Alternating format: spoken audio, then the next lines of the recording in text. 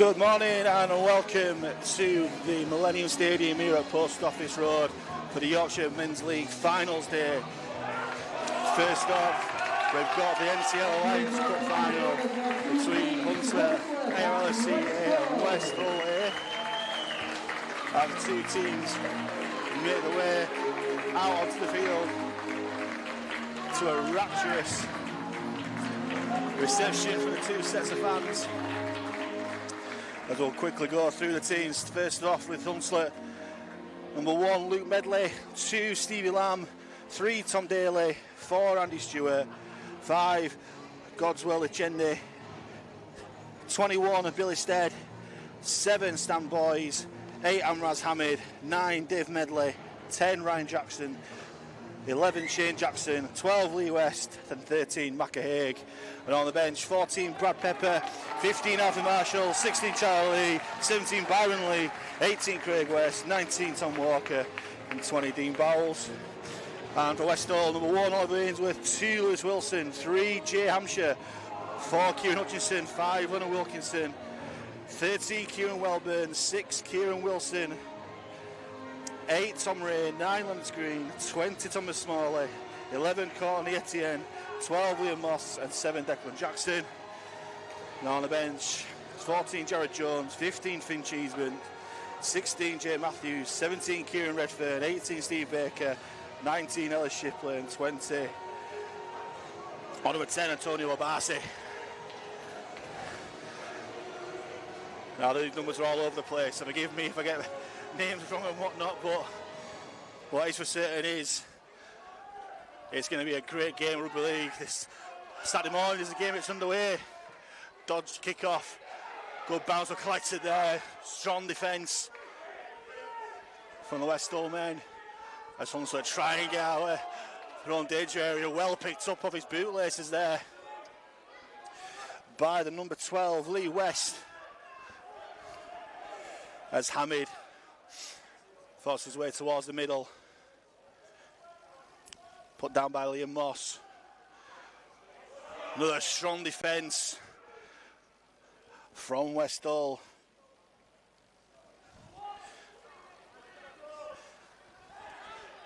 Last tackle coming up from Hunslet, just past the 40. Strong defensive set from West Hull. What's the kick like from Hunslet? It's not the best. Well picked up there by the West Hull man. just shy of halfway. Kieran Wilson really well. Calls for an high tackle, not given by the referee. Play goes on as Kieran Hutchinson takes Westall past halfway. Go back towards centre field with Tom Ray. Takes forward, so meant to stop his progress. On their own 40. Spread the ball right.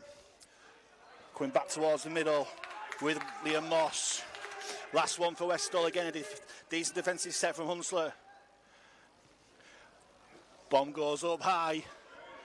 Loads of bodies underneath it. The ball spilled forward. The referee's even knock on against Hunslet. And you can see how much it means to those Westall players. First real attacking set of this NCL Alliance Cup Final. And Westall choose to have the scrum.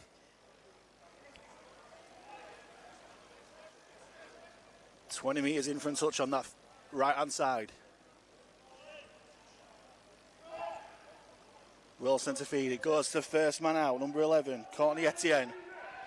Taking down 10 metres right in front of those posts. Nice little dummy from Kieran Wilson there. Greenways at dummy half. They work the ball right. There's a 3-on-2 if they use it here for Westall. Step back on the inside. Hound step back on the inside, but really good defence there from Andy Stewart, looked like. There's a big number 20, Thomas Smalley. Takes plenty of men to put him down, but it's going to be the first penalty of the game in favour of Westall. And you would think cup final, they'd go for 2, but no, they're going to go for tap and go. Big decision there. But Tom Ray takes it up. 6 tackles on Hunslet's line for Westall. They work the ball left. Good rush up defence there from Stan Boys. Quick play the ball though, they use the blind side. Work the way left centre, Kieran Hutchinson. Stop there, really good defence by the Hunslet men, forcing the knock on. And you can hear how much it means to those Hunslet fans here in the main stand, still 0-0.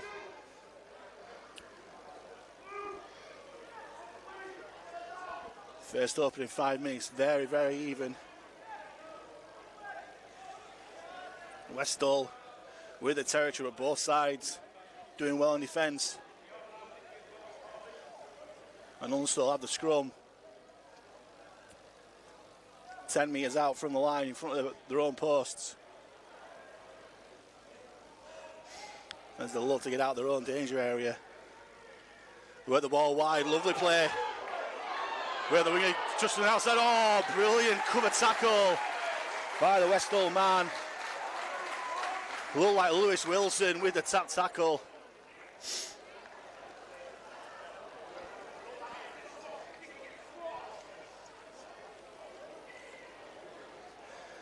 Fantastic to see a side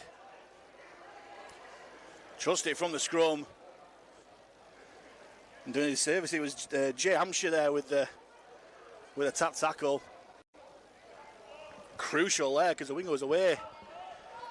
Hunslet rushing up in defence. That's lots of forward pass. The referee giving Westall the benefit of the doubt as there's a bit of shenanigans at the play of the ball. The referee giving the penalty.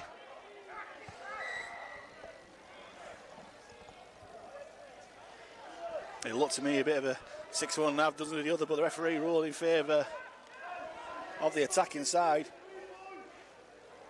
And Westall have the second penalty of the game. And Smalley again attracting plenty of Hunslet attention as Westall put their attack on the try line. Nice play wide with a loose pass. Picked up by the number 5, Lennon Wilkinson, but again, this Hunslet defence really keen there's an error there. Courtney Etienne just took his eyes off the ball at a crucial moment. But credit the rush defence from Hunslet.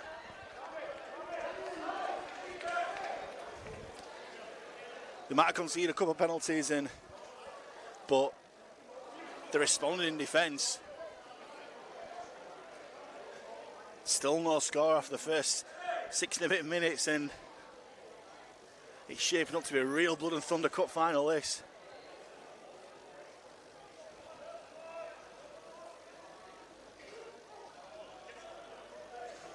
And Hunslet have the scrum. 30 metres out, centre field. They go left. Did look at high tackle there from the Westall man, and the referee agrees. And Hunslet have a really relieving penalty there, the first of the game. Which they'll hobble, get them out of trouble. Great kick there from Stan Boys. Finds touch. 10 metres inside the Westall half. And they'll have the ball for the first time in Westall territory. As the number 11, Shane Jackson, takes it up first, put down by 2 Westall defenders. Quick play the ball. We're the way to the middle as McAhaig.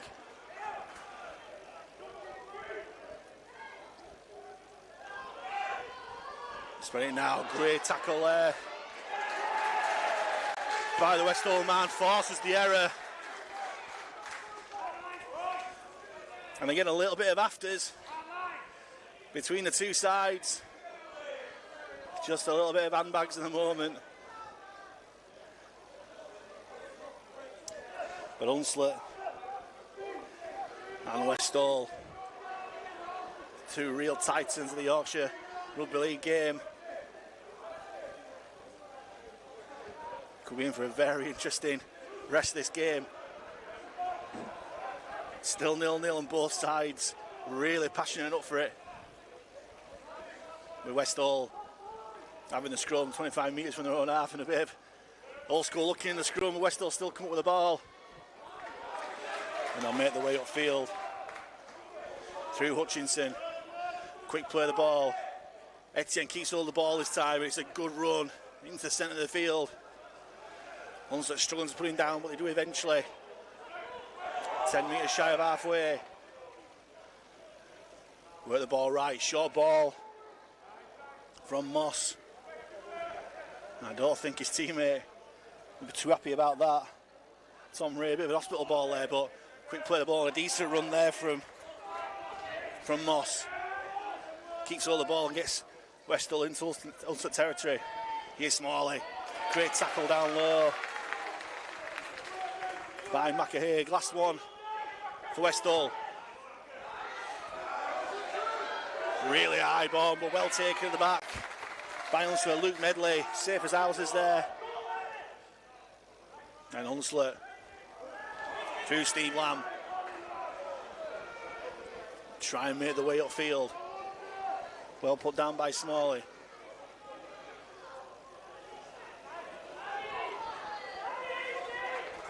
There's that quick winger again, Godswill Cheney. Making his way upfield.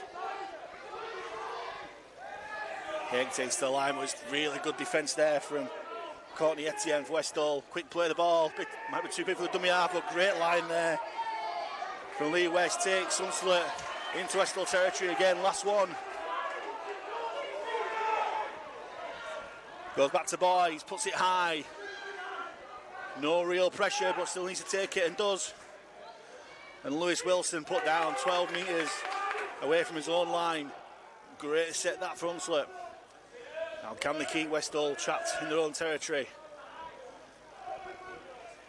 Done a good job so far, restricted the territory on that tackle. Will they look to go wide? No, they're going back towards the middle, but great contact there by the Hunslet defence. Ryan Jackson it was. As Declan Jackson gets the offload away. Referee rules play on. Nice interplay in midfield. Shifting the ball and it goes back. The substitute Obase, his first involvement is to knock on, unfortunately for Westall. And there's plenty of verbals going on for both sides.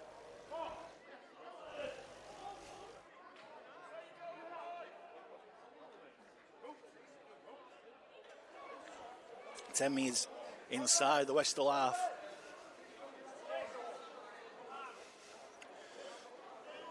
"11 minutes gone, still 0-0 in this NCL Alliance Cup Final.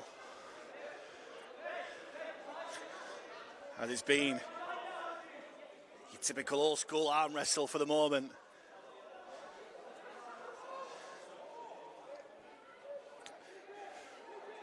As both sides coming up with errors and penalties, but we'll just have a break of play at the moment because the Hunslet left winger, Godswill Chendu,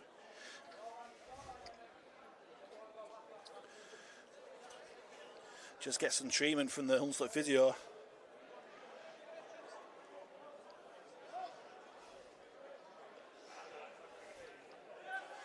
He's okay to carry on. And Hunslet feed the scrum. He's number 4, Andy Stewart. They try some strong Westall defence. They can't put him down, but they'll stop him just over the 40-metre line. Goes centre field to West, and West does really well. Makes some yard after contact there. A bit of a late flop there from Abassi. The referee gives the 6 again to Hunslet, the first one of the game. As Haig just takes his tackle 20 metres from the Westall line. Plenty of tackles in the bag now for Hunslet. Hamid will bring Hunslet just coming up to 10 metres from the Westall line. Centre field, options left and right for Medley. Goes left, back at Haig. Tries 3 Westall men to put him down. Less than 5 out. Medley direct operation from dummy half. He goes left. Nice little dummy there from Billy Stead. Nearly over the line, but desperate Westall defence. Still tackles here for Hunslet. Goes back to Boys. Boys goes it through, looking for himself, but nice play at the back from Oliver Ainsworth. And Westall survive the first defensive test on their own line, but this Hunslet side were really up for it. And again, strong defence coming in from Ryan Jackson. Here's Abassi. Catches the ball this time and put down by number 13, Macahig.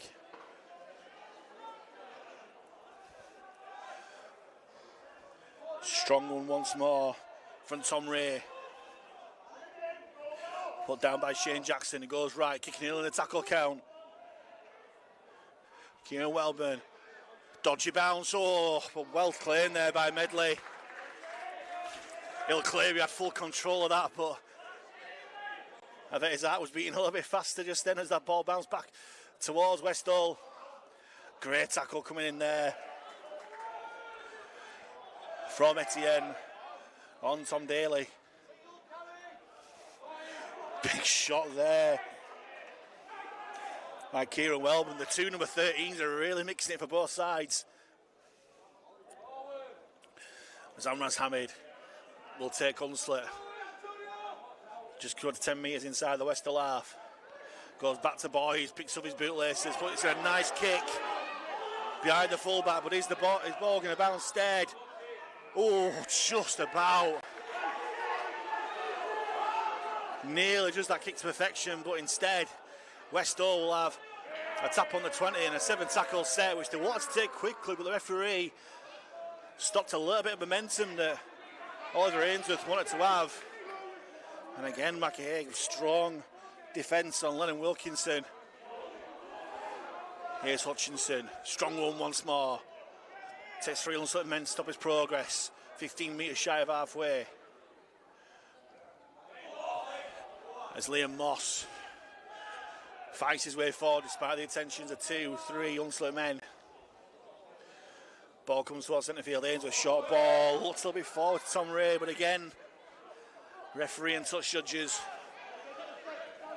let the game flow as Westall make their way into Hunslet's half.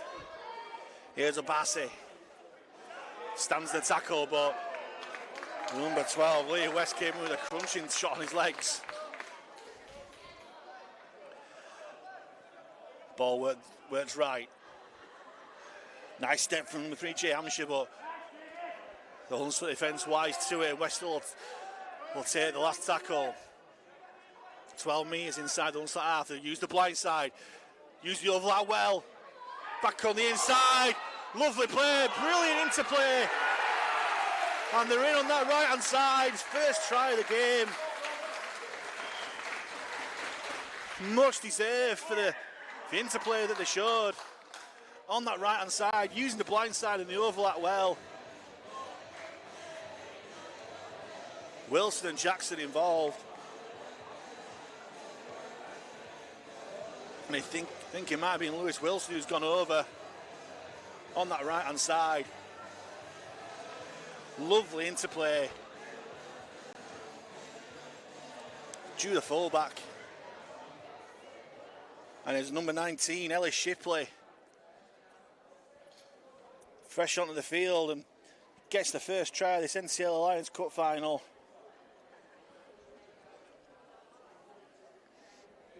And just coming to the 17th minute of the game, it's 4-0 to West Hull.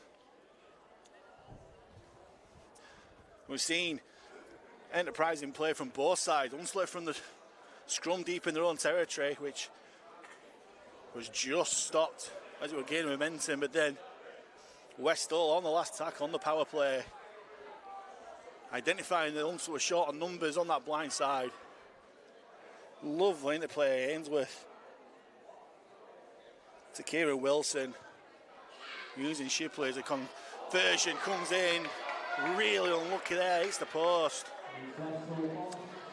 So the score remains 4-0. As we see it again, Ainsworth on the blind side, releasing Shipley back on the inside. It's Kieran Wilson, and Shipley gets the ball back. And it's just a shame that the conversion was missed. So the score remains 4-0. In a really attritional opening quarter to this NCL Alliance Cup Final.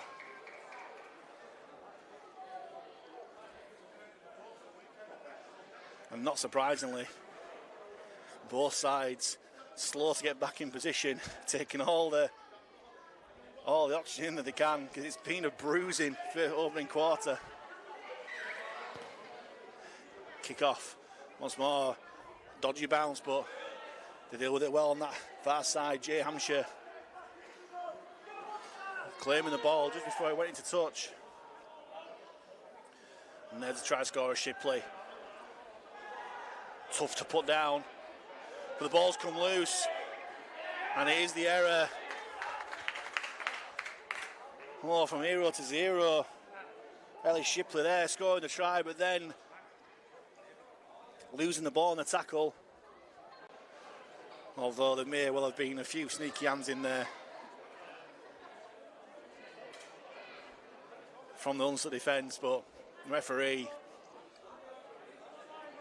can only give what he sees, and the ball came loose. And can Hunslet strike back?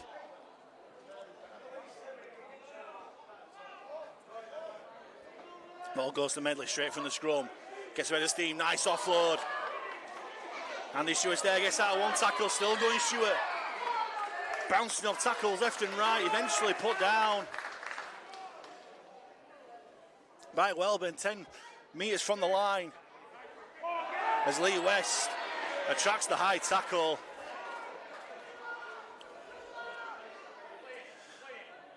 And Hunslet will have 6 more tackles on this West Hull line. There's a lot of pointing and gesturing going out there. What have they got up the sleeve here, Hunslet?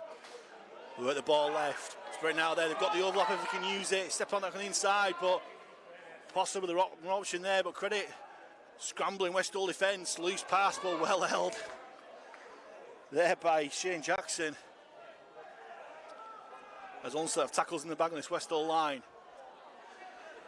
Goes back, here's Hamid. Hamid attracts 3 West Hull defenders. Sean's putting down 5 out from the line.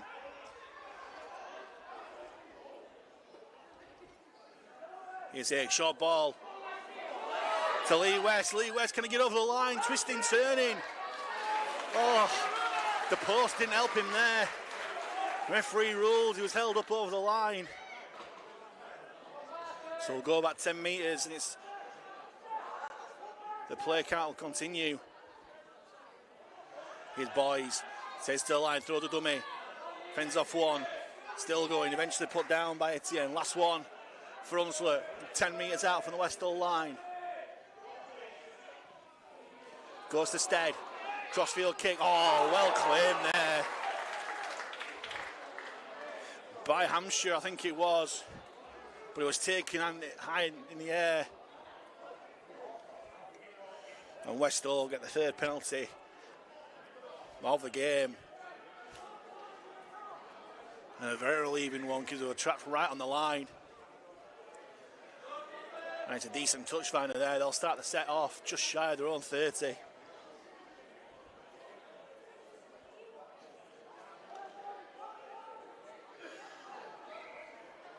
And tap and go.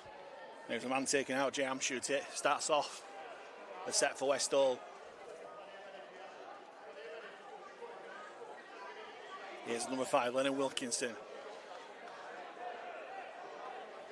Put down by Ryan Jackson.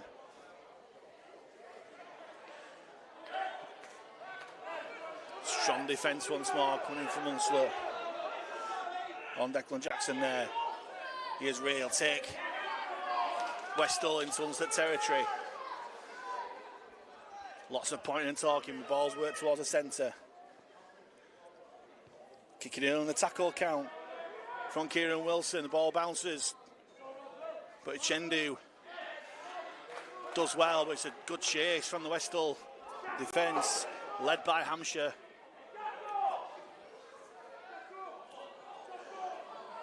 Good run there, coming in for the Hunslet man. Brilliant run, still going. Number 3, Tom Daly. Oh, the ball's come loose. The referee rules a knock on. Both sides are putting their arms out for totally different reasons. Westall to celebrate the error, and Hunslet to claim to both referee and touch judge. They're the Westall hands in there. Well, Tom Daly coming up with the error. And Westall have a great opportunity now to extend the lead. Still 4 points still in their favour. What have we got up the sleeve here? Ainsworth thought about going on the outside, but steps back on the inside. Put down by Daly, looking to make amends for the error.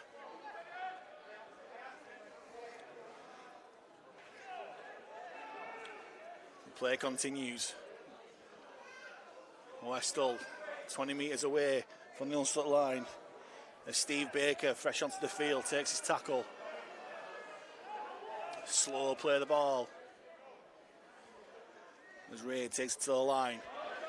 Tries a footwork, but decent defence coming in there. From Hunslet's number 16, Charlie Lee. Nice ball, got the nice ball, but just failed at the crucial moment in Hunslet's counter-attack. It's Billy Stead away. As he got the pace, Etienne's chasing back. Brilliant cover tackle there from Courtney Etienne. But Billy Stead, brilliant run there, but the referee has given a penalty, and it's going to be a sin binning for Courtney Etienne. Oh no! It's a yellow card, it's not Courtney Etienne. I'm not too sure what's happened there.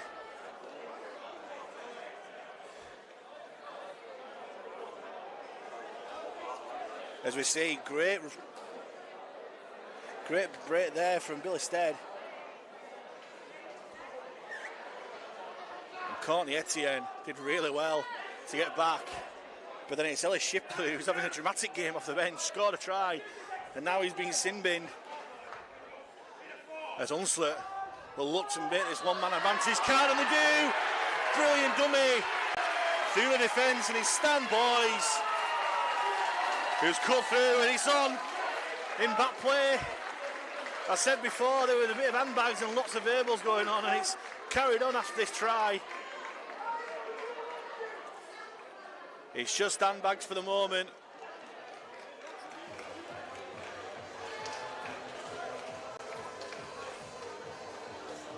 Just a bit of catfighting just there, but the most important thing is that Hunslet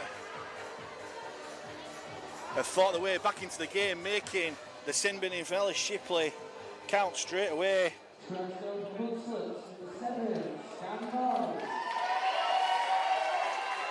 And right from the resulting set, the ball made its way back to Stan Boys and cut through some soft defence from Hutchinson and plonked the ball down over the whitewash for an important try for Hunslet. Just inside the last quarter of an hour of this first half.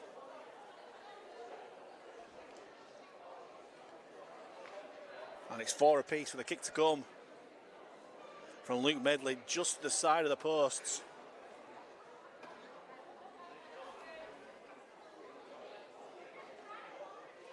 Up it comes, straight through the post, great kick. And after soaking up quite a bit of Westall pressure,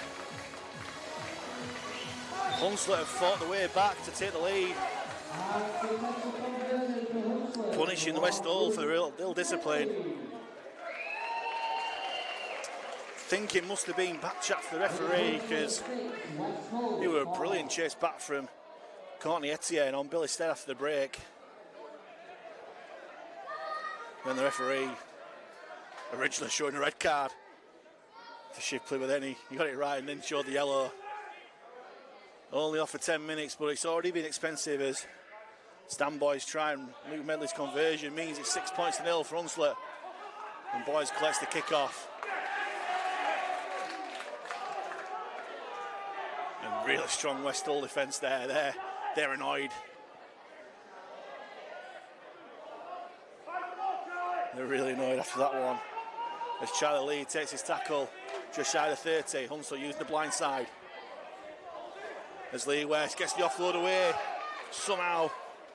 I don't think the hooker Dave Medley wanted that, and he just takes his tackle where he stands. Better defence coming there from Hutchinson as McKay runs across field. Does well, good yard after contact, despite the attentions of Ray and Liam Moss. As Boys kicks early in the tackle count, looking to split the fullback. He does, he bounces behind, it's a perfect weighted kick. Here comes the chase. Oh! Godswill Chen, who nearly got there, but the ball just rolled out dead. There's a 7 tackle set from the 20-metre tap. And Oliver Ainsworth will say, oh, I had it full under control, boys. But I bet he was sweating there. He'll be relaxed now because they've just got a penalty for the high tackle from Hunslet.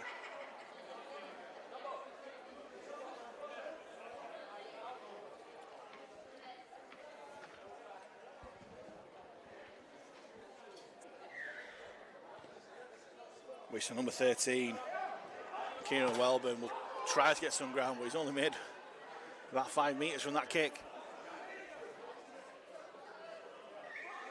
As Westall will just look to cope as best they can with the one-man deficit.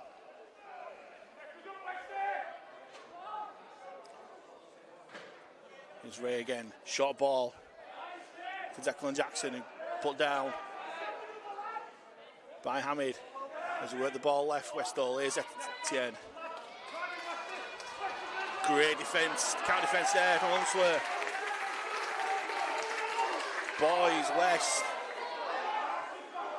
Both involved alongside the number 18, Craig West. It's go West in that tackle. As Tom Ray gets Westall 10 metres inside the Hunslet half. Last one. Spiral bomb put in by Wilson. Great take there from Wilson. Man, that ball was going all over the place. But Stevie Lamb did really well. And good to see 13 Kieran Welburn giving him a pat on the back as well. He knows how difficult it was. Nilsi Chundu asking for the penalty but not getting it. Quick play of the ball. Here's Billy Stead, got no real support, gets a flat ball away. Nice offload. Will they drag him out into touch? He's just stayed in the field of play there, Brad Pepper. Here's a Chundu again. Going centre field, good yards. Last one for Hunslet. 35 metres out. Hey, little dummy chip over the top. Oh, that's going to be too far as well. Nice little idea, but poor in execution. And again, Westall will have the 7 tackle set from that 20-metre tap, which Ainsworth gets on with really quickly. Here's Hutchinson, brought down by 2 Hunslet men.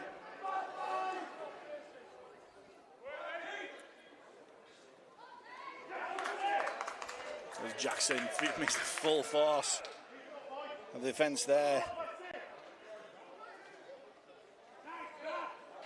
Craig West it was as play continues as Westall man's lost his shirt.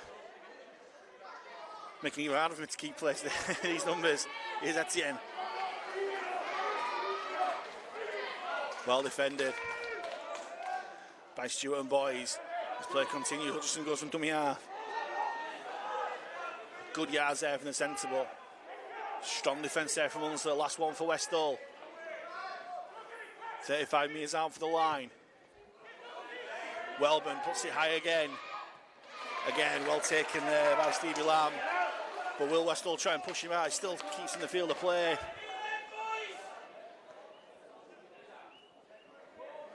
There's Lee West. Brought down by number 17, Kieran Redfern. I think Chundu trying to force his way out of tackles, but eventually stopped by Lennox Green there. As they work your way left, Stead. Finds him out on the outside. Tom Daly, gets the offload there, and Stead's going to get it back, and Hunslet make it 2 tries, while Westall down to 12, and it's a much-deserved try from Billy Stead. He's been in the centre for most of Hunslet's threatening attack. And coming up to the last 5 minutes of his first half, Hunslet making it 10 points to 0 with a kick to come. Again, utilising the overlap. Stead found Daly, and Daly made a splash on that far touchline, kept up in the tackle, and Stead was there to support. And it was a procession to the posts for the Hunslet men, and Stead dived over underneath the posts to make it a really expensive period of being down to 12 men for Westall.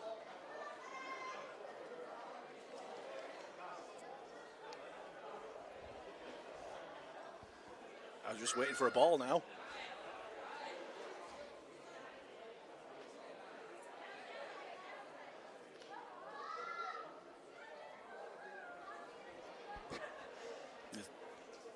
Luke Medley will have the easiest kick of the afternoon, you would think.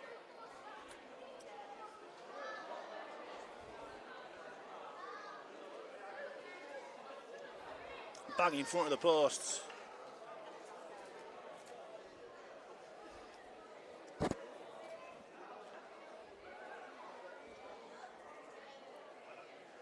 Still goes through his routine and just dinks the ball over.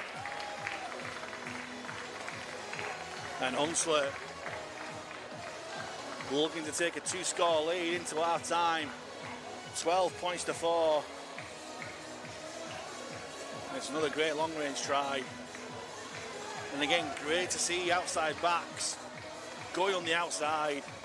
And great play from Dealer there to stay upright in the tackle. Not go down, able to get the offload away to Stead. He was starting to move off and he finished it.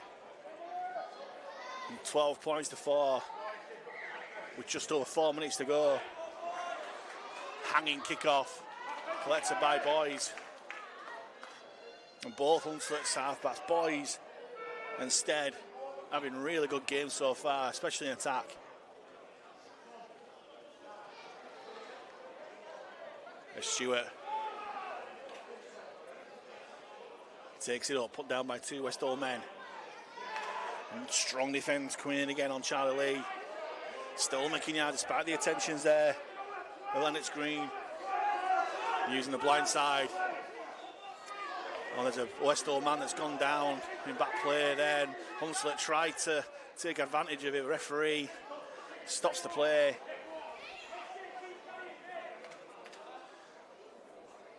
And it's the number 12, Liam Moss, who's grabbing his shoulder. He's certainly put some big hits in as Liam Moss so far. And he's obviously had one too many.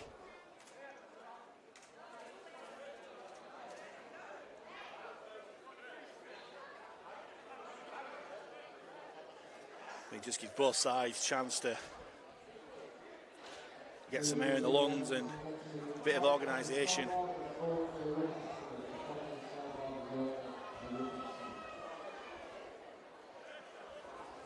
He's all right to continue for at least the next 2.5 minutes.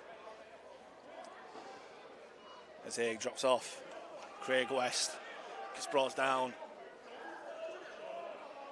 Just shy of halfway. And the kicking early in the tackle count again, boys. Didn't strike it well, and it's caught on the full by Hampshire, but it's a decent chase from Hunslet, led by Alfie Marshall and Billy Stead.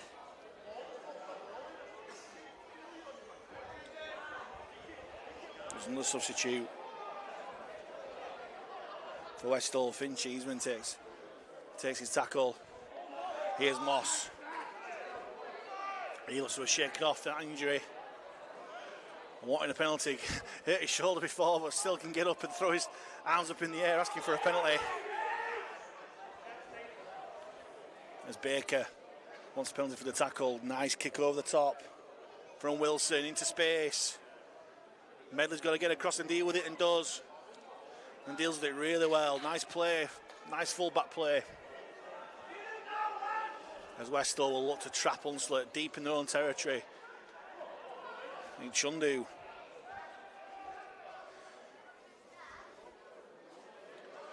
Coming up from the back. Another strong run there by Lamb. Good yards again from McHaig. The Westall defence really struggling to get to grips with him. Here's another one that struggles to get to grips with Lee West. The referee's given the penalty for offside this time.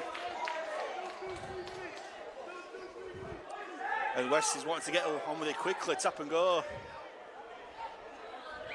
Which he does. And he gets brought down 10 metres inside the Westall half. Coming up to the last 30 seconds of this first half. Will Hunslet look for another try? Or will time escape them? Charlie brought down 15-20 metres inside Westall half. There's Craig West put down. He's left the Westall man on the floor. He's in all sorts of strife there. Gripping his collarbone. And you know it's serious when the opposition players come over to see if he's okay.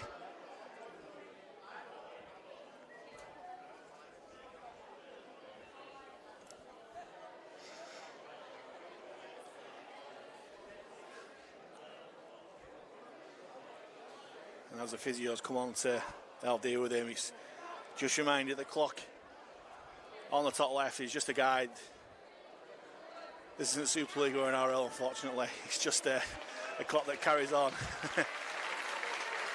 As the Westall man comes off the field in a makeshift sling. It's not nice to see, but he's getting a real warm round of applause from both sets of players and the crowd here. I'm not too sure it is. He's gone number 17, Kieran Redfern. Hopefully he's okay. As Hunslet look to attack that left-hand side. Nice pass. But Alfie Marshall takes the tackle. Last one for Hunslet. Utilised the blind side. Brad Pepper. But that attack went out of spice. And it's a Westall handover.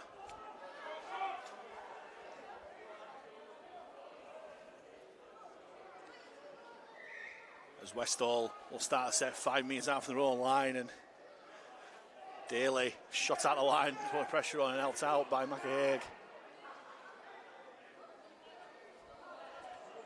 As Hutchinson tries to make yards, but again, great defence from Hunslet. Craig West and Alfie Marshall involved.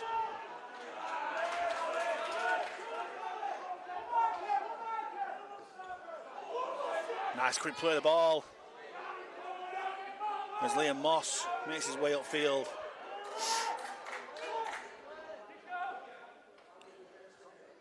Nice chip over the top. Oh, just beat Welburn.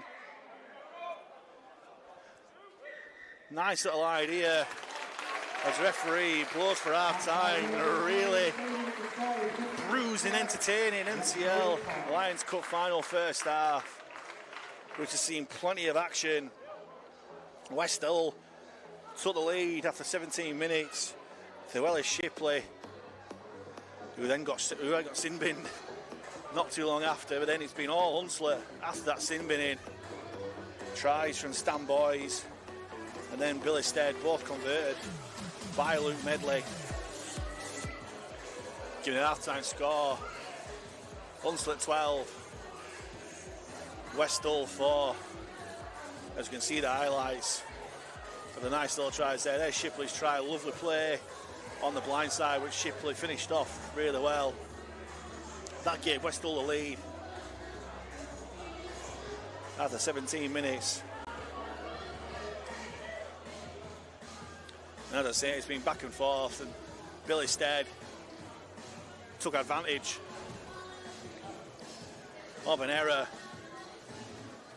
Great chase back there by Courtney Etienne, and then Shipley, who got given 10 minutes for he was holding down and didn't see what he was sin-binned for, but then Hunslet really made them pay straight afterwards. It was Stan Boys cutting through some poor Westall defence to go over for the try, which Luke Medley converted for 6 points to 4, and then arguably a try at the half in terms of a long distance one. Stead found Daly, and Daly got the ball back to Stead. He dived under the posts, and with Medley's conversion, it's 12 points to 4 here at half time. We'll be back in a few minutes for the second half of this intriguing NCL Alliance Cup Final. Two generations of rugby league players and supporters have been dreaming of an opportunity like this. He does a bit of a boogie. Intercepted by Maninga. Look away. What a try! Farmers with the step. Turbo is away. Tom Trebojevic.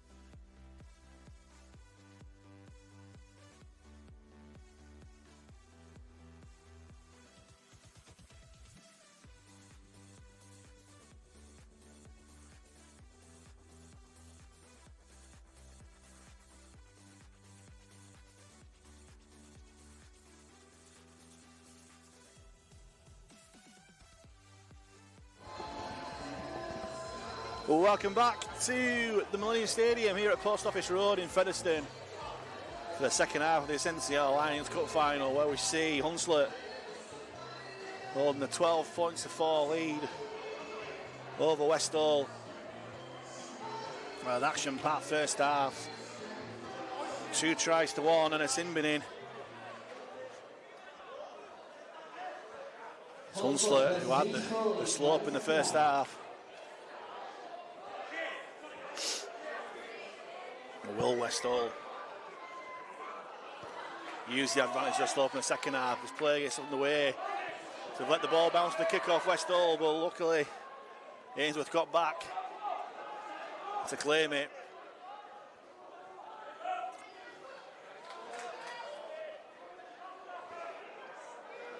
As the Westall man goes forward, I've got 2 number 20s on my team sheet, but they've both been used, so I'm not too sure who that chap is, so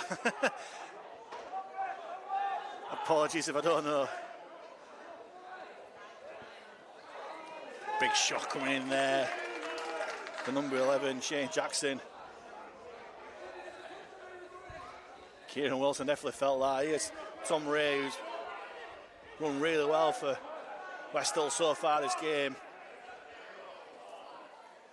He's put down by Brad Pepper. Spiral, kick going downfield. Evades the bounce of Medley, but luckily Stevie Lamb was behind him looking to make the break. Looks to be a high shot from the Westall man. Kieran Welburn, and again the verbals going in from both sides. His first penalty of the second half goes the way of Hunslet.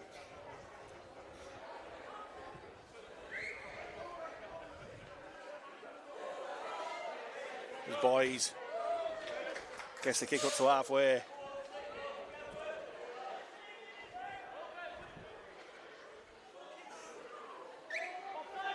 Tap and go. As Jackson makes a great tackle from the West under 15, Finn Cheeseman.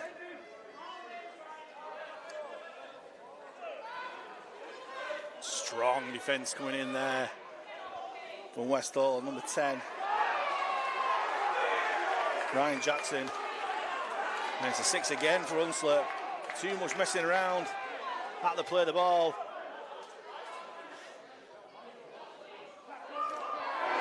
As 19, Tom Walker meets the full force of that Westall defence. I don't know this number 20's name, but he's certainly putting himself about.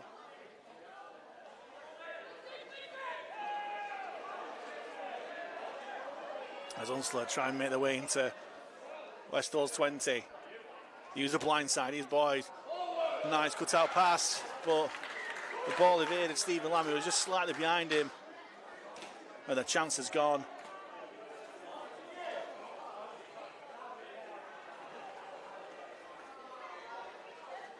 As Westall bats the full complement of 13 players.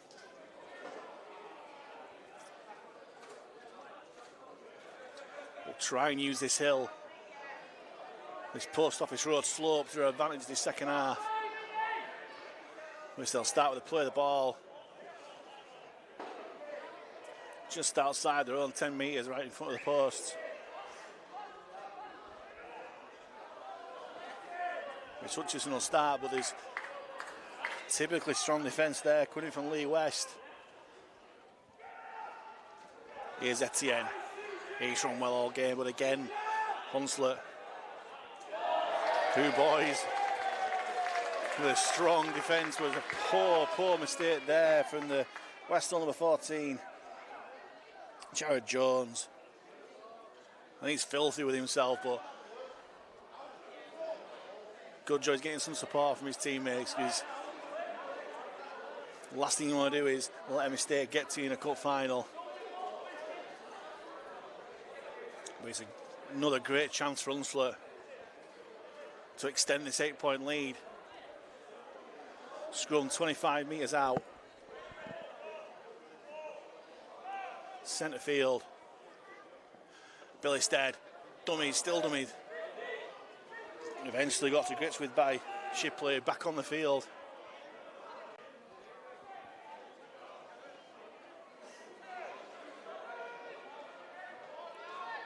Here's Dean Bowles. Hunslet takes his tackle. Runs cross field, throws a dummy. Nearly through the gap, half break, was put down by his opposite number, Kieran Welburn. As Pepper. Dive and dummy half, but put down by the Westall defence. Still tackles here, Hunslet. 5 away from the line. Boys brings on Jackson. Comes on Stewart, sorry. Last one, Boys using the blind side. Pepper steps back inside. Brings it over the line, he stretches out. But the referee rules a double movement. As Pepper just couldn't resist a second go. And it's manner from heaven for Westall, because they're really struggling to get out of their own territory, even though they're going downhill.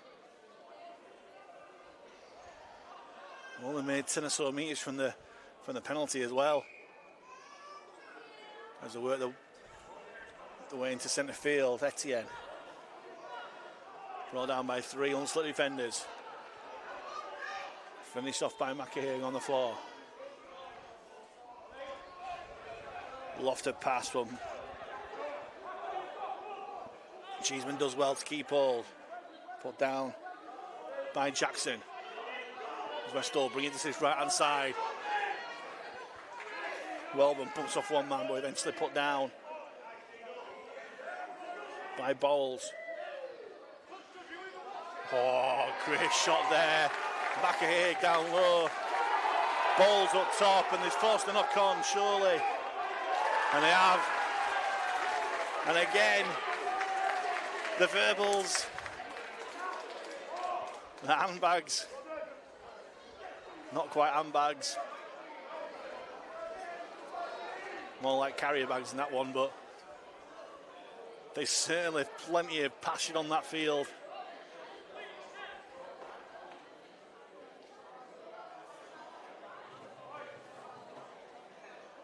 As the error count keeps going up in this game.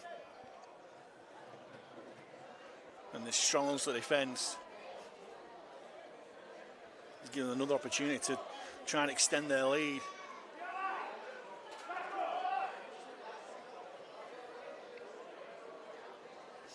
As the players going down all over the place. Injuries, cramp, fatigue. I'd say it's been a real blood and thunder cup final so far.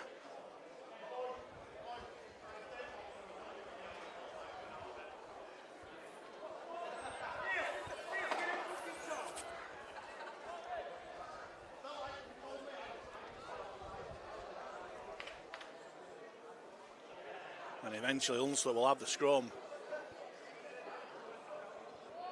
35 metres from the Westall line.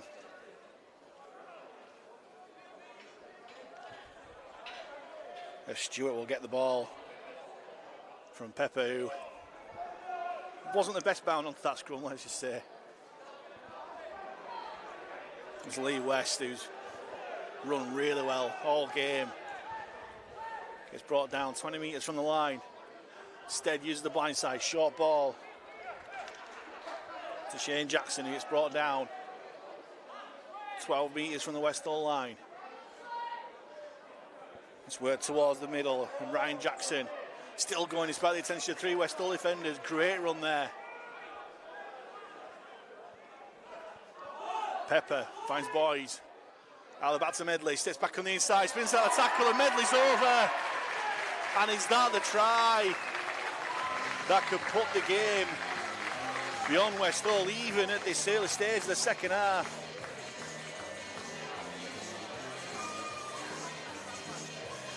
As One Step Beyond plays in the background, is this now One Step Beyond Westall?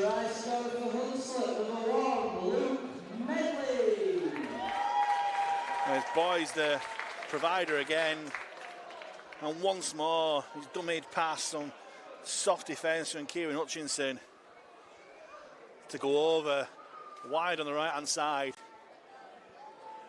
16 points to 4 with a kick to come.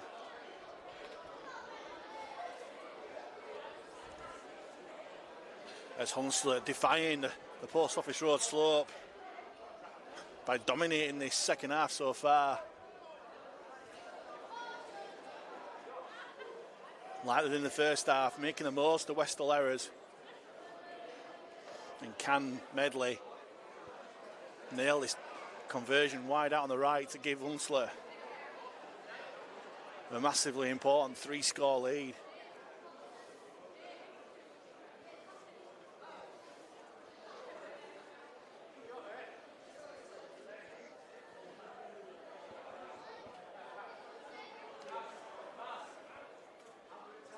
He's kicked well so far. 2 from 2. He struck that one well. But he just, oh, lovely kick. Brilliant kick from that touchline. Medley converting his own score. He's got 10 points in this cup final. But most importantly, it gives Hunslet a 3-score lead, 18 points to 4.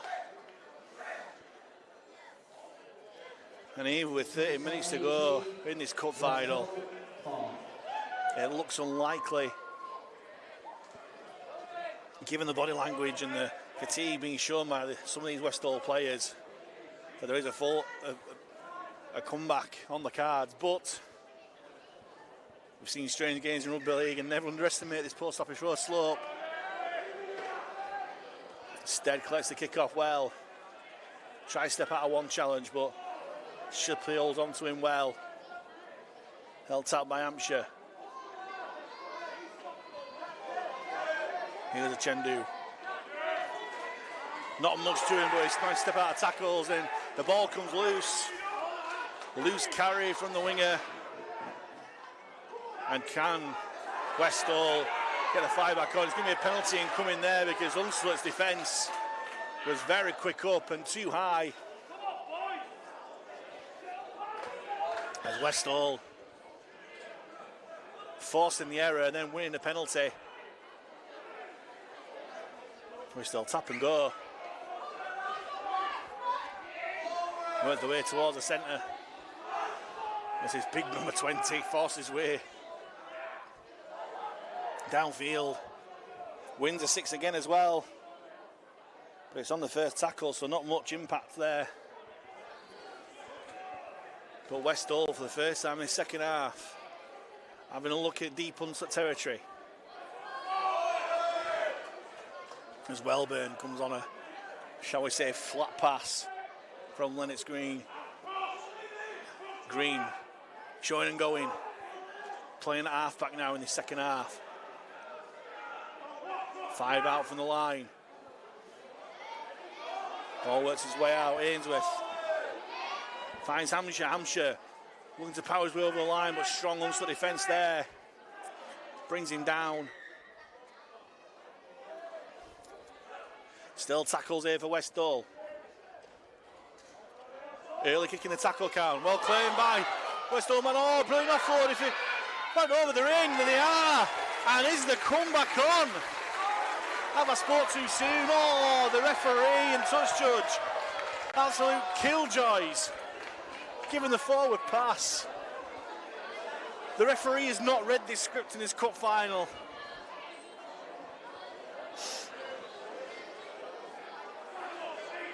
Kicked early in the tackle count. Battered back really well caught. And then gets a brilliant offload away. And he's saying that this pass was forward. Oh, I don't know about that. I do not know about that. But, like I say, this referee, Captain Killjoy, would have been in for a grandstand finish if that try had been allowed. But Hunslet must have been playing Monopoly before the game because they just used the get out of jail free card.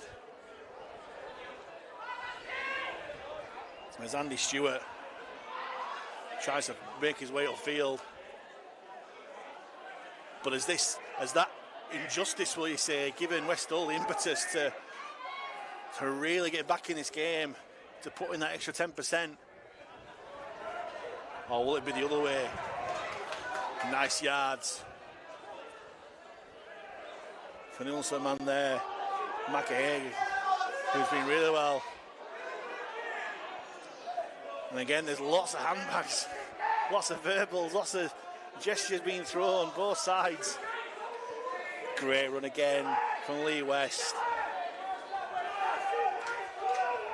Don't look to move at any real pace, but he certainly makes an impact. Last one for Hunslet. Goes back to Stead. Stead just tries to get length on it, but he just goes straight down the throat of Oliver Ainsworth, who looks to counter-attack, but great tackle coming in from Stan Boys. And Tom Walker. Hutchinson. Brought down by Stewart just shy of halfway. Quick play the ball. As Declan Jackson will bring Westall into Hunslet territory. Nice play by Jones. Jones gets it away to Green. Green, quick play the ball. Jones with dummy half. Finds Hutchinson. That looked more forward than the try-scoring pass, and that goes unpunished. Play continues. Last play for Westall. Green dinks over towards the post. The ball's battered forward, back. It's collected by Welburn, but the referee again rules against Westall, saying it's a knock-on. And I think he's probably right, to be honest.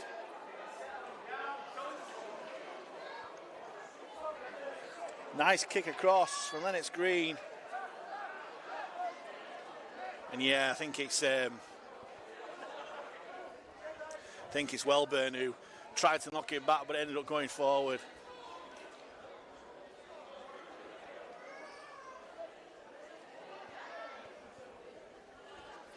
But again, it's another try that Westall feel they should have had. They'll feel very hard done by. Can they respond to it positively? Can they keep Hunslet trapped in their own territory and force a mistake and get the ball back and score? 18 points to 4 in Hunslet's favour, but a Westall try could make things interesting. The Chendu tries to make the break of his touchline and does. Gets away, kicks forward. Kick and chase ahead. But the number 15 for Westall, I think she was going to get to it, but isn't it great to see a winger trust himself on the outside, beat a man, and then kick forward. Strong defence there from Boys, but it looks too strong in the eyes of the referee. And again, the verbals go in. The arms go flying.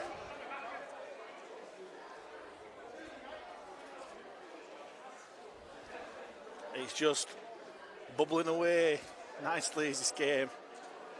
Not going over the top, but two sides really giving their all. It's cup final rugby, of course. But the referee is calling over the number 10 for Hunslet, Ryan Jackson. And it's just a warning for now.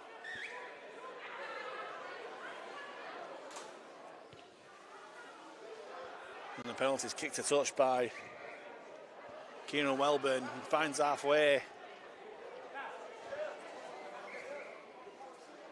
As Westall make the way into centre field. Tom Ray,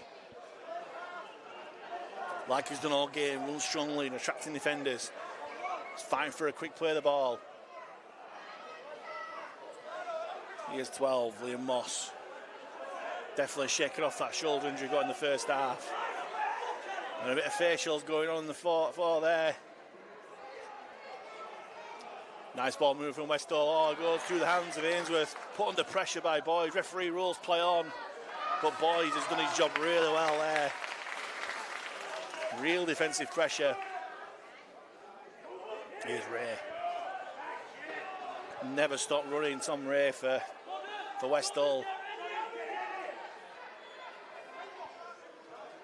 Goes to Green. Short flat ball to Etienne. Good tackle down low by Boys once more. Last tackle for Westall. 30 metres out for the line. Spill a dummy half by Green. Crossfield kick. Oh, the ball's gone backwards. Oh, through over the line again and again. The Westall feel that they are done by. Jay Hampshire saying that he was facing his own line when he made the error. And you can see his point, but in 2025. That is a knock-on. Did well. But yeah, even though he was facing his own line, the ball did go forward. And the error count keeps on rising for both sides. As credit Westall, they responded really well since going down 18-4.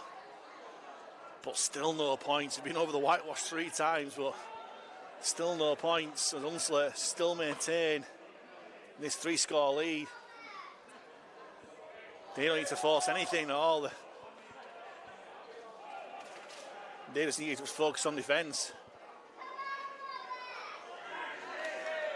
It's a good strong run there. Thank you from Dale there. He's done me half minutes of break, gets the ball back. Looks to be a high shot there on Shane Jackson, the referee. Somehow doesn't give a penalty. Here's West again, strong run, taking Hunslet into Westall territory. Last one for the men in blue. Goes back to Stead. Stead kicks towards a corner, going to be comfortable enough there for Ainsworth.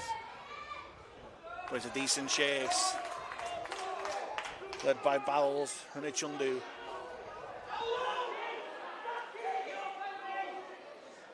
Here's Hutchinson. Big shot there from Ryan Jackson. Helped out by Bowles once more, but it's too much for the referee. Rules penalty for a nice shot. And Hunslet are making things hard for themselves. Yes, they're 14 points up, but they don't need to be conceding all these penalties and errors. They don't need to be inviting Westall to come back. The play stops because Ichundu's gone down with cramp.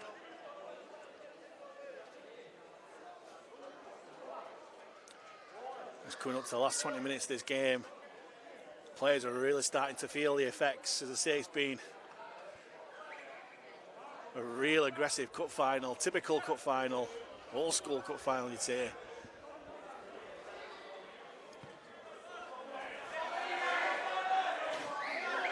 As the ball just avoids our positioning. We were braced and ready to catch the ball then. And the tap on halfway, Westall try to work the way towards centre field. There's who else but Tom Ray gets the ball, tries to ride the challenge, but plays the ball back on halfway. Here's Morse, calls a forward pass.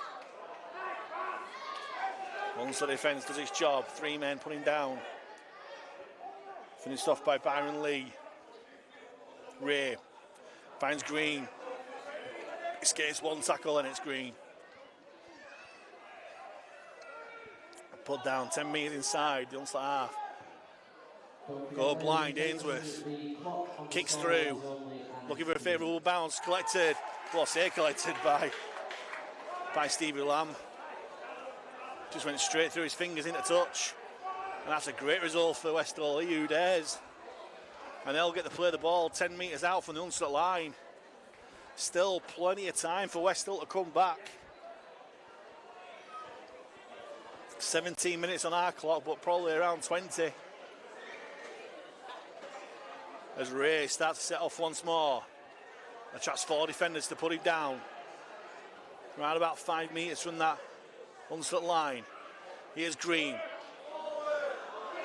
Ball works wide to Wellman. Wellman steps back on the inside, going to centre field, looking to spy a gap, but the defence comes in to put him down. Long ball out, lovely play, brilliant finish.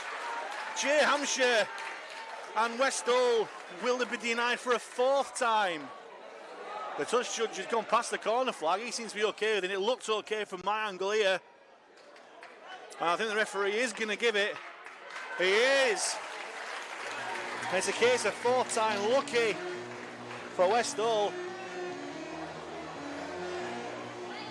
And it's Jay Hampshire who's got the try. Brilliant finish it was. Fantastic. Caught the ball way above his head. Managed to get the ball in front and dive into the corner before the Hunslet defence, and Chundu got across. And after 3 no tries, or non-tries, whatever you will, getting across the whitewash, Westall finally get over. And is this the start of the comeback? 18 points to 8 with a kick to come. Wide out on this near touchline. Kieran Welburn, who's got a big left boot on him, can he add the extras? He's hit the post with his first attempt in the first half. As Welburn strikes it really well. Oh, what a kick that is. Brilliant kick.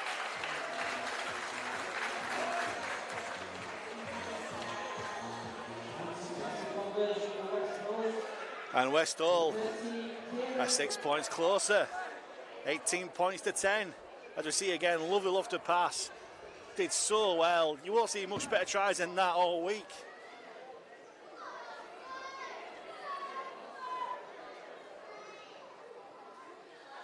And this NCL Alliance Cup Final may well be going to the wire. 18 points to 10. Around about quarter of an hour to go.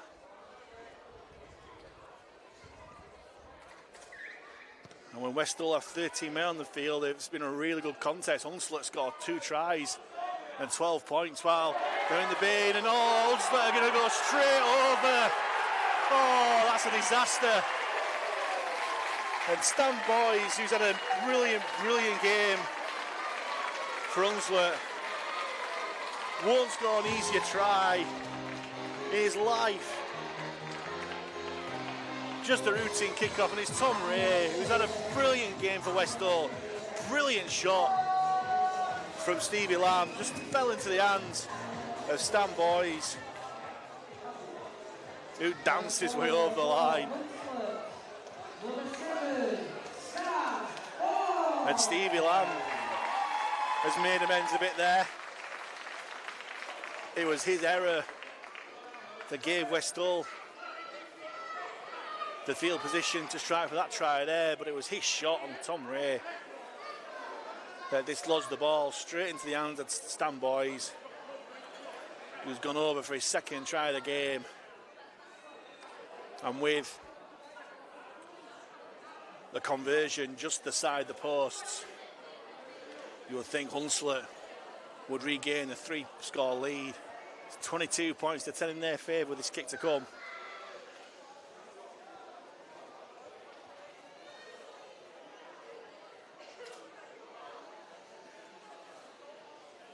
And Cam Medley, keeper was 100% rate with a boot this afternoon.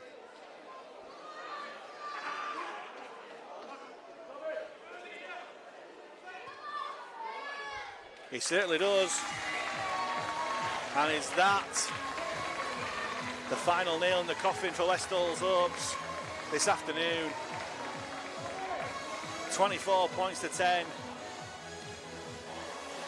With about 10 minutes, 10-12 minutes to go.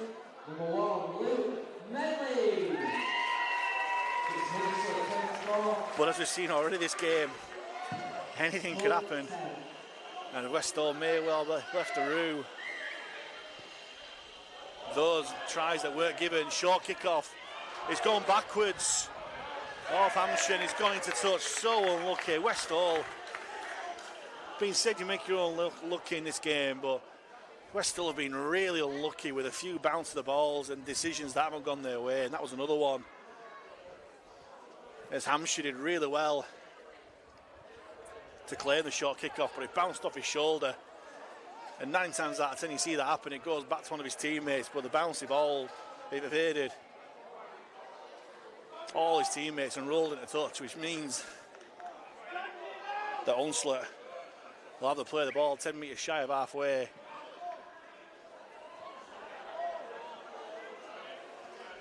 It's Daly who Eventually put down by 3 West Hull defenders.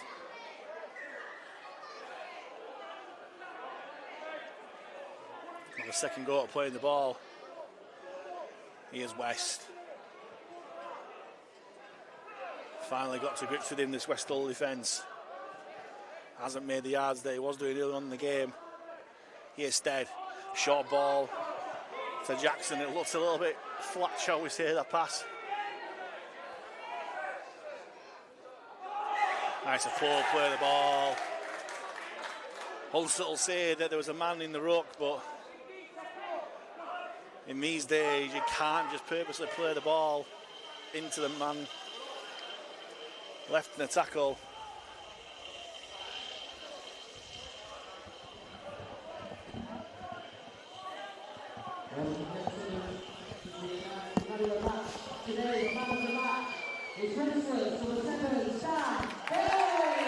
And unsurprisingly, the man of the match just announced to the ground is the Hunslet number 7 Stan Boys. Few players that are running close. Lee West and McHaig for me, along with Medley at the back for Hunslet. West Hull have had a few as well. Ainsworth being good at the back alongside Tom Ray. Apart from that error, Lennox Green's been good at hooker and Etienne in the back row. But it looks like Hunslet win, and the main person who's been instrumental in the Hunslet win has been Stan Boys, 2 tries. But West Hull haven't finished yet. Chip over the top. The bounce evades them all. It's a knock on from Cheeseman. A touch judge gives his report to the referee.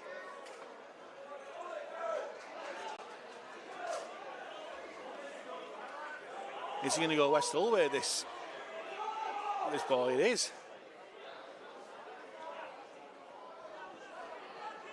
Well, I thought the bounce evaded Chendu and it was Cheeseman who knocked on, but the officials are a lot close to me. And can West Hull get a try back for consolation at least? Here's Green. Short ball, disguised ball to Ainsworth, but man of the match Boys read it really well. Green, short ball to Ray. It takes 4 men to push him back. Push him back from whence he came. Boys is down in back play. Stay down after that challenge. I'm not too sure what's happened to him. Looks like his right leg.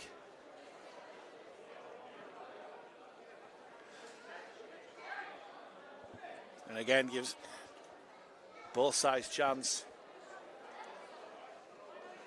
to get some water in and some air in the lungs.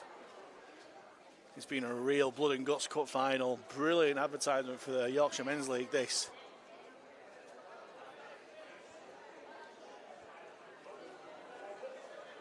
This Boys is okay.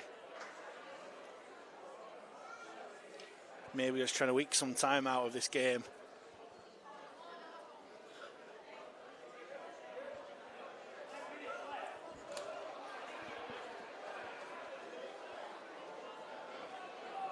After all, West Hull have to play the ball 10 metres away from the Hunslet line. They spread it wide. Ainsworth, oh, great shot by Stead, but somehow Ainsworth keeps hold of the ball. That was miraculous. Green gives on to Ray on the bed of steam. Well dealt with by the Hunslet defence. Still tackles here for West Hull. Options left and right for Jones at dummy half. Short ball.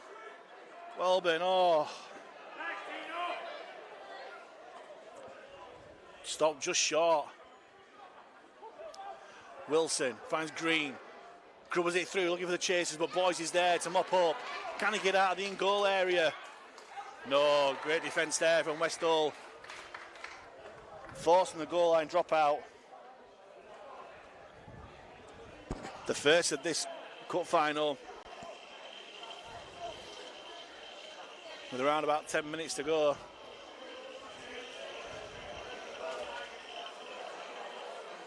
I say the The clock you see on the screen is a bit of a guide. That clock doesn't stop.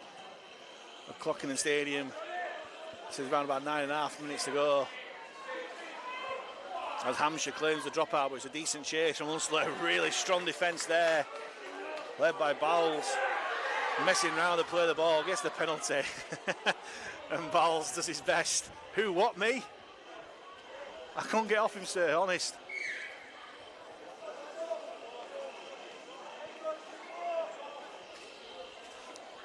And again, it's Westall who've had this ball. They've dominated the second half in terms of possession and territory. They've only had one try to show for it, whereas Hunslet have just taken the chance when it's come.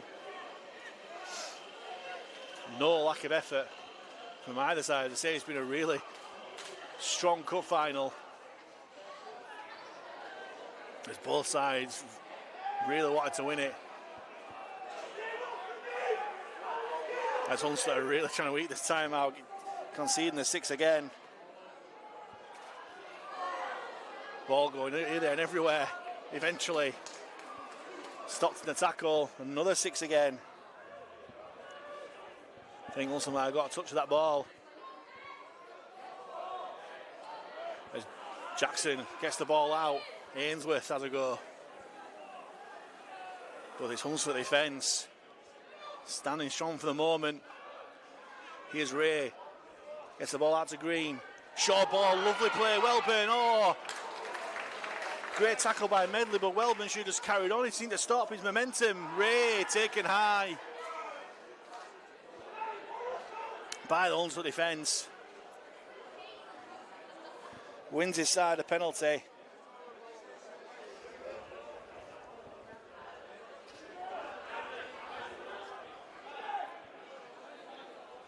As Boy stays down again.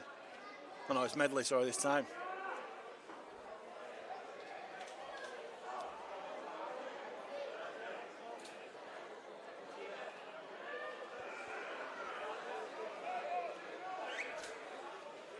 Oh, lovely play from the tap penalty. Brilliant. Jared Jones doing his best Harry Grant impression there.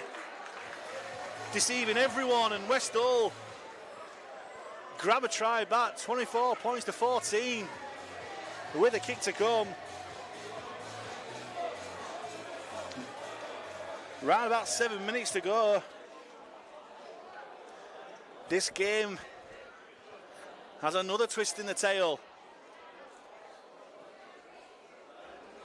And Hunslet, like I said before, just inviting pressure from Westall.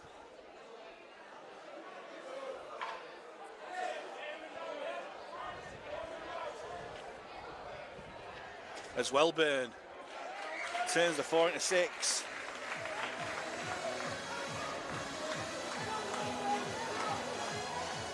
And 28 points to 16.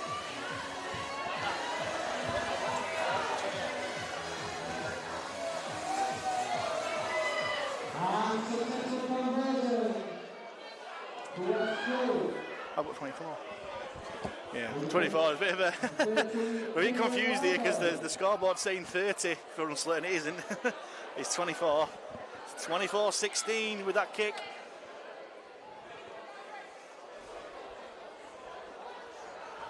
See, we're having to look at the screen because that's the most accurate timekeeping, and I think the scoreboard operators finally realised his mistake. They say rugby league's a simple game, but they're finding the scoring a bit difficult. As play carries on, big shot again from Hunslet. And we've got a massive 5 or so minutes left. Only 8 points of difference. And if Westall can get over the whitewash again, well, it could be very, very interesting. An ironic cheer from the crowd as the PA announcer finally gets the score right. Ainsworth spreads the ball wide. Hutchinson's away. He had a man on the outside, but steps back on the inside. Hunslet Men gets the grips with him just on halfway. Here's Green. Thought about the long pass, but continues. Throwing dummies still going.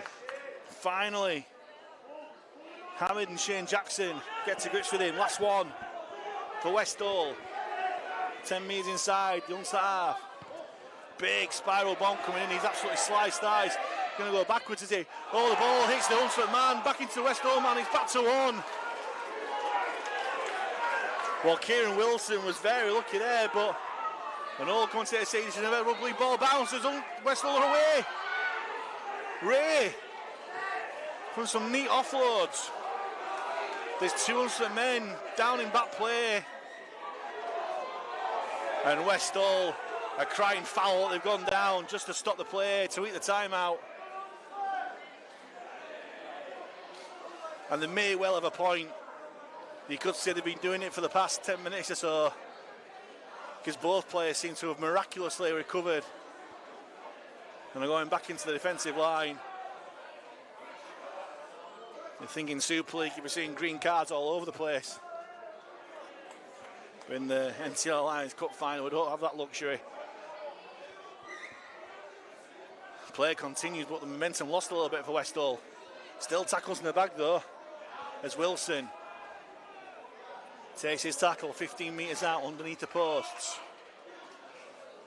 The goal left, Green, great covering tackle there from marker. Finn Cheeseman, brilliant marker play. Sorry, Alfie Marshall that was. And they still managed to get the ball out, Westall. The ball comes there and Hunslet have got the ball. And they're making the break up field. Tom Daly. Dive for the ball there. And came up with it here, Stevie Lamb.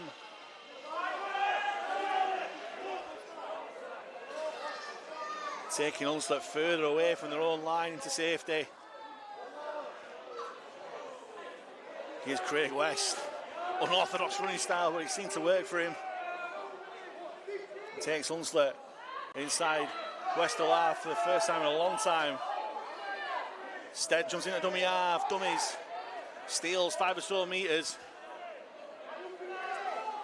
As Hunslet are really playing for time now. Coming up till just under 2 minutes to go according to the scoreboard.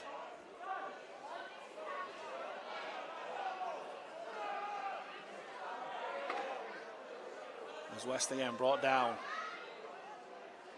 Here's McHaig. Just simple 1 hour rugby here for Hunslet, not risking anything. Last one. Slow play of the ball. Goes back to Boys. Chips towards the corner, nice play. The bounce nearly got to by the Hunslet man, but credit Kieran Hutchinson there. Got back well. Great defence. Oh, the ball's come up for him. Oh, the referee ruled that it was a one-on-one and knocked on.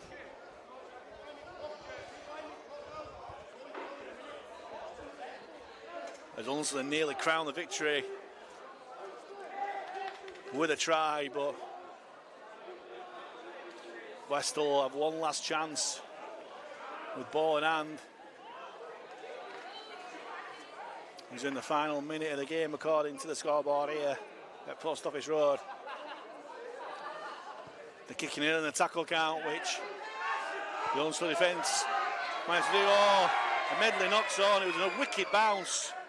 Medley knocks on and just kicks the ball out into touch. And the referee blows the whistle for the end of the NCL Alliance Cup Final. And it's Hunslet A ARLFC who come out the victors. Jubilation on the field for the men in blue. Commiserations to the men in green from Westall who put up a real fight, especially in that second half. But Hunslet, led by man of the match, Stan Boys, took the chances and kept the noses in front in a really, really entertaining game here at the Millennium Stadium at Post Office Road. Hunslet outscoring Westall 4 tries to 3 for a 24 points to 16 victory. in this first cup final of this Yorkshire Men's League Finals Day. And you can just see how much it means, positive and negative. You can see how much it means to those Hunslet men, but also the disappointment on those Westall faces. There can only be one winner in a cup final, and here's Hunslet who get the victory here.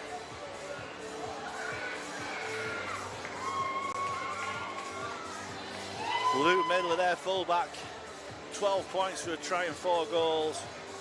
Man of the match, Stan Boys with a couple of tries, and Billy Stead who won as well. But Westall, Ellis Shipley, who got himself sin bin in the first half, and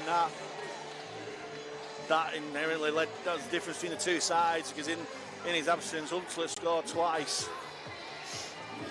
But in the second half, they fought back. They were over the line 3 times, Westall. Ruled out for forward passes, knock-ons, and so on.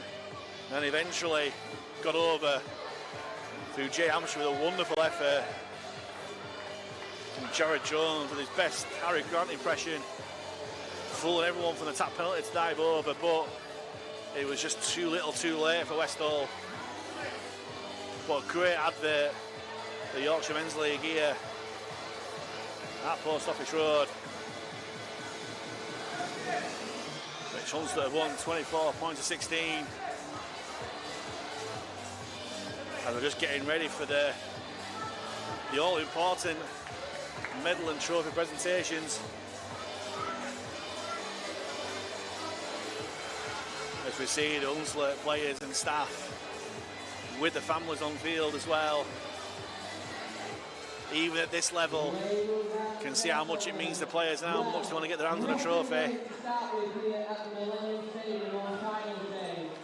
So, as we make our way towards the end of the first round completely, it's time for the presentation. And there it is, Yorkshire Men's League NCL Alliance Cup winners 2025 will be Hunslet once they get their hands on it.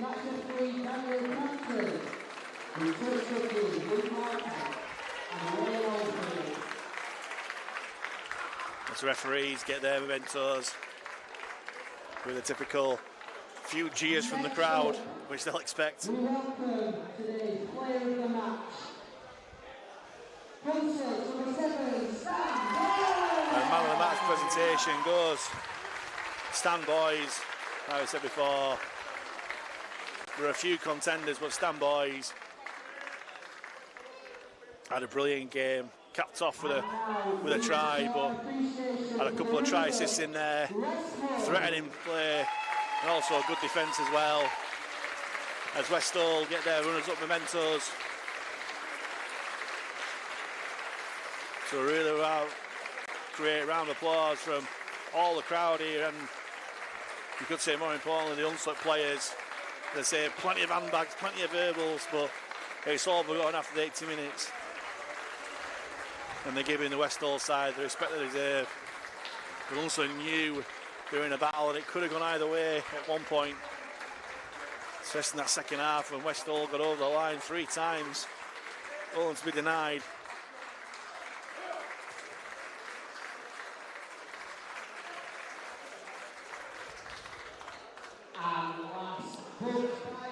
And the best is saved till last. Our winners, Hunslet! I think they're going to go get the medals first, and then the captain's going to be last to lift the trophy.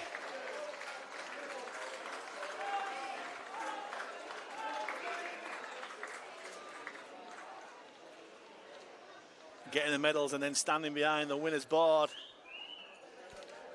All the cup final traditions.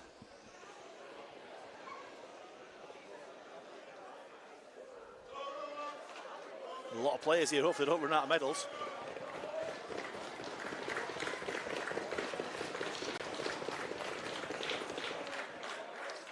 Yeah, they've run out of medals. Where have they gone? There's too many players. The captain don't have to get a medal, that's a bit of a poor do. But I don't think he'll matter as he gets his hands on the all-important one. He gets the trophy. And it's Captain Luke Medley to lift the trophy for the winners in the NCL Alliance Cup Final 2025, Hunslet.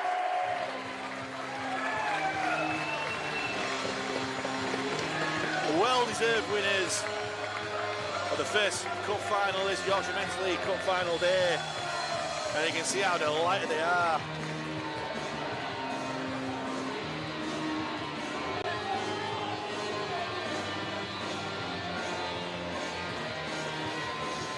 Like I said before, two powerhouses in the world of Yorkshire Rugby, Westall and Hunslet.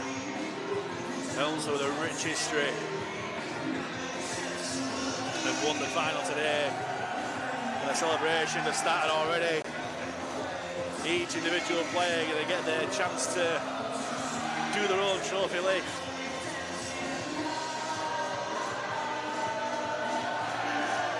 And those are the moments that you live for as a rugby player. The staff getting involved as well.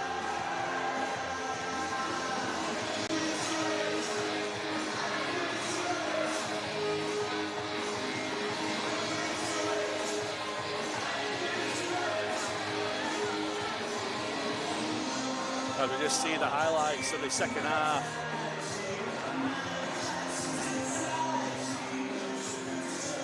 Here with Hunslet through the Captain Medley, who got over for a fairly soft try. It was. Medley nailed the conversion, and then I say Westall dominated the second half. Really unlucky. This one I thought should have been a try. Picked up for a forward pass. I'm not too sure where he got a forward pass from.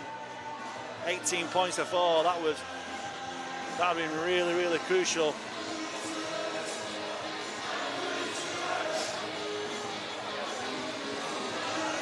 Then we see another one here.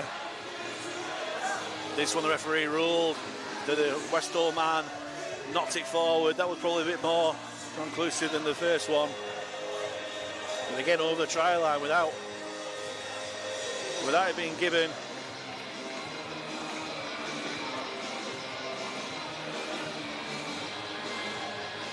And then again, Jay Hampshire ruled to have knocked on when he was over the line, but as I've seen a few moments, he would get his try in spectacular fashion. The long ball from Kieran Wilson, a fantastic finish there from Hampshire. And it looked like the comeback was well and truly on. Took a while to come, but then the critical moment of the game. Tom Ray spilling the ball straight into the hands of Stan Boyd, going over for his second and confirming his award of the man of the match. We won't finish yet from the tap penalty. Jared Jones fooled everyone, diving over the line to pull the gap back to 8 points, but it was too little too late for the Westall men. And it was Hunslet winning the trophy. The NCL Alliance Cup Final 2025 going the way of Hunslet. Thank you very much for watching today.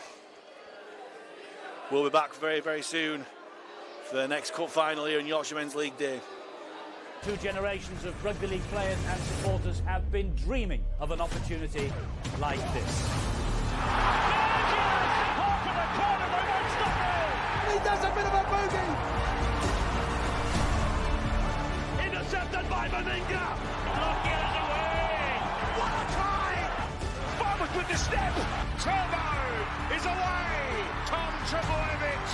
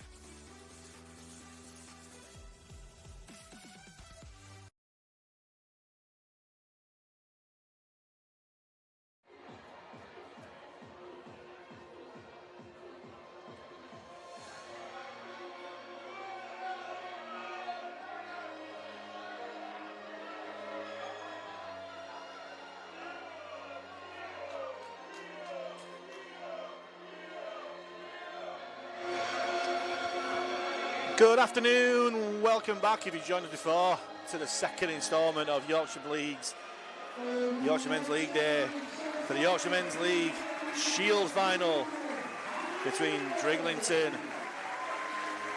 and Lindley St Joseph from Huddersfield. Let's go through the teams as the teams come out to the field, starting with Drighlington A. Number 1, Luke Smithson. 2, Billy Bailey. 3, James Murgatroyd. 4, Ben Kershaw. 23, Zach Smith. 6, Harry Avis. 7, Jake Littlewood. 8, Jason Whitaker. 9, Stephen McIntyre. 15, Jack Brown. 11, Fenton Walls. 22, Tom Pickle. 13, Jack Johnson. On the bench, 14, Charlie Reid. 20, Joe Ritchie. 21, William Markson. And 19, Lewis Ward. As always, these numbers could go all over the place, so bear with me. And then Lindley St Joe's. Number 1, Joe Morrison. 2, Ben Corty-Davey. 3, Tom Morsley. 4, Jonathan Tinker. 5, Isaac Armitage. 6, Michael Murphy. 7, Mark Alford. 8, Ethan Myers. 9, Luke Heather. 10, Joe Carter. 11, Tom Lay. 12, Rory Coburn. And 13, Michael Metcalf. On the bench, 14, Richard Acker. 15, Theo Warden. 17, Neil Sykes. And 20, John Lee Sanderson.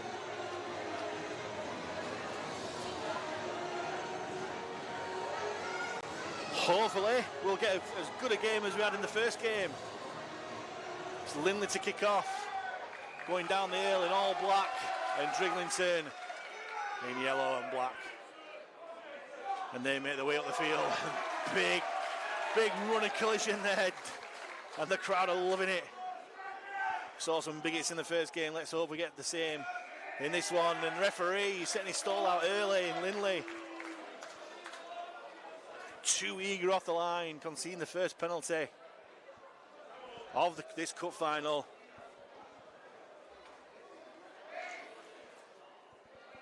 Oh, unlucky from the winger there, Billy Bailey.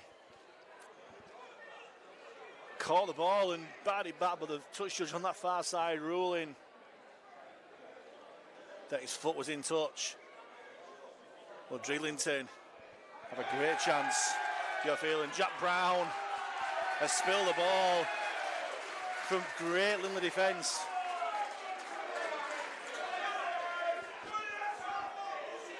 Barely 2 minutes gone. I've already seen that Lindley mean business in terms of defence.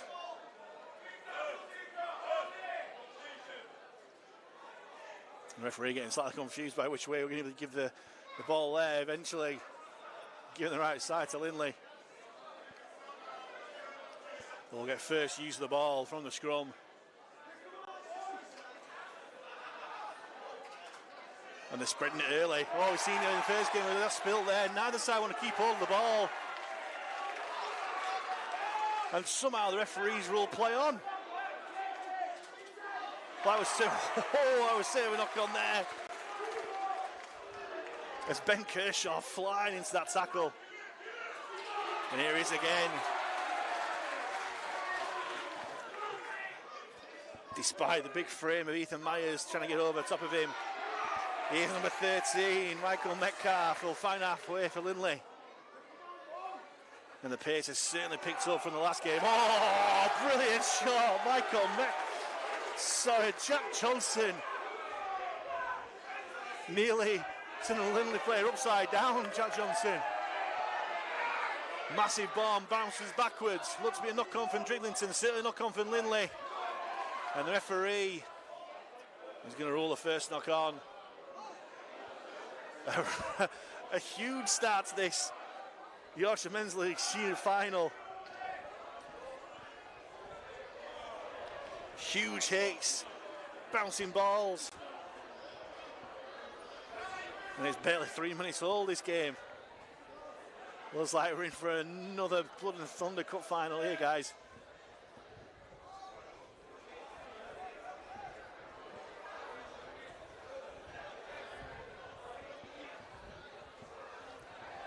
And the referee has ruled that it was Lindley knock on first and Drighlington have a play the ball. Which Jason Whittaker will take up first of all. Put down well by Metcalf. Good collision there by Tom Lay. In defence, helped out by Michael Murphy on the Drighlington man. Another big hit coming in on Jack Brown. Keeps hold of the ball this time though. Did well. And spread the ball towards the centre. Looks to be a bit high from the Lindley man. Luke Heather, but Ethan Meyer. Jason Whittaker read it well. Here's Harry Avis. Nearly stepped through, but desperate last-ditch defence there from Myers. Last one. Left-footed kick from Jake Littlewood. Collected by Alex Armitage. Nearly made the break, but good defence there from Jack Johnson again. Here's another half break from this Lindley side. I think it was Morsley there with the half break. Here's Bailey. Gets Lindley inside the Drighlington half. Head of directing operations of dummy half. He goes himself, steals 10 metres or so. Still tackles here for Lindley. They spread the ball right. As a standoff, Michael Murphy takes on himself. Last one for Lindley St Joseph. 25 metres away from the Drig line. Grubbered through by Morrison, but well picked up there by Zach Smith. But Smith is going to be pushed back towards his own line by Tom Lay and Tom Maudsley, the two Toms working in unison there. As Drighlington try and work their way out from the back. Strong run there from Morrison. And here's Jack Brown, who's really put himself about these opening 5 minutes or so. Did well there. Put down by Murphy. As Myers throws himself into that tackle, helped out by Tom Lay. Putting the Drighlington man on his back. Tom Pickles it was. And bit of an hospital ball there from Jack Johnson to his teammate. I don't think he'll like it too much. Jason Whittaker, last one for Drig. Stepped out the challenge well. To Davis. Gets a kick controlled on his boot by Billy Bailey. A decent chase there from Drig. Run from dummy half. And Lindley man has lost his shorts in the tackle.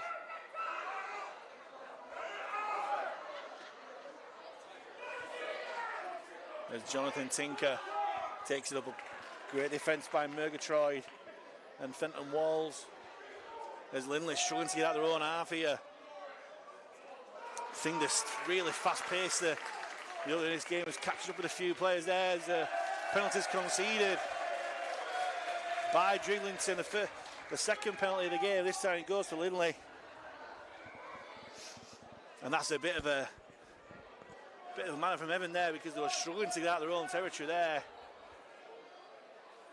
And Myers does a brilliant job of kicking Lindley into decent territory there. They'll start the set off 35 metres out for the Drighlington line, and not surprisingly they're walking to the penalty. They realise that the pace of the game is massive so far. Here's Joe Carter. We'll take Lindley within 30. Here's Myers. Attracts three Drighlington defenders who put him down just outside the 20. Here's Murphy again, takes it to the line. The back to Morrison. Goes himself, Morrison. Strong defence coming in from Lindley there, from Drig there, had to be. Still tackles here, less than 10 out. Murphy gets it back to Metcalf. As Coburn makes the full force of the Drig defence. Good play the ball though. They could be over on that far side. Alford nearly getting close there. Last one for Lindley. He goes to Myers, trying to power his way over, and he has done. And Ethan Myers opens the scoring in this Yorkshire Men's League Shield final. And it's the men from Huddersfield who go 4-0 up.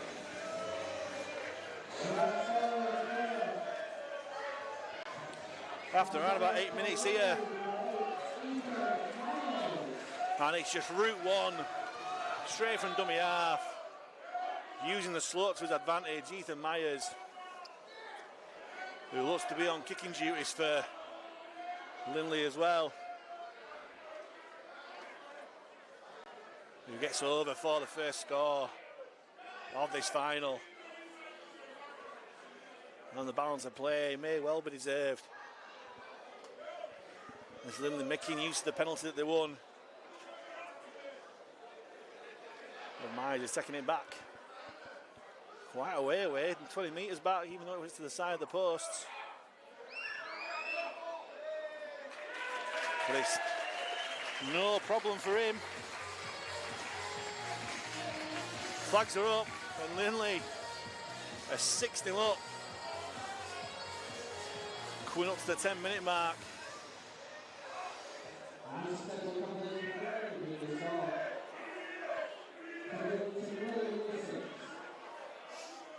And it's Huddersfield player, Super League player Aidan McGowan, who's Lindley's coach. Just seeing him on the sideline giving out water and instructions.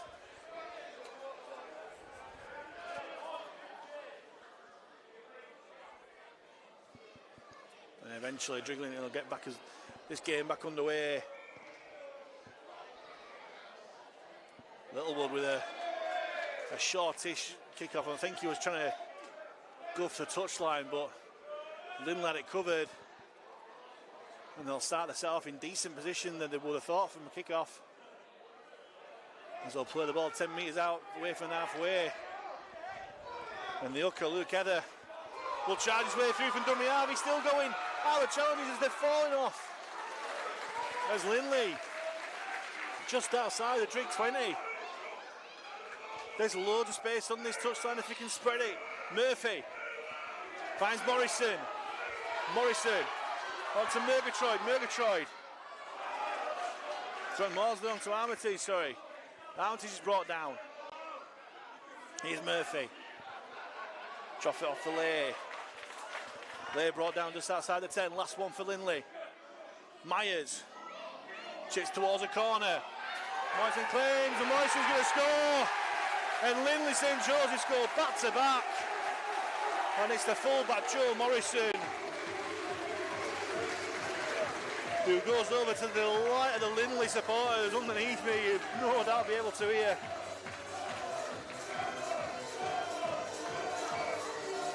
And it's Myers again involved. Little dink towards a corner. And Morrison collecting no real challenge on him there, really. He was the only one who seemed to be jumping.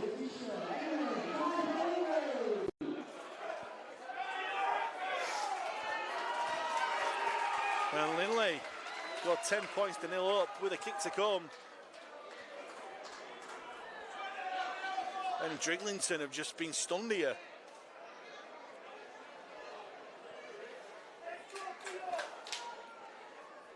All came from the break from Luke Heather from dummy half. The Lindley man tackle left both markers on the floor. Quick play of the ball and Heather made the break. Downfield making 50 or so metres, and then they worked the ball right really well. And Ethan Myers, who's guided the ball brilliantly there, judged the win to perfection. Who kind of a banana kick over the posts. And Ethan Myers, brilliant ball and hand score try and brilliant with the boot, not just for the conversions, but for a little dink across field. And as you can see there with Joe Morrison, who rose to claim the ball for Lindley's second try in 2 minutes.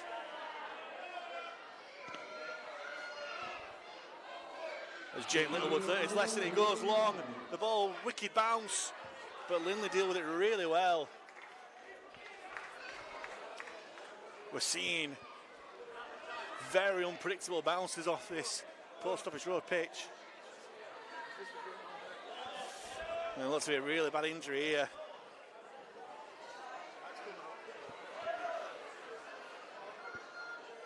Big concern here on the sideline. Looks to be a wrist injury for the Drighlington man. Looks to be okay. He must have wrist made of rubber, that guy.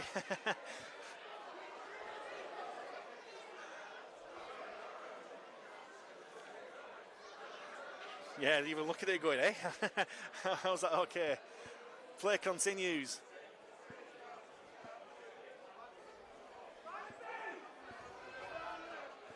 As Metcalf takes his tackle. Oh.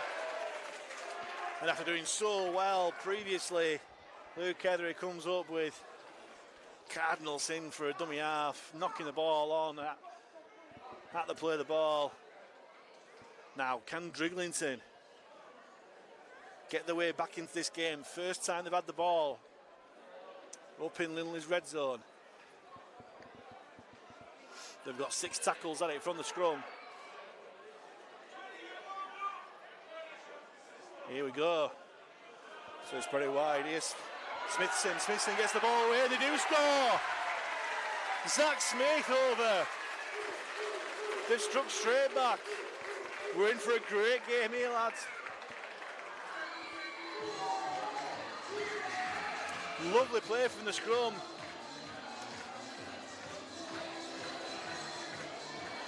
Didn't look to be much on. And Lindley had just been too narrow, the far too narrow defence. And Jack Smith easily getting in the corner. And Drighlington do strike back well. First time they've had the ball in Lindley territory, they come away with points, so they're just shaping up to be a real back and forth cup final. 12 points to 4 in Lindley's favour with this kick to come. But Drighlington move the ball really well from the scrum.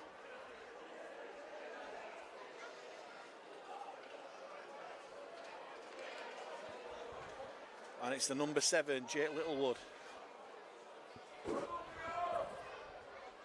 He's got the wind in his favour. Can he guide it over the post? Oh, he can. Oh, we've got 2 kickers in form here.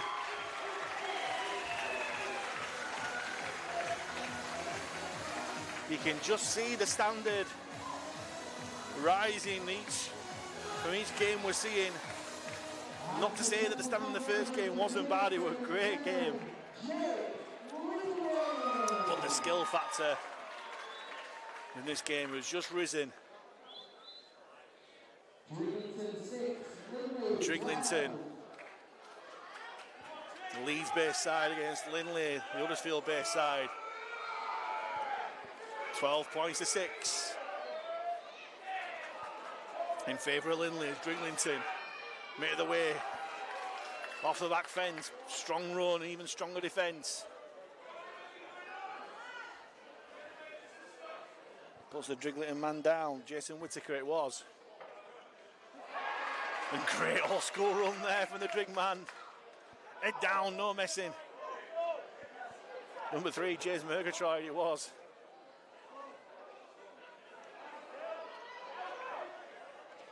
There's Lindley not putting that many people into the tackle as Billy Bailey gets brought down. The Drighlington shift it left. Nice dummy. Calls for an high tackle. Referee rules it no. And Smithson gets up to play the ball. Brown goes from dummy half. Will take his tackle. 5 metres inside. Lindley half. Centre field. Ooh, a bit of a dodgy play the ball. Referee being lenient there. As McIntyre steals 10 or so metres from dummy half. The referee does stop the game. And he rules. But it was the 5th tackle. I didn't see a signal there from the referee, but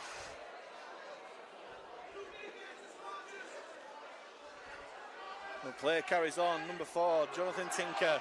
Hold the ball, one hand Billy Slater style. And he's not Billy Slater to the ball. He's knocked all and Drighlington have another chance here to put points on the board. Can they look to equalise? Second time they've been up there. Last time they were up there, they came away points and looking to threaten there. As Whittaker goes close.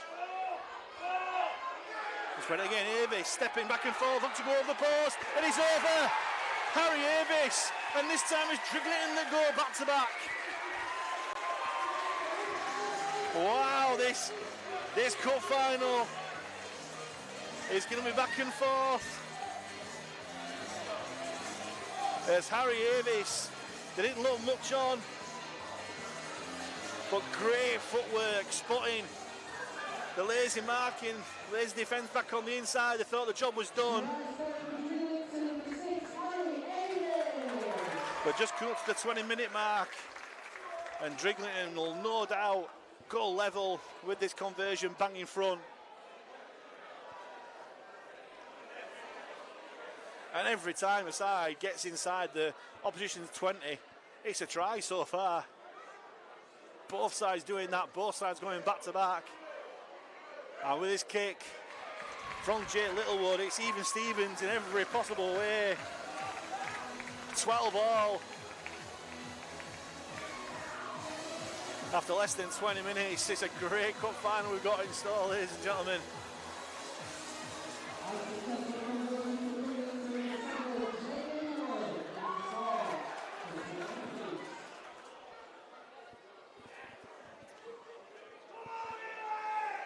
And Lindley, this time, taking the time to get back to the restart. After no doubt having a bit of a conference behind the post. 12-0 and cruising, but then they've just simply let Drighlington back into the game. It's Myers to get us kicked off again. Deep kick-off. Collected and is in goal by Smithson. Hands on to Whittaker. Strong run again, but the Lindley defence front up. Slow play the ball though. There's Bill Bailey. Tries to stand up in the tackle. He fails to do so. I'm surprised the referee didn't get that done for a incorrect play of the ball. Play goes on. McIntyre goes from dummy half. Oh, lovely that ball there. And the break's made. Hands off there. Brilliant tackle there. Oh, this is quality rugby league we're seeing.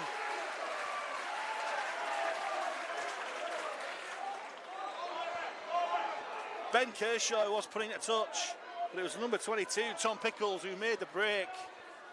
Went on the outside, did everything right, but great cover play by Joe Morrison. Brilliant fullback play. Came off one player, went on to the other, and forced him out into touch. As both sides, they're not dying wondering, they want to score off every play. It's Lindley who have the ball now. To number 2, Ben Davey. He'll play the ball just shy of halfway. It's on to Tom Leigh. Takes his tackle, 5 metres inside the Drig half. There's Halford. Takes his tackle, he looks to get the ball away, but just has to take a tackle. Here's Murphy. Takes to the line, brings on Myers. Myers tries to brush off one, but put down by the Drig man. 25 metres away from the line.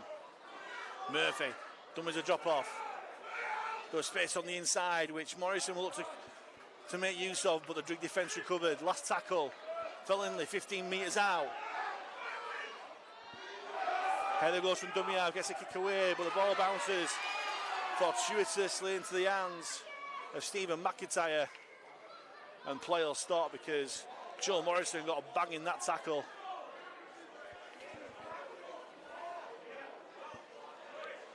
Was it a shoulder injury again? We've seen plenty of it. No, it's cramp. Looked like he was holding his shoulder from my angle, but it's cramp. Plenty of cramp with these players who, not surprised, this game been going 100 miles an hour, and you can see the physio there with the international sign language for substitute. And Joe Morrison, one of the Lindley try scorers, who's going to limp off the field.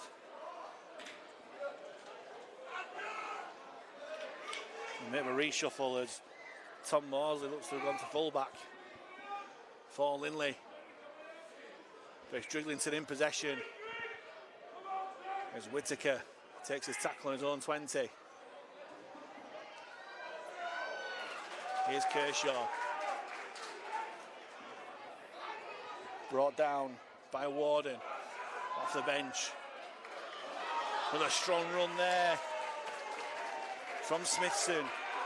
Gets to within 10 of halfway. McIntyre comes out from dummy half. Short ball to Johnson. Last one. Goes back to Avis. Puts it high. Test for number 5. Isaac Armitage, who does really well, but Drighlington defence through Smith right on him. Here's Maudsley. Oh, big shot there. Rides it well, Maudsley.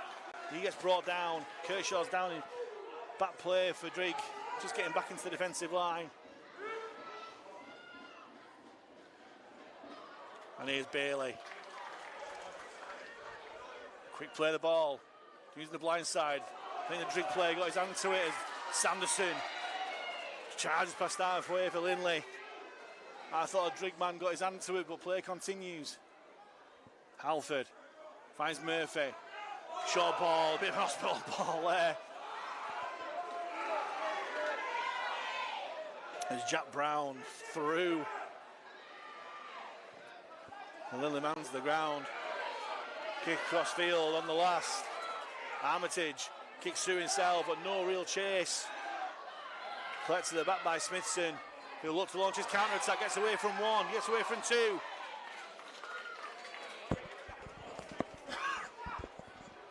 Put down by Sanderson.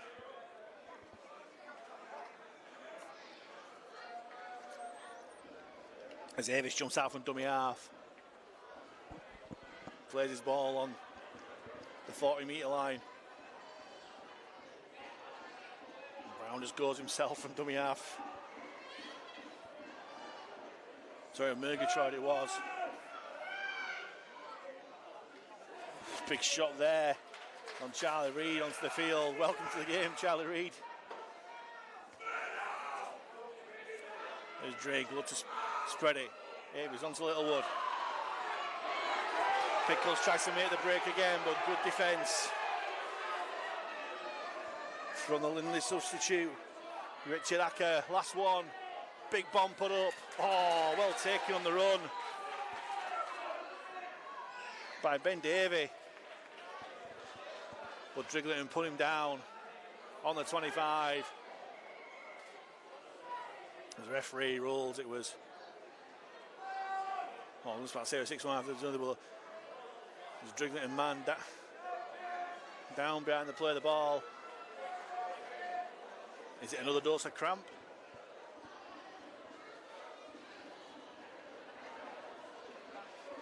Maybe.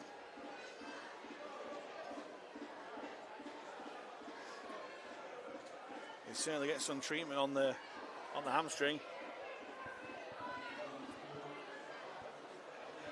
Having some of the magic spray put on him.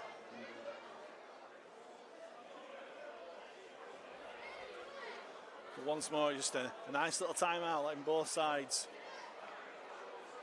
take some water on board, have a breather. Because like I said before, the pace of this game has gone up a notch from the first final. Oh, it's a knock on at dummy half, and twice Lindley have done that. Now, last time that happened, Drighlington went over to score. Will we see history repeat itself here?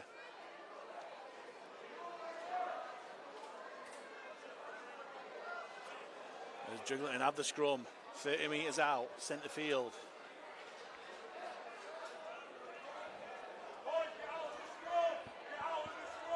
And again, Lindley's defence is quite narrow on this side. This side they've gone to as Smithson steps back on the inside. Beats Sanderson far too easily. As Reed jumps out from dummy half and gets within 10 metres of that Lindley line. Smithson in the dummy half. Finds Johnson. Well met by the two half-backs. Alford and Murphy. As Drighlington still within 10 metres of the Lindley line. Avis, dummies to one, tries to step through in between the two defenders, but they do well, the door closed.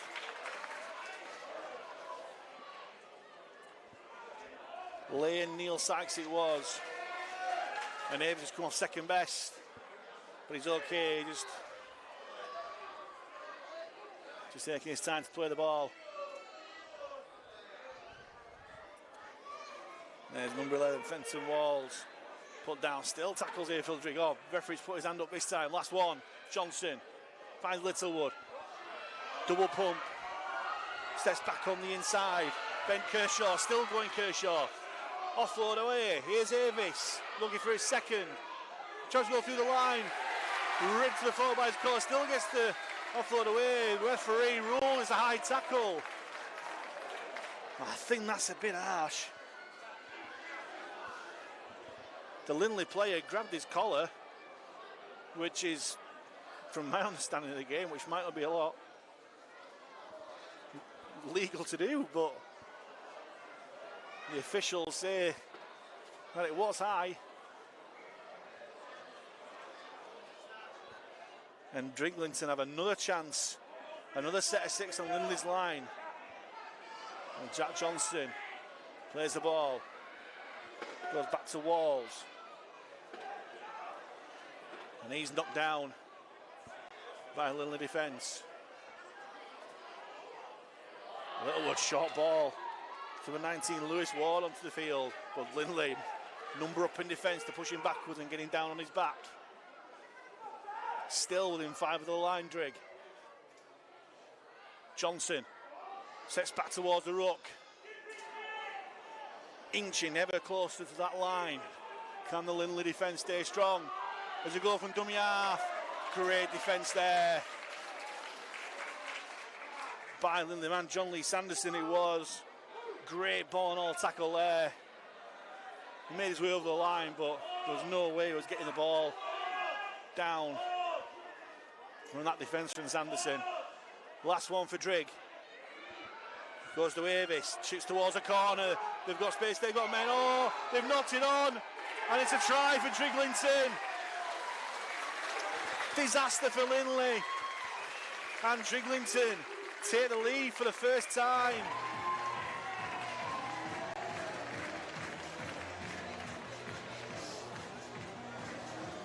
And I think it was Bailey who's got the ball down. The crossfield kick. Knocked backwards by the Lindley number 2, Ben Davey, and put down by the Drake number 2, Billy Bailey.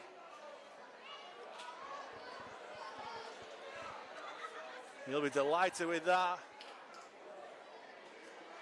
He might be strictly dancing with that, Bill Bailey.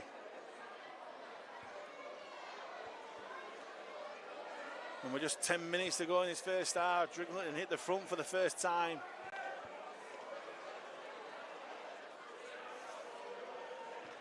And can Littlewood get it from the touchline there? He's put it low, but he's put it wide. So the score remains Drighlington 16, Lindley 12. And from the slow play the ball, Avis saw that Drighlington had 2-man overlap, tried to get the ball over. Bailey tried his best to gather the ball, knocked it back, and David did his best, and Bailey won't score an easier try in his life. All they had to do was just stand there and just put downward pressure on the ball.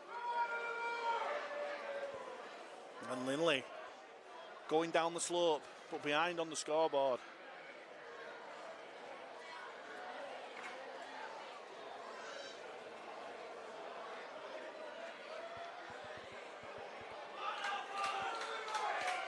Looks like Ethan Myers is off the field, so a change of kicker for Lindley.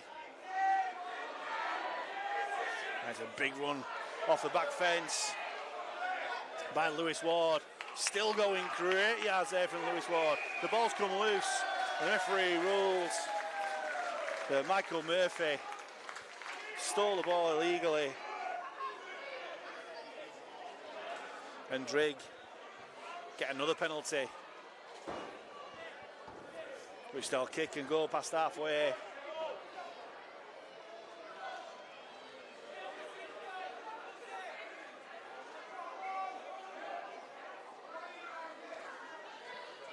A big strong run there from the Drigg man, Walls.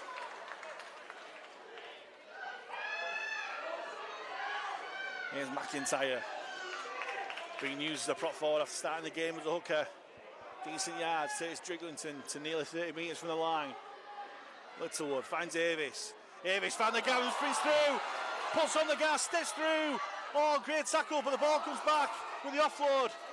They kick the ball back and somehow Drighlington stay in possession. If they'll look right, Avis, he had two men on his outside. But he keeps up. Drighlington keep all possession. Here's Johnston to within 10. You feel that Lindley need to keep them out. They've got space on the left, right again. Bailey brought down just short. Last one. Poor play of the ball. Really poor play of the ball from Drighlington there, and Lindley survived. Practically handed over possession there. And they won't be happy with that, the Drigg coaching staff. There's Lindley. Well, you could say it's not a bad place to turn over the board. Ball 16-12 up. And Lindley struggling to get out their own 10 here. Thanks to strong defence, and Drighlington really numbering up and mustering up.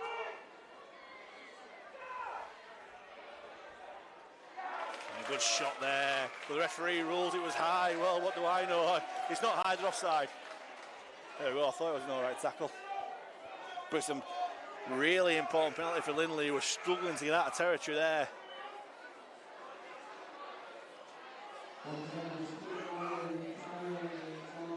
And it's Ben Davey with the kick to touch. Oh, he's not made touch. Oh, he's just going from bad to worse here for Lindley. There's Drighlington. Cast the ball from the penalty and made the way upfield. Here's Johnson. Makes his way towards centre of the field. Put down by Myers and Sanderson. Quick play of the ball. McIntyre tries to go underneath Sanderson, but he does well to put him down. 20 metres out, Drigg. Here's Johnson. Finds way to Littlewood. On to Avis. One ball out to Smith. Smith eventually put down. 15 metres out. Here's Ward again. But Lindley do well to put him down this time. Last one. Littlewood, another crossfield kick. Pressure again. Oh, and there's knock on there from Drigg.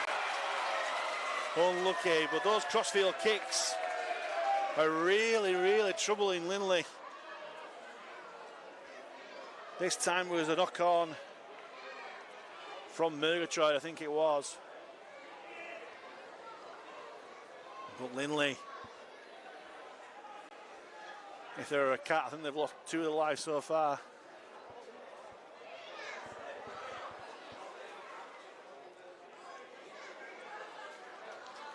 And it's John Lee Sanderson.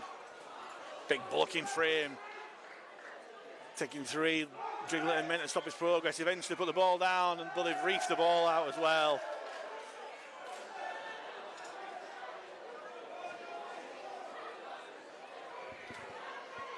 You could just see the defenders just holding the ball and just couldn't keep their hands from the cookie jar and reefed the ball out. And Lindley there being very conservative from the touch finder kick. Didn't go for yards, just made sure the ball went over the touchline.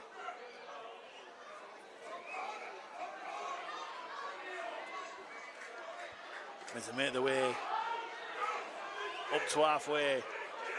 Here's Murphy, brings it to the line, brings on Myers on the angle, back onto the field. Good yard from Ethan Myers. Playing the ball on Drighlington's 40. Murphy again. Takes the line, goes on the outside this time. Well wrapped up there by Pickles, helped out by Kershaw. Quick play of the ball, Halford.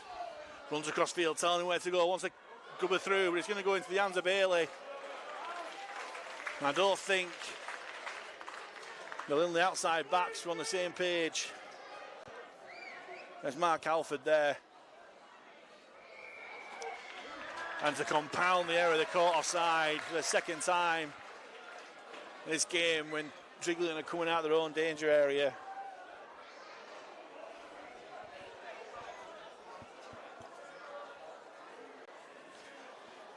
As Avis makes an easy 20 metres from that kick.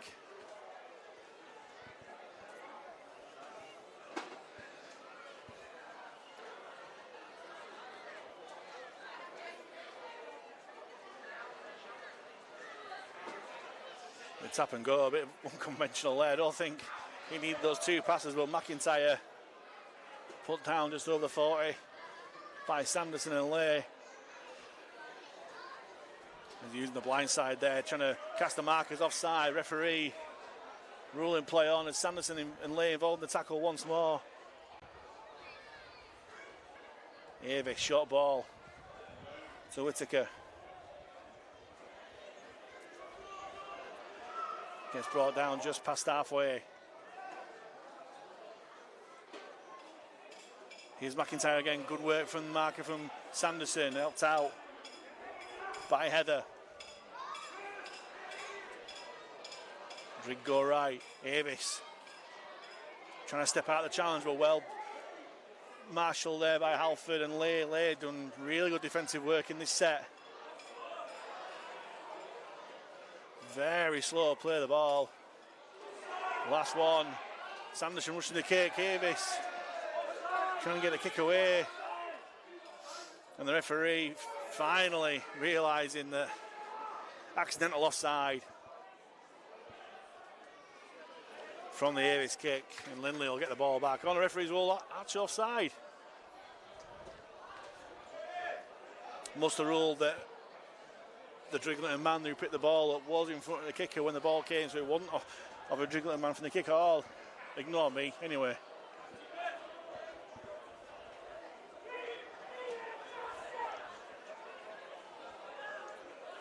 Can Lindley get a try before half time? Myers goes to the line, chips over the top, but I think Driggle waiting for it, and Littlewood collects the ball. I think they must have been told it was the last play. Referee blows the half-time whistle in a really entertaining half of Rugby League here in this Yorkshire Men's League Shield final between Drighlington and Lindley St Joseph. And it's Drighlington who hold a slender 16 points to 12 lead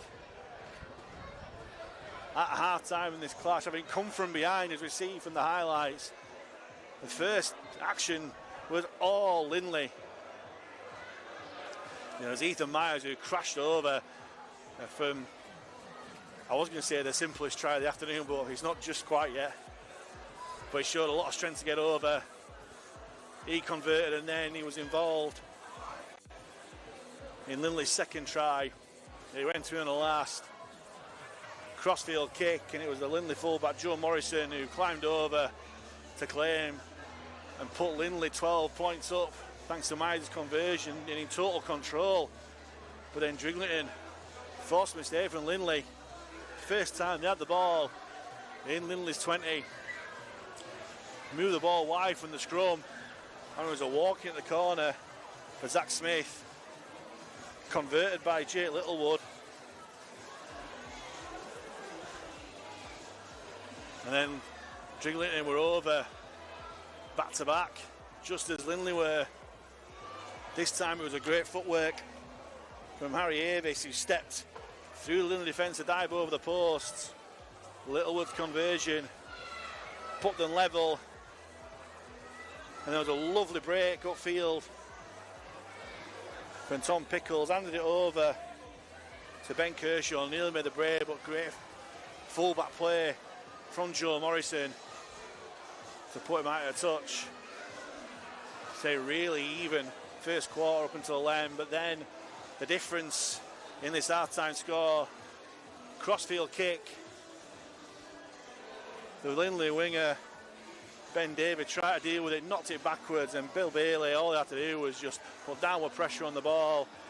And that is the difference between the two sides here at half-time at Millennium Stadium at Post Office Road in this Yorkshire Men's League Shield Final. Score at half-time, Drighlington A 16, Lindley St Joseph 12. We will see you in a few minutes.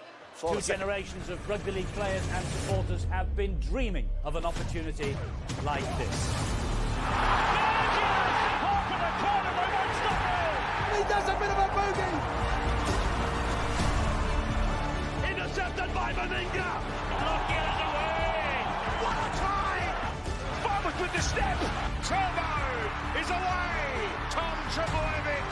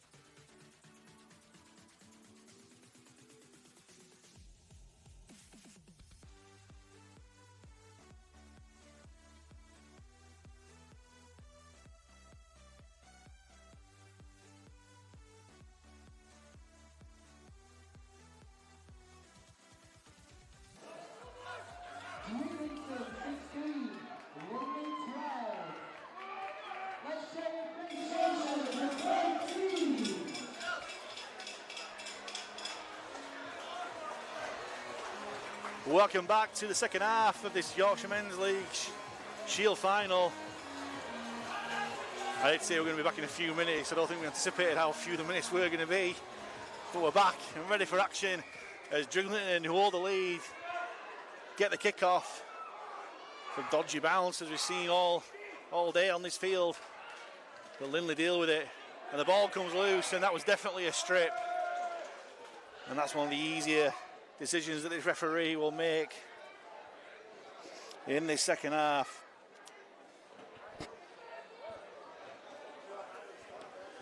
Not even a tackle gone in this game.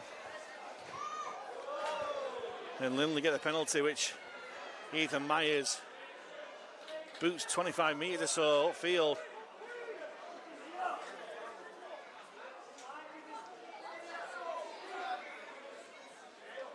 So work the way ball into the centre lay.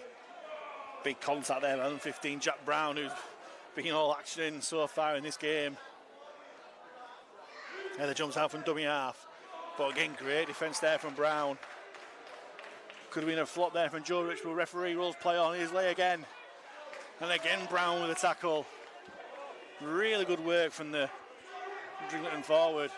Heather jumps out from dummy half, spies the markers are offside. Still going, Heather. Oh, and that's over the horizontal. Surely, referee. No, rules play on.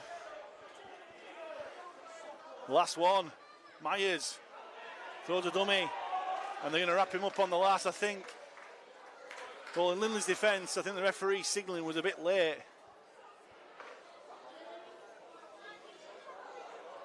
And it's going to be a play the ball to Drighlington, and on the handover,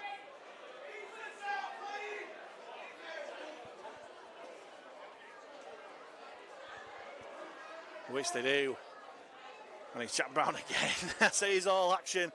He's been battered all over the place with the ball in hand, but he still comes back for more. It's great to see. Here's another substitute, Joe Ritchie. And he's put down by Tom Maudsley. Drigg using the short side. There's Pickles. Tries to come back on the inside, but good tackle there by Murphy. Here's Kershaw looking to make a break once more, but brilliant tackle there by Warden Maudsley. Kick downfield, but the bounce to lose. I think Davis wanted the kick to stay in the field of play, but the bounce, as always, unpredictable, and it rolls harmlessly into touch. And Lindley will have possession from the play of the ball, just shy of their own 30.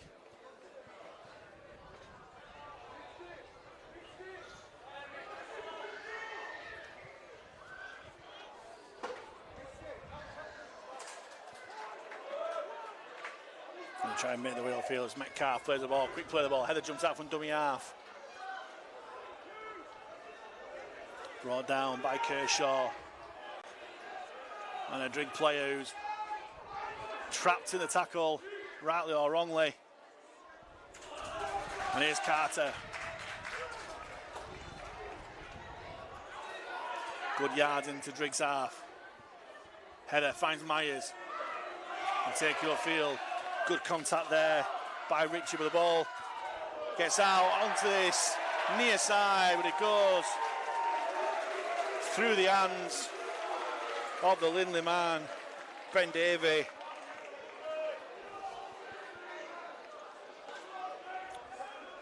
He needs to rub the grease off his fingers, it seems.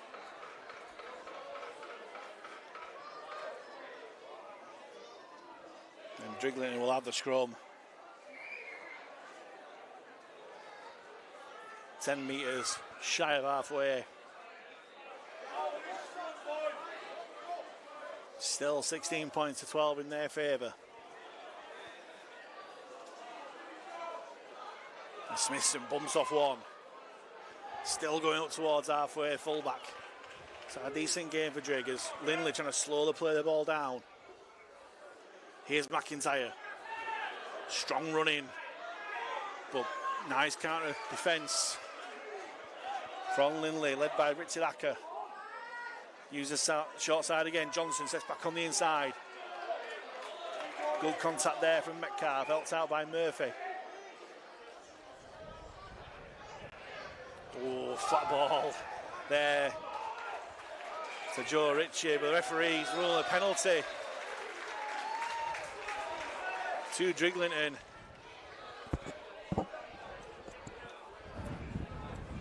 Ruled it for offside, I think, there.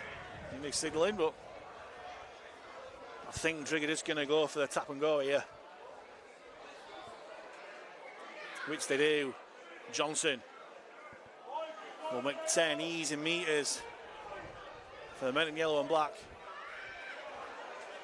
Oh, the space there for Brown to run out, gets to within 10 of the Lindley line. Reed waits at dummy half, finds McIntyre. Ball out of the back to Johnson, throws a dummy. They get back in numbers, Lindley. Still tackles in the bag here for Drigg.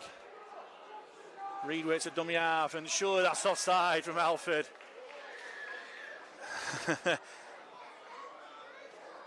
Might have got away with that a few years ago, but the referees are really all over that so far, and they're over straight from the penalty. And it's Stephen McIntyre who extends the lead for Drigg.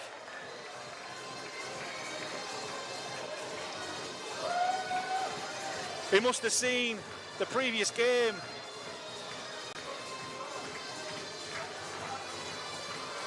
As he fooled them all through the dummy, went straight over the line. As anything, Harry Grant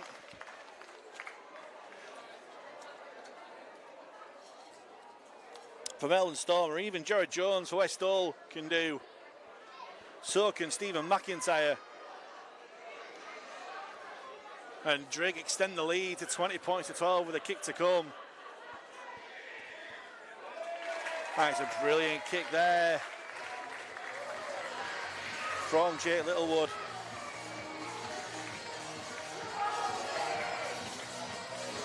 (22 points to 12). As Drighlington are making better use down the hill so far than Lindley did. Well, slightly unfair. Lindley made great use of it in the first 10 minutes or so, but then allowed Drighlington to get back.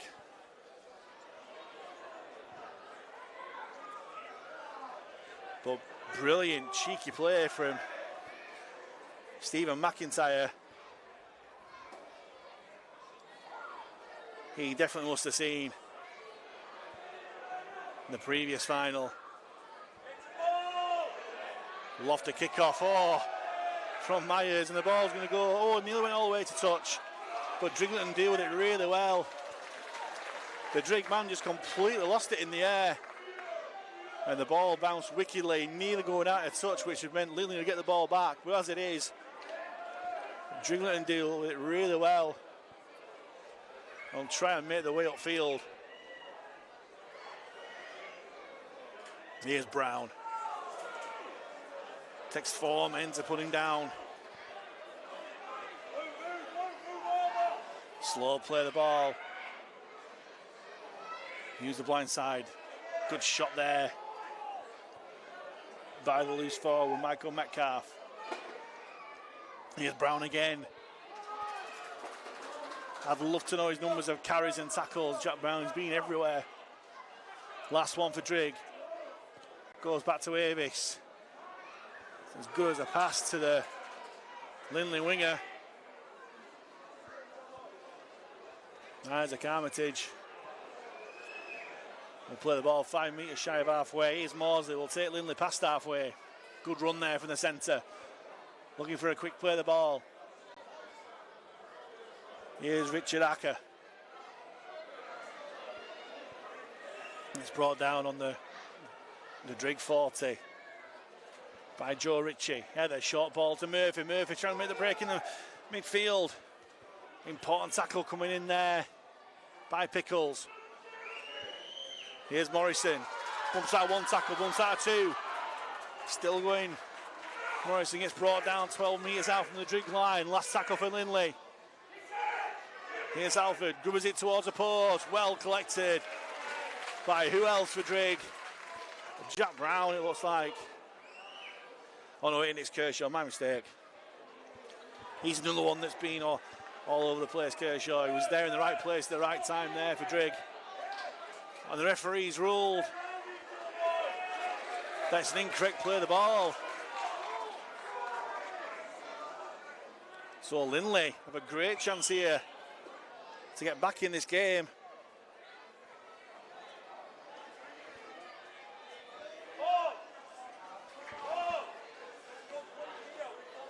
They'll have a full set of 6 practically on Drighlington's line here.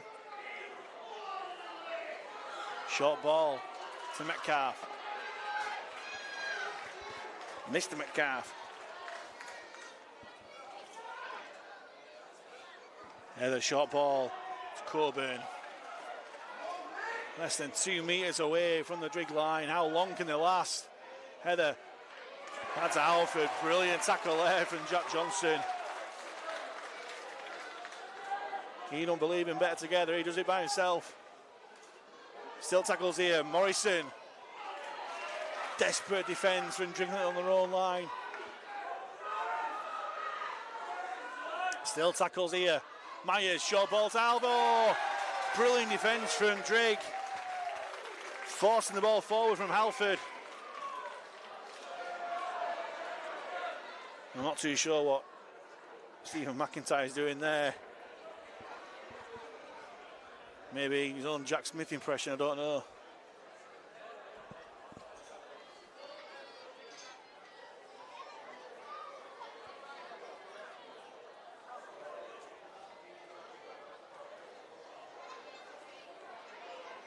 But when all said and done, I think Drighlington are going to get the The scrum 10 metres out from their own line.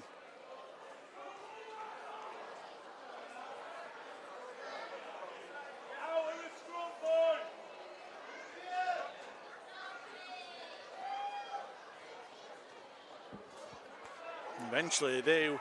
Well, the referee's ruled as a knock-on from Drighlington. Well, everything about that scrum just screamed out there was something wrong. And there is, and the referee has spotted a Drighlington knock-on. And this time, the tables have turned. It's Lindley who have a chance to strike back in this game. Murphy throws a dummy, nearly going through the gap, but a brilliant cover tackle there from Tom Pickles. Heather going from dummy half, going through the gap, and he's over. And he deserves a try. Luke Heather. There's one Lindley player who deserves a try who hasn't got one. It's Luke Heather. And he goes over from dummy half to bring Lindley St Joseph right back into this game. Route one right from dummy half, spied the gap in between the two Drighlington defenders, Luke Smithson and Joe Ritchie, and had enough pace and guile to get over the try line. 22-16 with a kick to come. And the way that Ethan Myers is kicking today, you won't bet against him landing this one to put Lindley back within 4 points.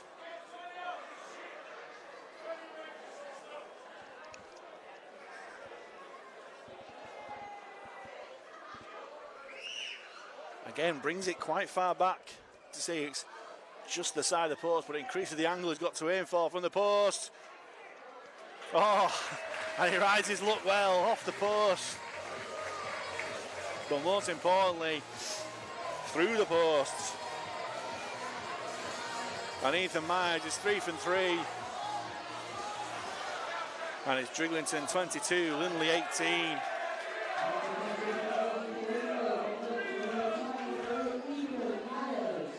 And it's game well and truly back on here in this Yorkshire Men's League Shield final.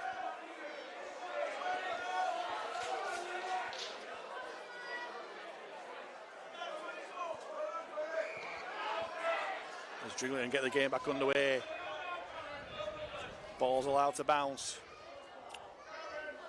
As Ben Davey gets brought down by 3 Drig defenders. 10 metres away from his own line. Here's Metcalf from a flat ball from dummy half.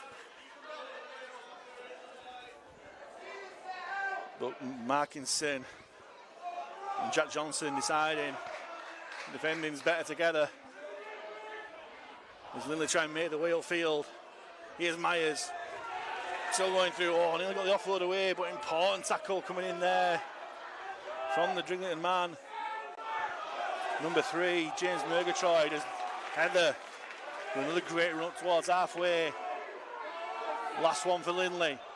Halford kicks himself from dummy half. Not too deep, but it's high to be competed with. Oh, and Drighlington knock on. Oh, it's gone backwards off Lindley. And as referee ruled, there's 2 knock-ons there. Well, he's ruled it with Lindley knock-on first. Well, I thought it was a Drig knock-on first, but I'm having to be proved wrong.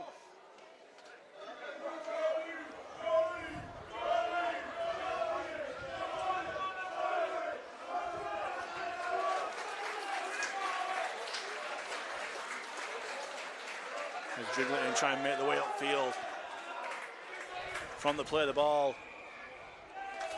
And it's a penalty for Drighlington. It's John Lee Sanderson who's come straight onto the field and conceded a penalty straight away.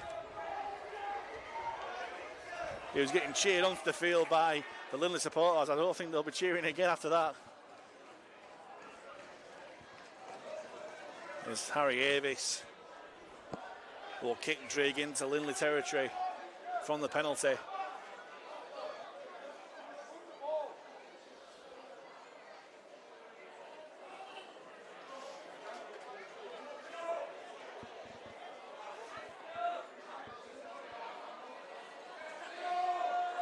And Drighlington again. through Whittaker, who's run strong all game. Johnson steps back on the inside. 3 Lindley defenders putting down, 15 metres away from the line. Here's Avis. Finds Smithson. Well wrapped up there by Rory Coburn, helped out by Acker.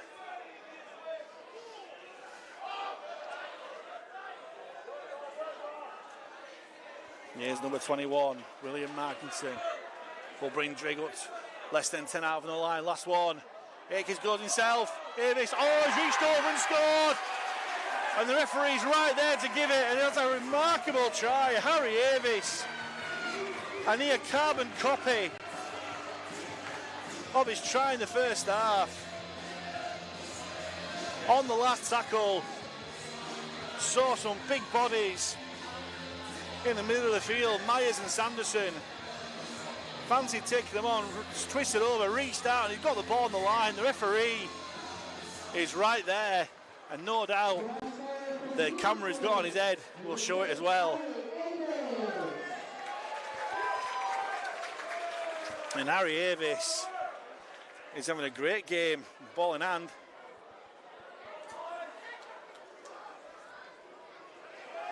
Got great feet, and he used it to great effect there. And he's given his halfback partner, Jake Littlewood, the easiest possible opportunity to turn that 4 into 6.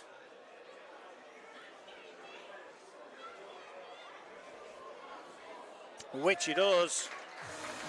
Straight over the back door.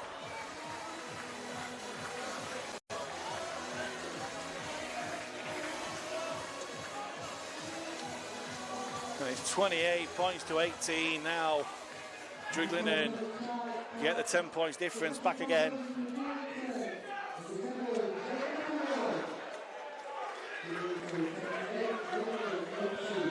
Well, what response have Lindley got now? There's a few tired bodies there.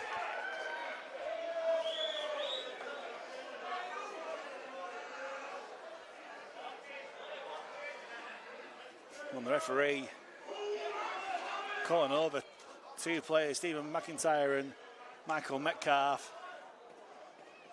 Not too sure as well, but they've exchanged pleasantries. And Ethan Myers will get the game back on again. Deep towards the corner. The ball bounces, but it bounces straight into the hands of Billy Bailey.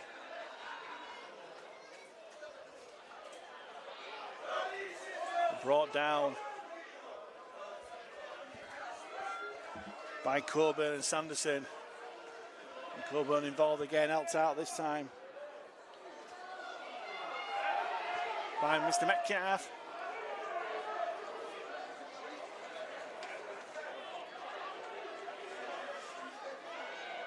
It's Metcalf again involved in the tackle, well, this time helped out by Heather.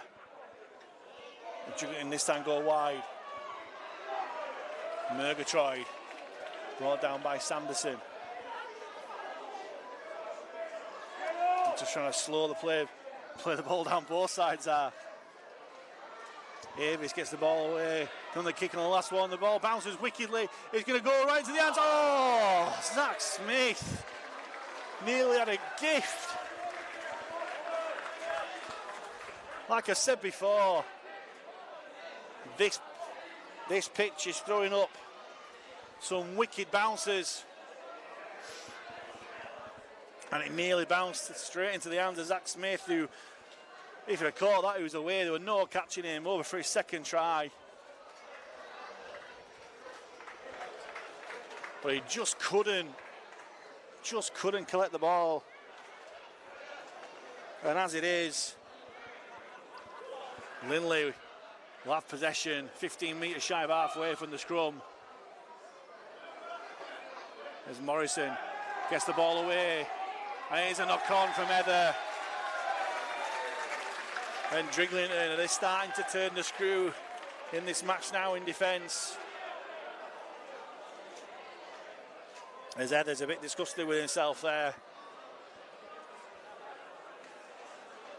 And I think there's a few Lindley players there who are just starting to think this game's slipping away. On the other side, I think Drighlington, through the celebrations from that one there, they're starting to believe. With 20 minutes to go, 10 points difference, that this Yorkshire Men's League shield is theirs. But as we've seen in the previous game, we can never rule out the team that's behind. Here's Smithson from the scrum, great tackle there from Morrison. The two fullbacks come together. Here's Murgatroyd. Morrison involved with the tackle alongside Sanderson. McIntyre steals some yards up the blind side to get Drigg to within 20 metres of the Lindley line. You feel that another Drigg try here could finish Lindley off. Here's Jack Johnson.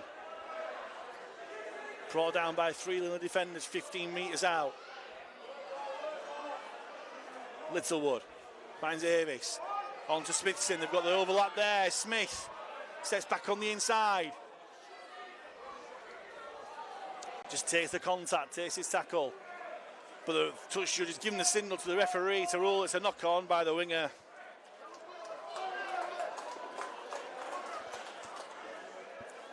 And Drighlington, in search of settling this game off, come up with another error. And Lindley can them out of fight back, but time is against them right now.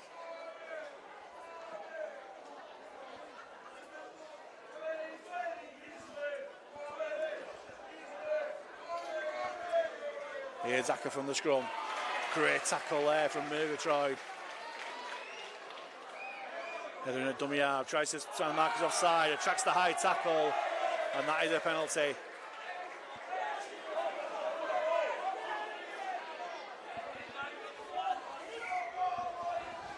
As Myers will kick the ball to touch and get Lindley to within halfway. Header taps and goes, hands it on to Myers, will take Lindley storming into Drighlington's half, nearly makes the break. Important tackle down low by Murgatroyd. As that lifted Lindley's feet up, oh, brilliant shot there from Johnson on Murphy.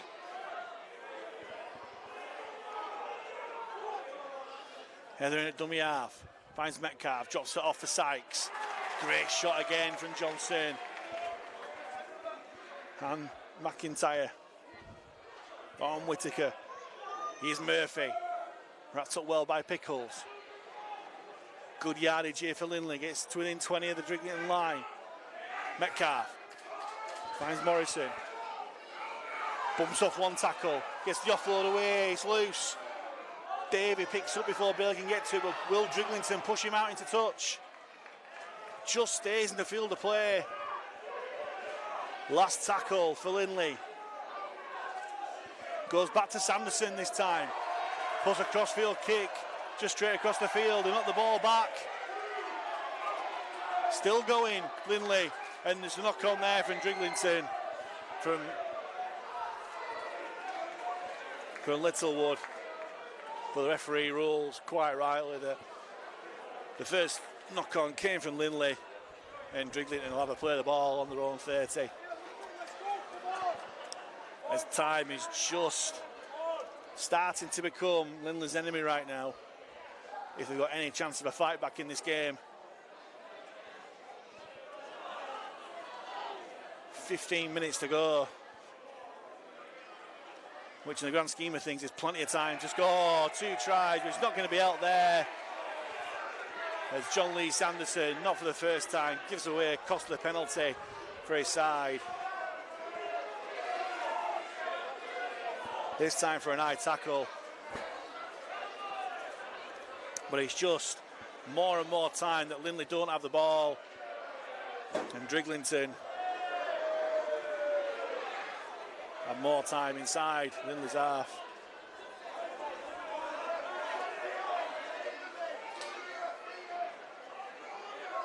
And Johnson will go himself from the tap penalty, making 10 relatively easy meters there. Here's Fenton Walls. Great shot there from Heather. McIntyre back in a dummy half. Johnson throws a dummy. Takes it up himself. 20 metres out from the Lindley line. Littlewood dummies. It goes back to Avis. Avis sets back on the inside. Looking for the break again. Still going Avis. Broken field ahead of him. Still stepping. Finds Markinson. Eventually the tackle made. Less than 10 out. McIntyre uses the blind side. Murgatroyd powers his way over. And is that the try that will give Drighlington A victory in this Yorkshire Men's Shield final? The delight of their fans both underneath us here but also behind the posts. And coming up to 10 minutes to go. Tiring Lindley defence. And James Murgatroyd just wanted it more.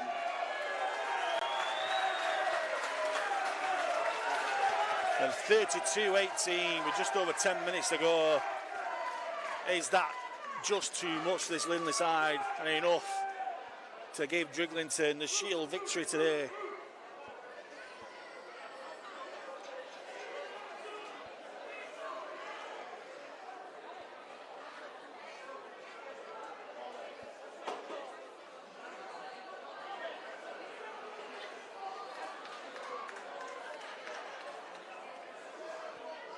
It's Jake Littlewood from wide out. Can he guide the ball through the post? Oh, it's just shaved. He faced the post, unlucky, but still a 3-score lead that Drighlington all 32 points to 18, 14 points difference. And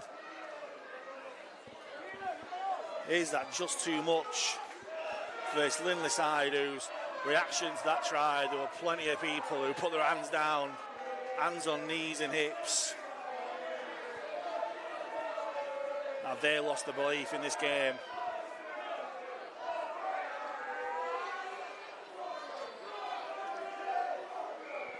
Myers will go short from the kickoff, spiles it back. Wicked bounce collected by John Lee Sanderson this time. But the referee gives a penalty. Lots of arguments from the Lindley men, not least John Lee Sanderson there, who feels probably been victimised a little bit by his referee. I'm not too sure what the penalty's for here.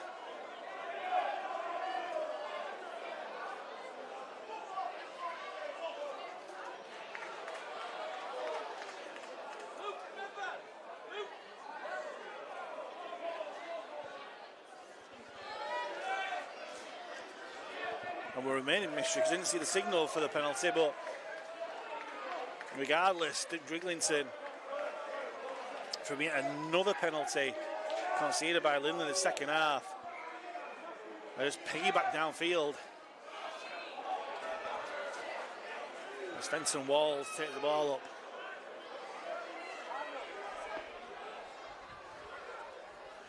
McIntyre. For Whittaker. Whittaker breaks through, and Whittaker, can he go all the way? No, he's just brought down by Morrison. Desperate defence there, but is it Delaney inevitable here? McIntyre goes right, and they're over in the corner. The referee taking his time to award this try. I don't think he's all that confident about it. He's having a word with the touch judge, but he does give the try, and that puts the result beyond all doubt. It's definitely a Drighlington win. It was Jason Whittaker who made the break. And I say it wasn't delayed inevitable, and it did. Nice little double pump dummy from Littlewood. It goes into the hands of Ben Kershaw. And Drighlington go back to back off the back of Lindley penalties. And at 36 points to 18, with 10 minutes to go. That puts the game beyond all doubt.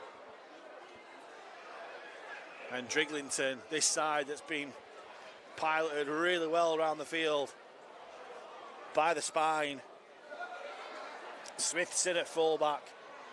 Avis and Littlewood at halfback have done a great job with this side. As Littlewood tries to guide his ball through the post, switch he does, brilliant. There weren't that much oomph behind it, but as long as it goes through the posts and over the crossbar, that's all that matters.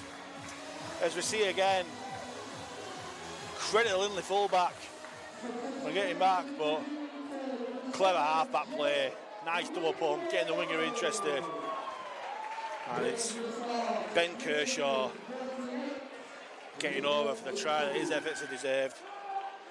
As Myers will try another short one. A tricky spiral kick back, and Drighlington knocked that forward. And I don't know why the referee stopped it. It was just a Drighlington knock on there. Oh, there's no advantage there. There's going to be a scrum for Lindley, who trying to get it formed as quick as possible to get the clock stopped. Heather finds Murphy. They've got space out wide if he used it, but he just came in the inside. Still loads of space on that right hand side if he used it. Murphy's got the message out. Morrison, the fullback, just got it too late there.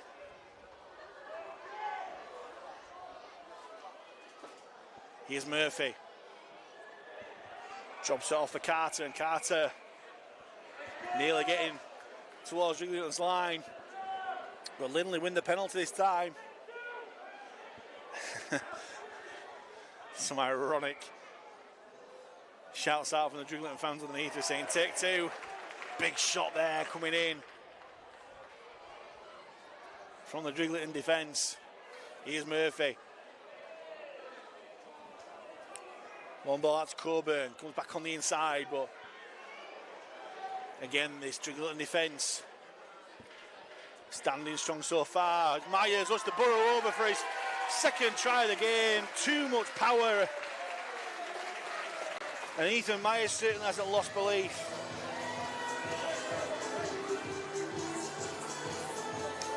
He's got a 14-point haul in this game, which I want to turn to 16 with the quickest conversion he can manage. But surely it's too little too late.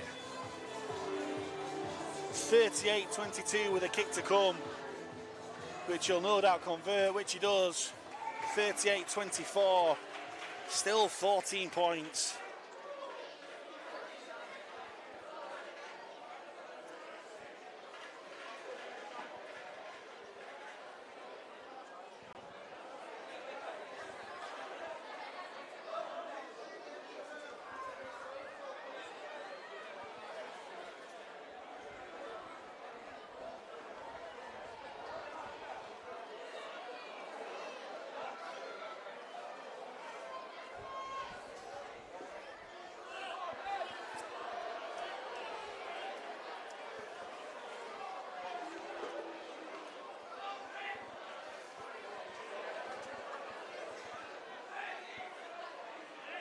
And Drighlington get the game back underway. Oh, it's a wicked bounce. And just about get to it.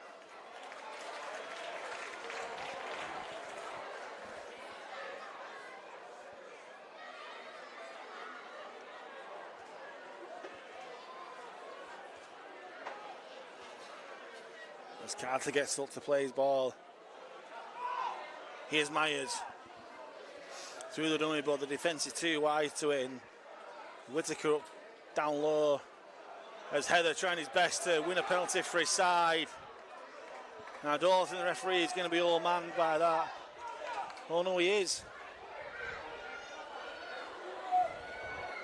He has given the penalty.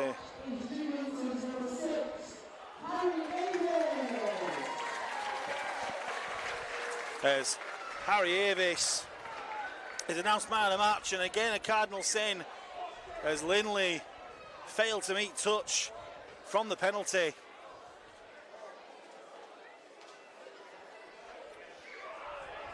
And Drighlington will look to twist a knife and rub salt into this Lindley wound. Johnson. Good yards after contact. Jack Johnson still going. Still going. Brilliant run from Johnson. Takes Drake to within 15 metres of the Lindley line. Here's man of the match, Avis. Playing with all the confidence there. There he goes, still going. Murgatroyd looking for his second. As Avis was taken out late after the ball there.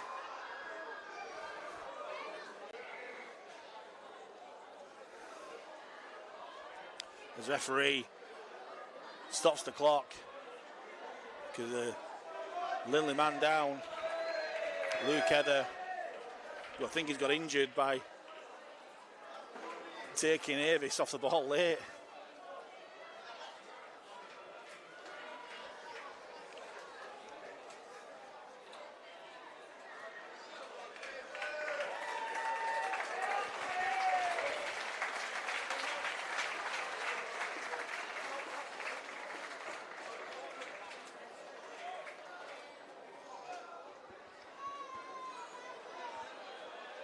The either's okay to continue.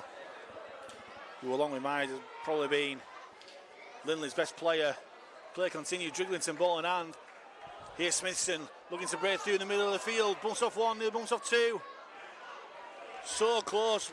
Drighlington have got a massive man overlap over out wide, but they've gone over under the posts. Referee rules. He's held up. Stephen McIntyre. There's still a massive overlap for Drig on that left-hand side if they use it. I think it's 4-on-2 they've got on that, on the Lindley right here. But again, another Lindley man gone down injured. Again, the clock stopped.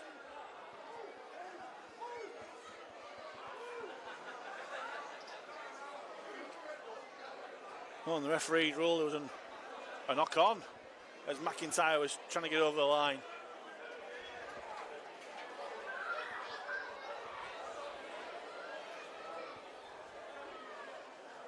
So Lindley will have one more use of the ball at least.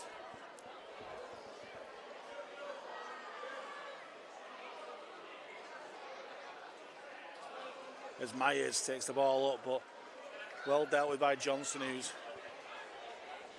alongside Jake Littlewood, has pushed Harry Avis close for this man of the match award, in my eyes anyway.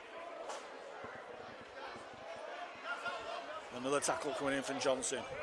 Metcalf at dummy half. Short ball to Sykes. Sykes comes with his left channel. Decent yards there, but Drighlington get there in numbers to put him down. Johnson again involved. As Sanderson, who's been in all the action this second half, merely conceding penalties though, but this Drig defence is pushing him all the way back. Massive cheer from the Drighlington faithful underneath. But Sanderson wins the penalty as the Drighlington defence just hold on 1 second too long for the referee. As Myers with a great touch finder there.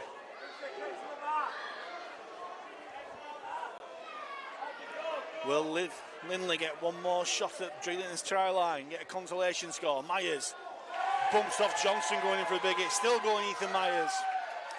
He definitely don't deserve to be on the losing side. Metcalf in a dummy half. Finds Murphy. On to Morrison. Showing and going. But Drig go back in numbers to... Oh, he still managed to get the offload away, Morrison. Brilliant play. Maudsley comes to centre field, bumps off one. Tries to bump off another, but eventually brought down.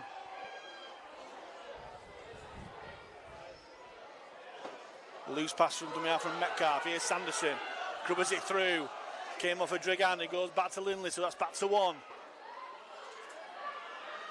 Or as referee rule that the ball played the man.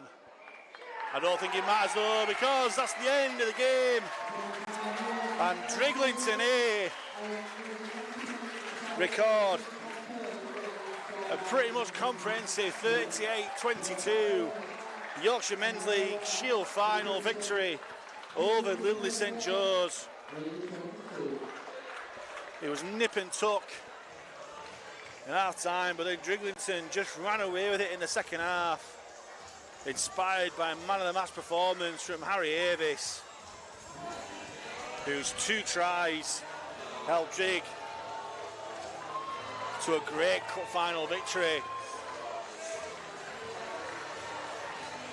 As we see the highlights there for the second half, Stephen McIntyre did a great Harry Grant impression, fooling from the penalty. That made it 22-12. But then Lindley struck back. Luke Heather, who had a great game for Lindley, to his own dummy half effort, poured his way over the line. That brought it back 22-18, but then it was all Drighlington who powered away for victory in the second half. And it was Avis who got his second from great footwork and guile stretched over the line to the side of the posts. With a kick it made it 28-18.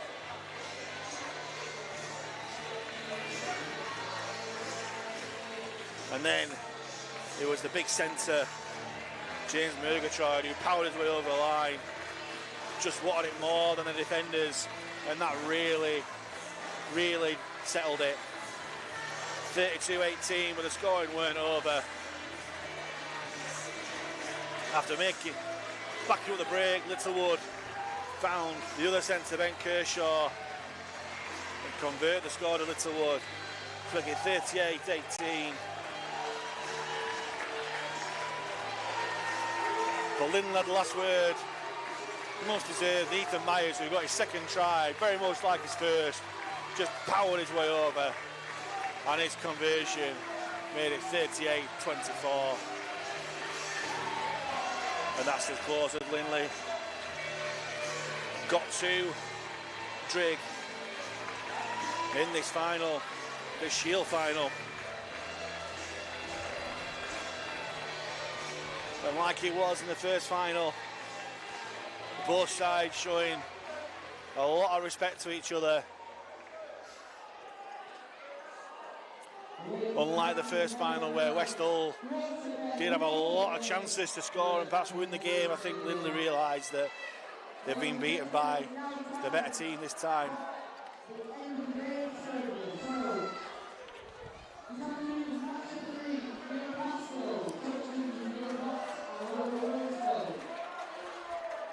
As we start the presentations with referees and touch judges getting their mementos for the afternoon.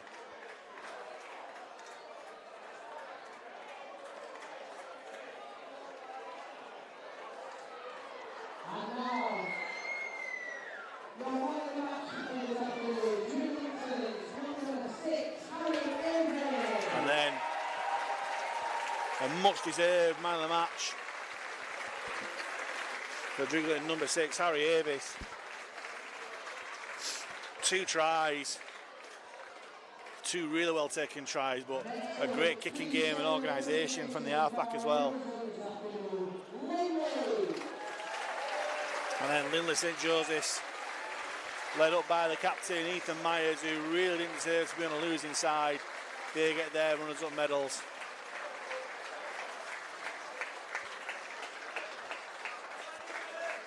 Lindley certainly played the part, and say they rushed into a 12-0 lead, and you'd be fooled into thinking there was going to be one-way traffic, but full credit to Drighlington. They fought their way back into the game and then took control.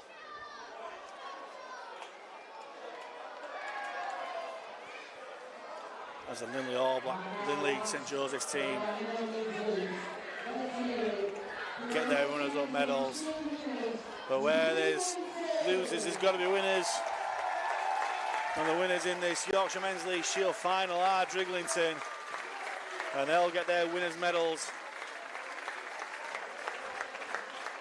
Warmly applauded by the Lindley team, who were just underneath us, showing full respect to their opposition. Obviously really disappointed, but like I say, I think they know they've been beaten by the better team who just took their chances really well.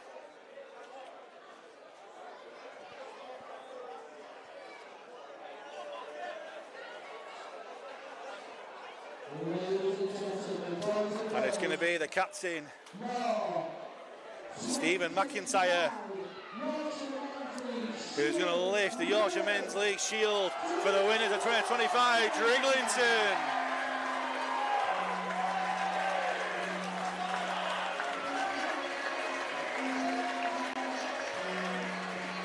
And look what it means. They've got all the kids there involved as well. All those kids were behind the post, cheering on the dads, uncles, brothers, cousins, whoever they are.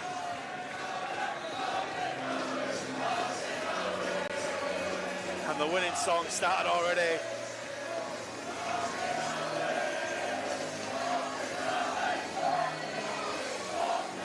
And no doubt there'll be a party and a half back in the Drighlington clubhouse tonight, celebrating the 2025 Yorkshire Men's League Shield victory for the side. So that was the Yorkshire Men's League Shield final. The second game of this Yorkshire Men's League Finals day. 2 down, 2 to go. Thank you for joining us for this one. And if you're staying with us, we'll see you very, very soon for the third game of the day. 2 generations of rugby league players and supporters have been dreaming of an opportunity like this. He does a bit of a bogey. Intercepted by Meninga. Look, it is away. What a try! Farmers with the step. Turbo is away. Tom Trebojevic.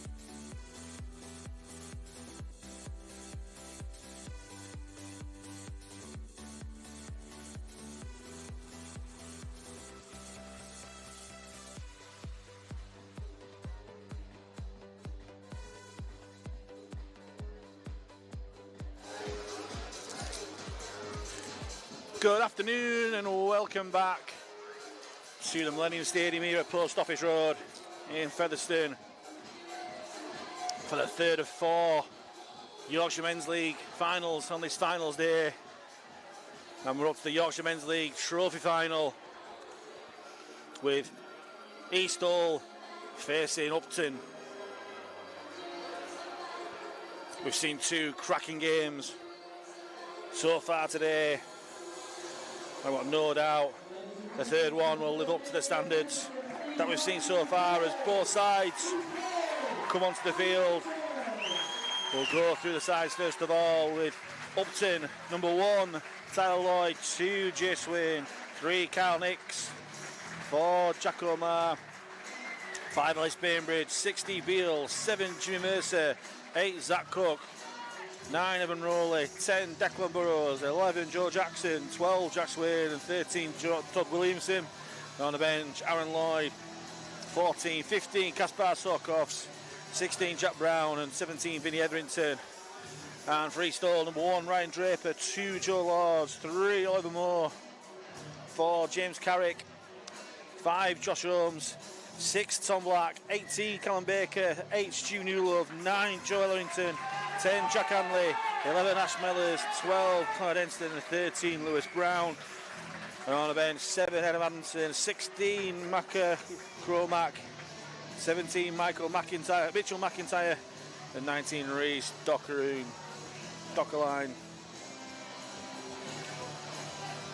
Apologies, the team sheet has got doctor's handwriting, let's just say that. And so Upton, from near Doncaster, I believe, against Siddal, where the clues in the name. And it'll be Easts, who are playing from left to right down the fifth slope in dark blue with a white V against Upton in all black with a red V with yellow piping.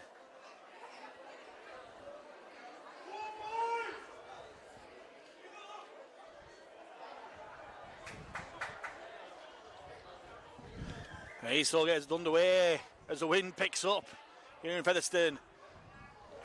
Making a dodgy kick-off, but well claimed by Jack Omar. Well, by number 10, Declan Burrows. Met by strong East defence. As Upton try and make their way out their own 20. Big collision there by Zach Cook. Heating up there in that tackle. There's 9, Evan Rowley. Shares a surname with great hookers of the past. Makes a good start to the game. As Upton move it left. Short ball. Little half break as the 2 12s come together. Jack Swain brought down by Connor Denston. Last one for Upton. Big kick coming in from Steve Beale. And it's going to go into touch. East defenders are up very quickly. But the ball goes into touch. 15 metres out from the East line as Jack Swain came off second best in that tackle. He's getting some treatment in back play. And East had the first touch of the ball.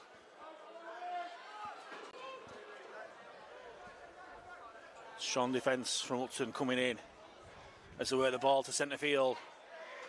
And certainly number up and put numbers in that tackle as they push the East man back.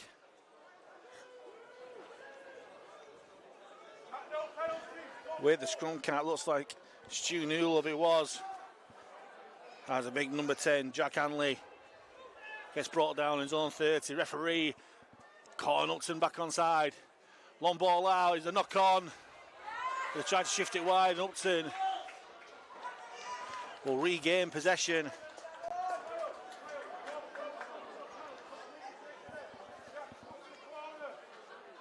And they'll have the scrum. 10 metres inside East territory. on the centre of the field.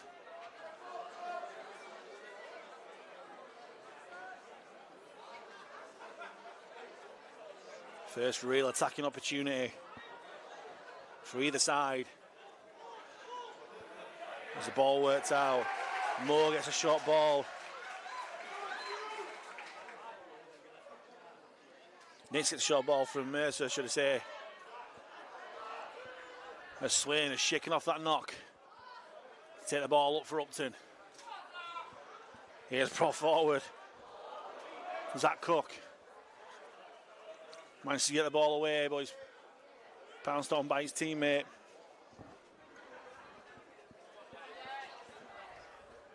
Here's Burrows. Gets to within 20 of the east line. Goes left. Showing and going. Nice into play. Great run through by Nix, but well put down by Holmes. Last one for Upton. The kick comes in from Mercer. It's Spale and Mercer's going to get the ball back. And the first try of the game goes to Jimmy Mercer, showing some real Upton funk with that play there. Riding his luck on the last tackle. Mercer grubbered the ball through. And again, as we've seen in the previous games, wicked bounce, bounced off the East man, straight back into the hands of Mercer, who dived over the line for the opening try for the Yorkshire Men's League Trophy Final. After 5 minutes here, it's Upton 4, East 0 with a kick to come.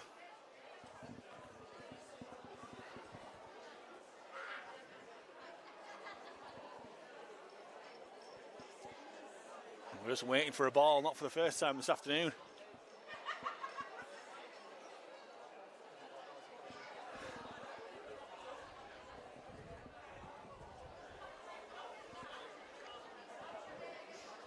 And it's going to be the number 6, Steve Beale, who's going to be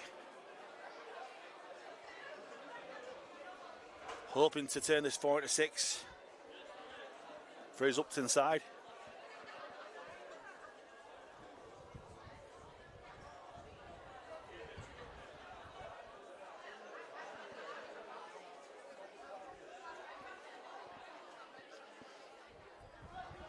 Just 5 metres to the side of his left and upright.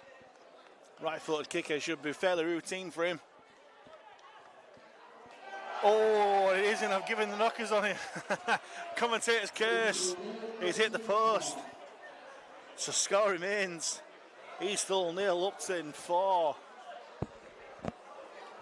Never such a thing as an easy kick, especially when the commentator's giving you the big introduction. As we see again, well, I could say Upton rode the luck for the try and they've not had the luck with the goal. But they've got the lead, which is the most important thing in a cup final. In a trophy final, no less.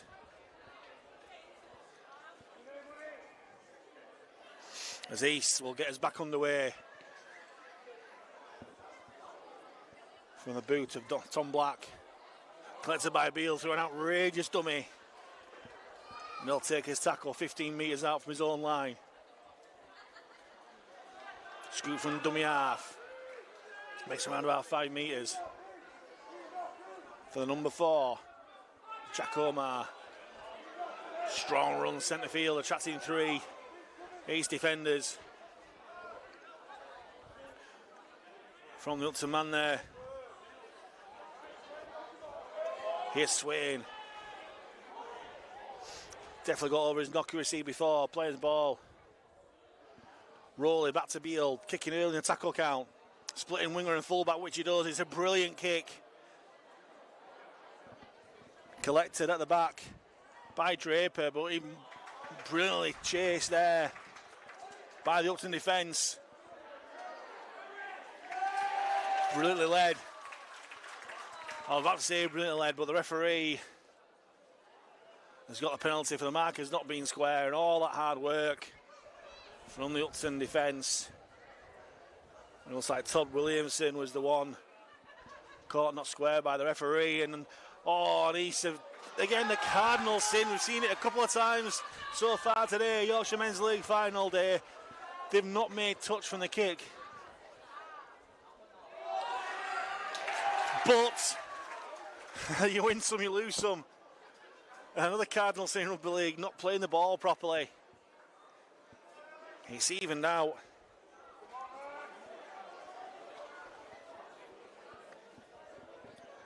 But I said right at the start of this game, this wind's picked up and it's blowing mainly from right to left as we look, and that penalty kick from East certainly caught the wind. It blew back into the field of play, but it mattered not as Upton came up with the error. As Jack Hanley will play the ball 10 metres inside Upton's half. He won't much of a play the ball, but play continues as the number 11, Ash Mellors, nearly gets through the tackle, gets the offload away. Well, Steve Beale's there to put him down. There's a man down back place, Williamson for Upton as East throw a miracle ball on the left-hand side. But the referee rules there was a knock-on somewhere in there. And Upton survive. Don't think the referee's seen it. The Upton 13, Todd Williamson, is down in back play. I think he has now. He's stopped the clock.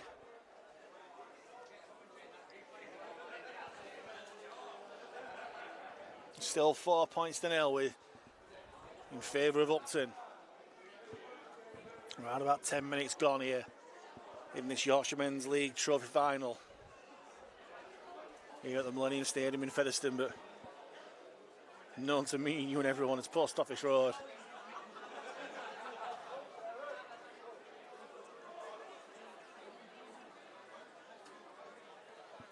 Williamson's been given the okay to carry on, and Upton will have the scrum 15 metres out from their own line.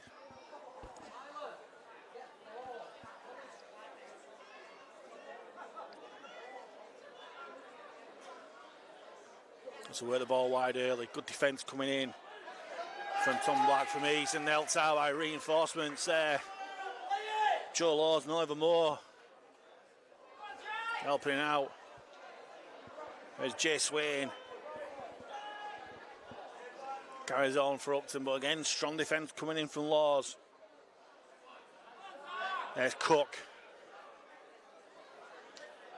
Stopped by 3 East men. Newlove and Nanley, the 2 prop forwards, the ones making the tackle. And they're there again. So yes, Upton man, Evan Rowley down. Spiral kick downfield from Beale. Well gathered at the back from Draper, and Draper looks at counter-attack. Tries to bump off Jay Swain, but Swain stuck to his task really well. Here's the second rower, Connor Denston. Gets the offload away. There's a break on downfield. He gets the grips with him. The number 18. Callum Baker it was, with the break. As Ellerington gets brought down. Lewis Brown goes from dummy half and steals 10 metres. Still tackles here for East. Fighting for a quick play of the ball. Goes to Black. Out of the back to Draper. Gets out of the clutches of the on-rushing Jimmy Mercer. Last one for East. Nice play on the blind side. Kick through by Laws. Looking for the try. Nice little kick through. But he was just too much on it. And the ball goes dead for a 7 tackle set. Guided dead by Tyler Lloyd. And Upton will try and make the way upfield from the 20-metre tap.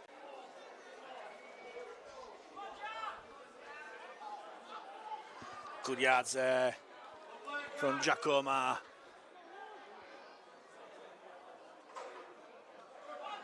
There goes the big prop forward, Declan Burrows.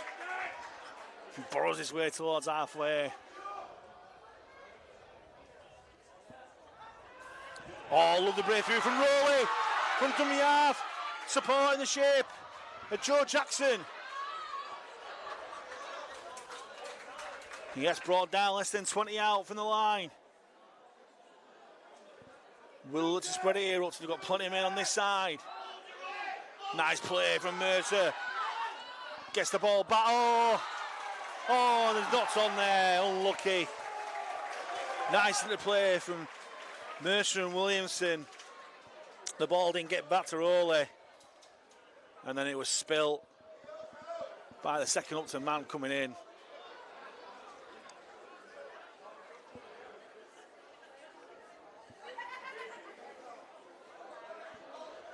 And East will get the ball back.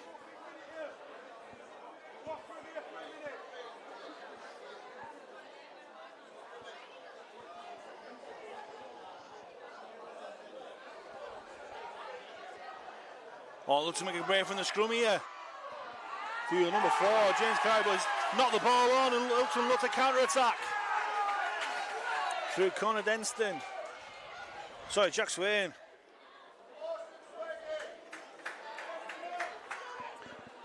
As all there is happening in this game so far.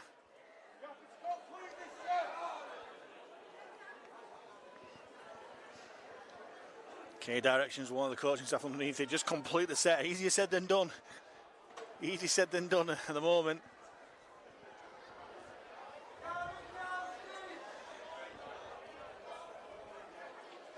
And Upton have the scrum 10 metres inside the east half. Jack Omar brought down just outside the 30. Rowley nearly past the no one because everyone's to the left of him. He's still going Rowley. Looks really dangerous from dummy half, Evan Rowley.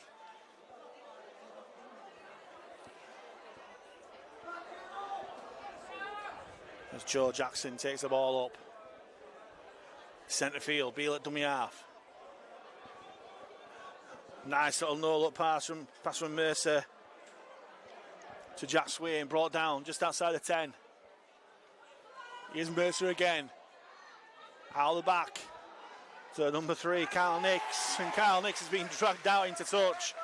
Great defence there from East Hull.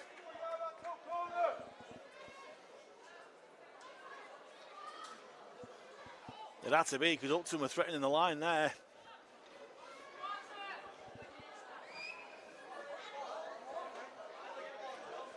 There's another man down for Upton here.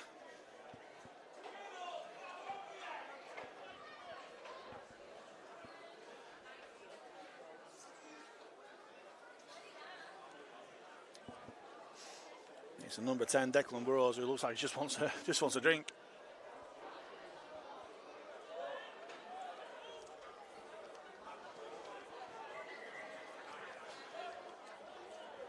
As referee rules. He's played the ball too quickly for his liking. Take 2, it's a great tackle there on Josh Holmes by Joe Jackson.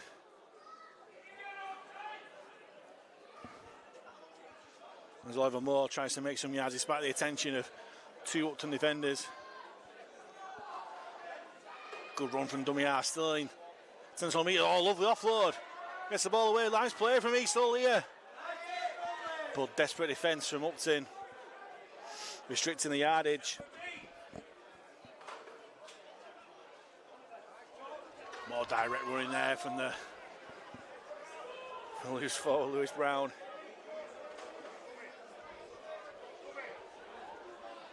Goes to Black, kneels through the gap, and he's through the gap. Draws the full-back, he's got support, inside, it's going to be a try for Connor Denson. And East Hull equalise through that try. And with the kick to come underneath the post, looks like they're going to take the lead. Lovely show and go through the gap by Tom Black. And brilliant timing, drew the full-back and handed it on to his second row, Connor Denston.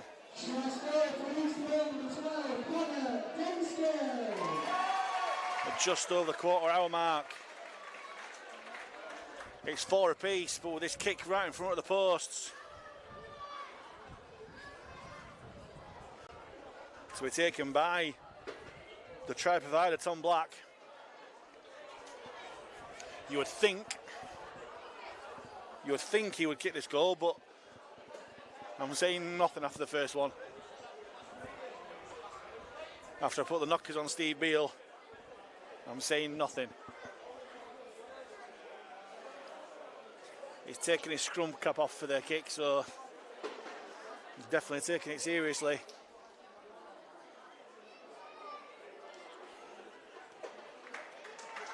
Nothing to worry about.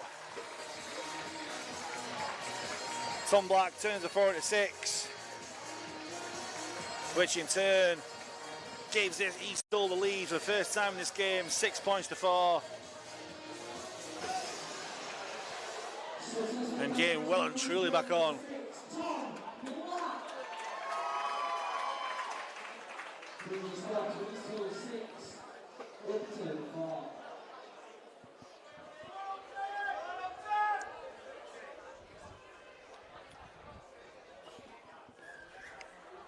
As Beale gets us back underway, I managed to get the ball on the touch. Brilliant kick-off from Steve Beale.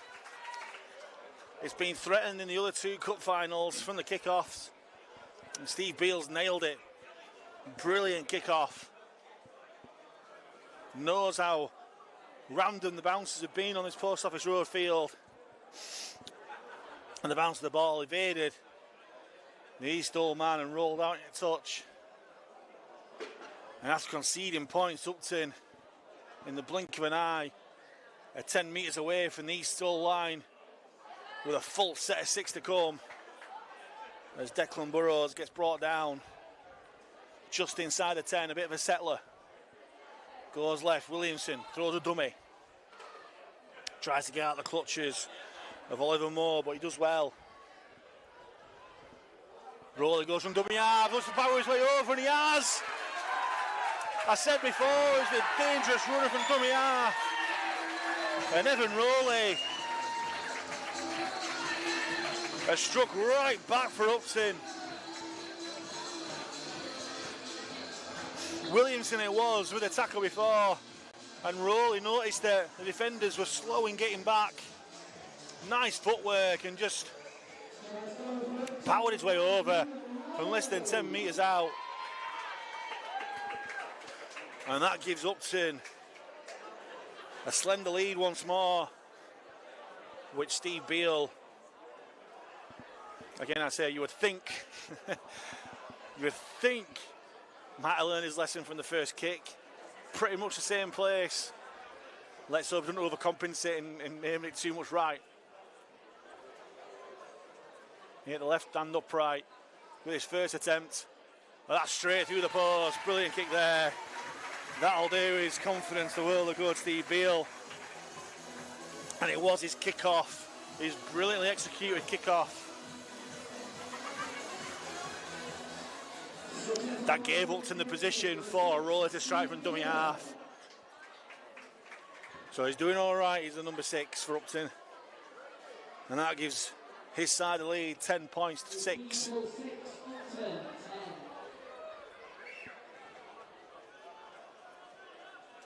And like we've seen in the other two games, it's back and forth.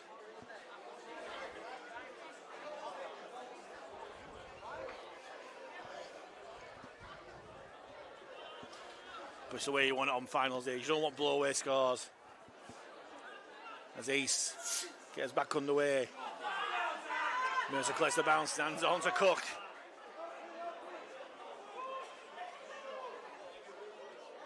Brought down by Lewis Brown for East. Oh, big collision there on Declan Burrows as East are really piling forward. His opposite number, Jack Hanley, he was. Mercer comes to his left hand side. Jack Swain.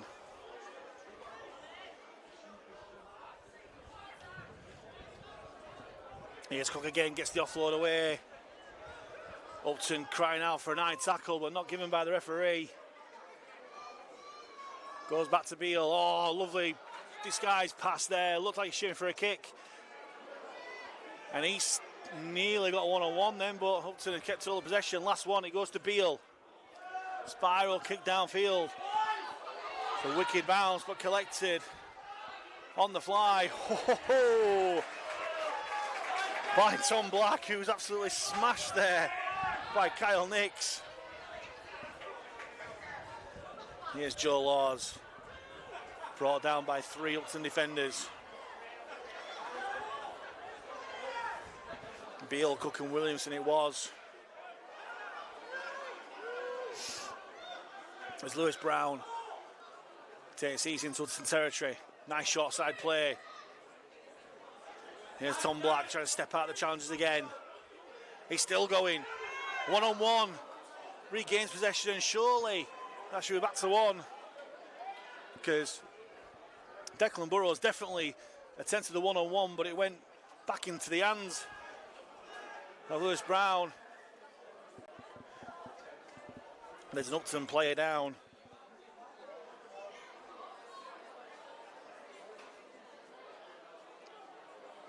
It's Jack Swain, who's been in the wars so far this game.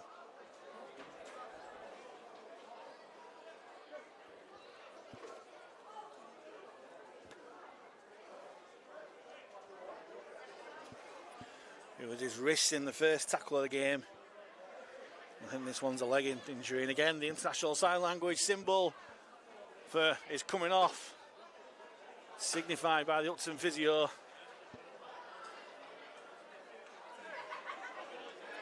As Jack Swain hobbles off the field. Can barely put any weight on that left leg. And he's going to be replaced by Vinnie Etherington. Number 17 coming on his place. And he shakes his head as he comes off. I don't think he's going to come back onto the field. This play continues. Last tackle for East. Spread the ball through. 18. Callum Baker kicks it through, but well collected by the Upton winger, Joe Laws.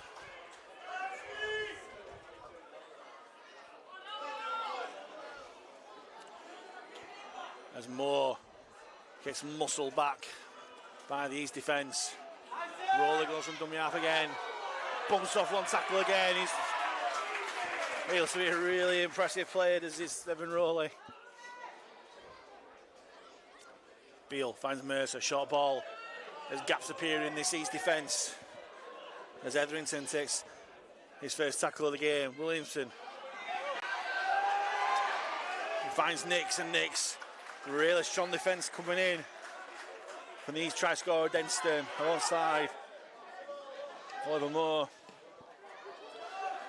Kick hits the East man. Oh, but it's knocked on.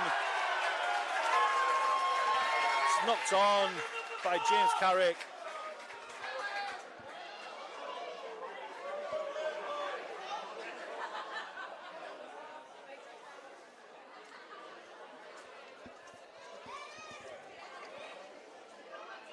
And there is a piling up for East still at the moment.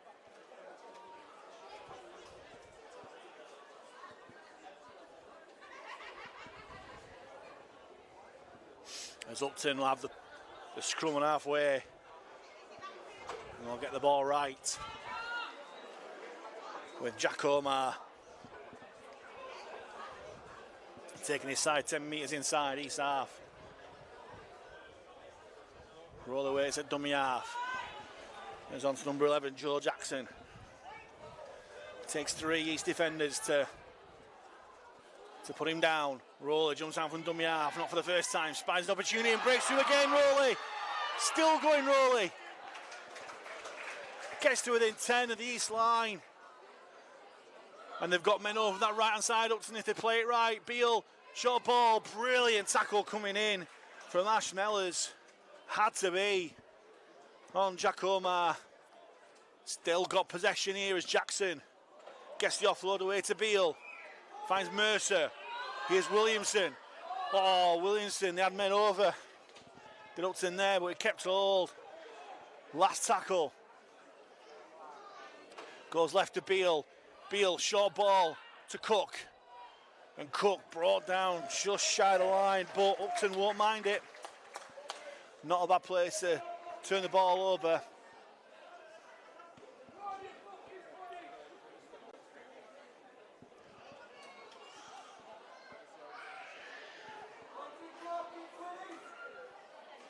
As Easall will try and get out of territory. Good yards there. Lewis Brown, it was a loose forward. Quick play the ball too, as Merce looks to go high.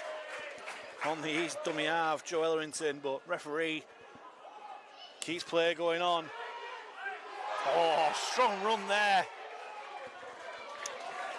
by the substitute, Makagromak. And an offside there. Quick play the ball, catching the Upton player offside. As Upton are piggybacking. He's still down the field here.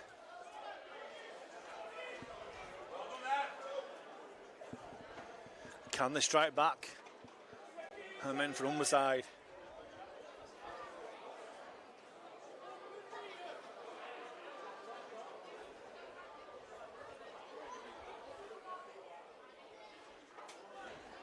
Eventually we'll get a tap penalty here. As Ellerington finds Brown, and Brown tries to bump off one, but well held onto by Mitchell McIntyre for Ellerington for Upton. Just outside the Upton 10 East now. Oh, lovely ball, brilliant play, brilliant midfield play there. The number 19, Reece Dockerine. And it's the number 8, Stu Newlove, who went through a gap an old bus could have fit through. Play slowed right down and sucked the players in. Brilliant, brilliant midfield play.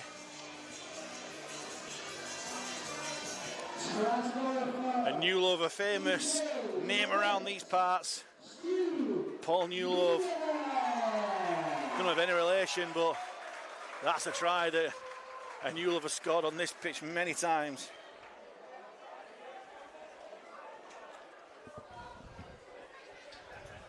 And the number 8 for Eastall will no doubt be saying by the end of the night it was an 85-metre try under the post.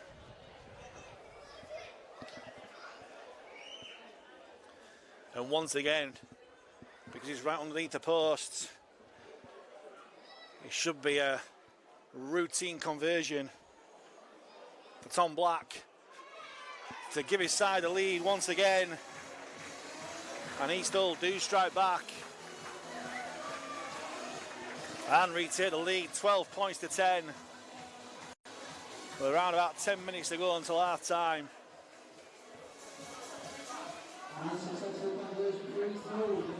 Tom Black brings the score to Eastall 12, Upton 10.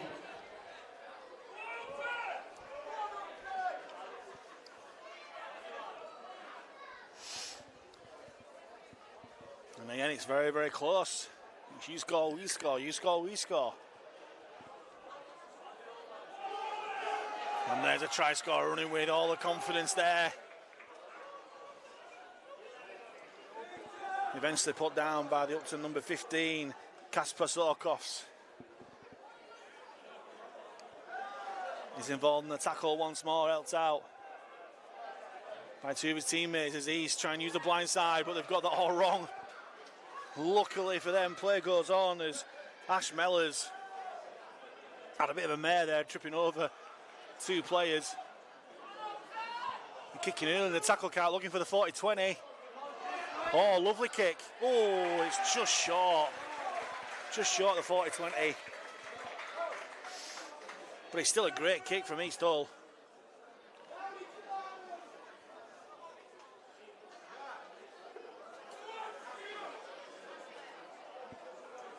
And Upton have got to play the ball here.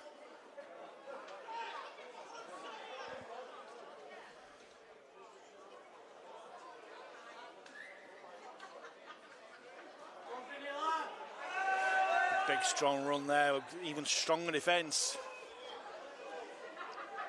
Coming in from the east defence. Oh, massive shot. Hits are coming in thick and fast here. There's number 18. For Upton, there's not a number 18 on my team sheet, so I don't know who he is.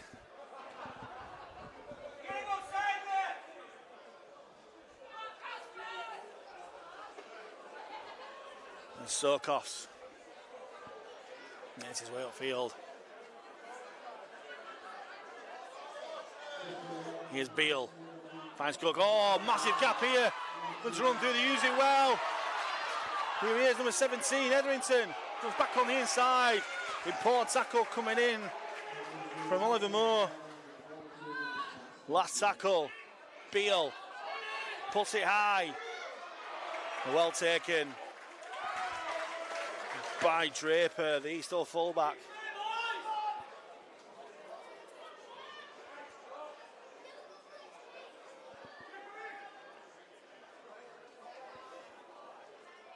As East trying to make their way downfield, looks to be high there, but referee rules play on. As Draper jumps in a dummy half, tried to find some yards for East, but it's up to the defence. Doing well so far. Here's Newlove, powers his way towards halfway, last tackle. Big boot coming in there. Well taken at the back for Upton by Ryan Draper. Brown, black all offside, was a huge hit. Reese Dockerline with the shot.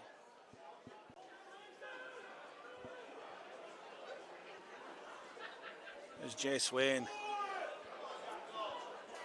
Looked to be taken out, referee rules play on. It was Ellis Bainbridge, my mistake. Oh, a big shot again on Kasper Sokos. Beale finds Mercer, shows and goes, nearly through the gap. Black made the half tackle, but his teammate Oliver Moore made the full tackle. Nice kick coming in over the sideline. Great kick there from Beale.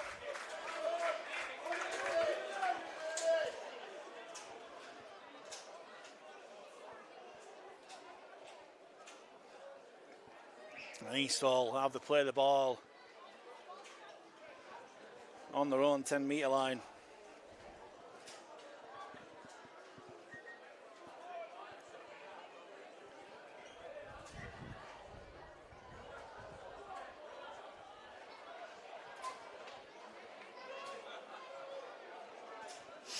Try and make the way upfield now, East. Oh, sloppy play of the ball, but sloppy pass. Just about kept hold. Newlove did well there. Mercer involved in the tackle again as number 18. East Hull is not a number 18 for East Hull, my team sheet, so I don't know who he is. Joe Laws carries on.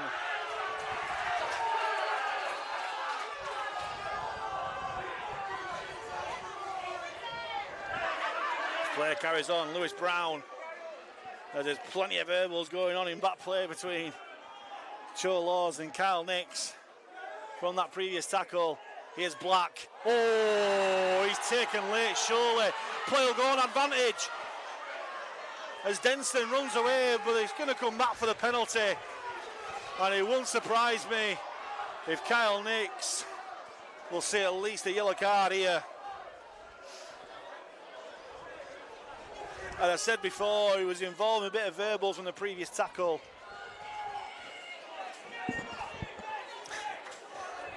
Anyway, definitely late. Plenty of calls from the touchline. Get him off the field. But he's okay. The touch judge giving his report to the referee.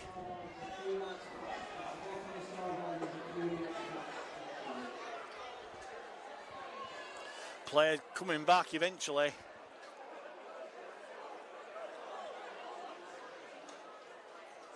As referee waiting for all the players to get back into position. And you would think in these days, Kyle Nix is going to get at least a yellow card. He's calling El Capitan for Upton, number 7, Jimmy Mercer over alongside Kyle Nix. And he has. He's gone off for 10 minutes, the delight of the East Hull crowd.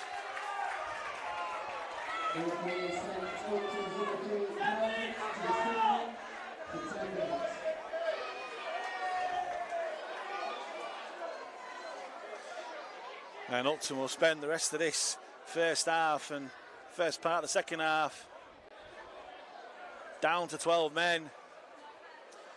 And can East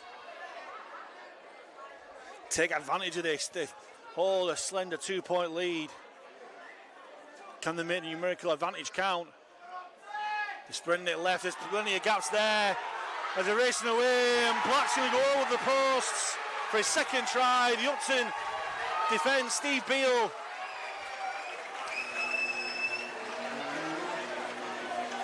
He's adamant they were crossing there, but the referee's given the try.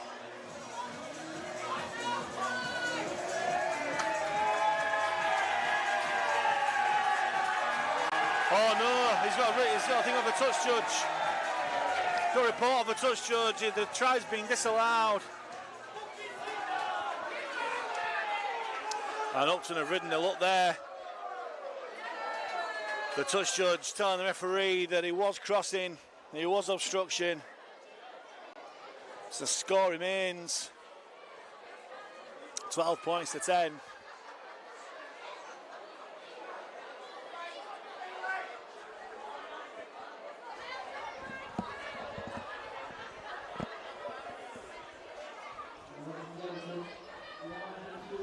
Steve Beale literally just stood there with his hands up for what seemed eternity, saying, come on, what is going on?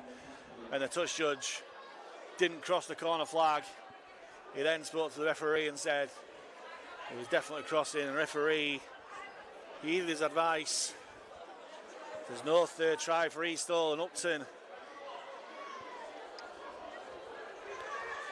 have borrowed the get out of jail free card from one of the previous sides so far today. And they'll try and make the way upfield. Good run upfield there by Sorkoffs.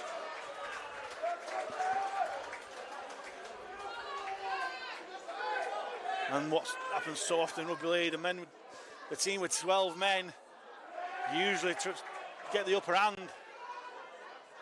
We didn't see it earlier on in one of the other finals, but could it happen now with Upton in possession, making yards upfield?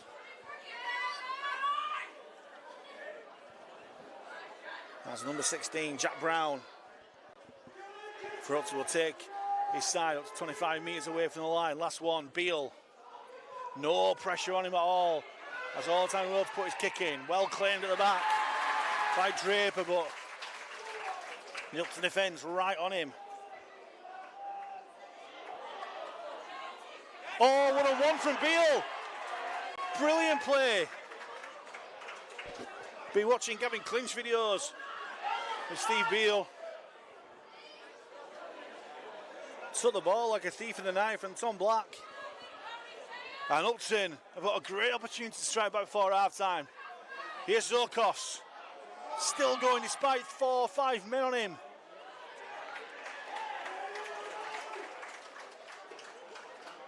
And that is half-time. We couldn't hear the referee's whistle over the noise of the crowd.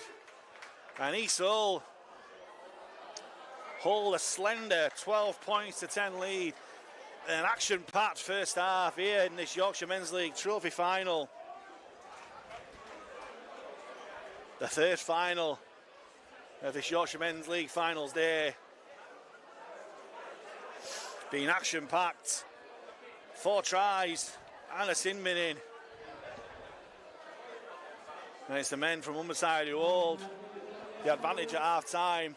But it was Upton who struck first. As El Capitan for Upton. Jimmy Mercer gathered his own kick to score by the post to put Upton 4-0 up. But then back came East with a lovely dummy and break from Tom Black. Handed on to Conor Denston, who scored under the post. Black converted to give Hull a 6-4 lead. But then back came Upton.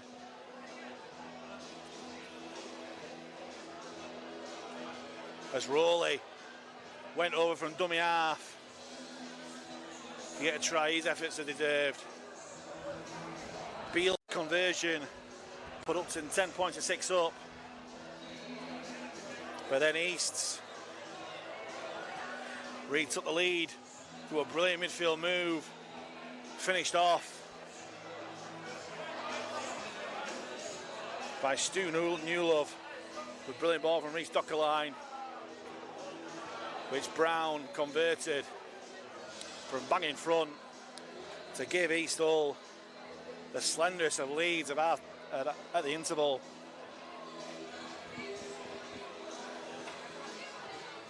It's the half-time score here in this Yorkshire Men's League Trophy Final. East Hull 12, Upton 10, as we just see the late sin bidding of Kyle Nix, who took out the kicker late.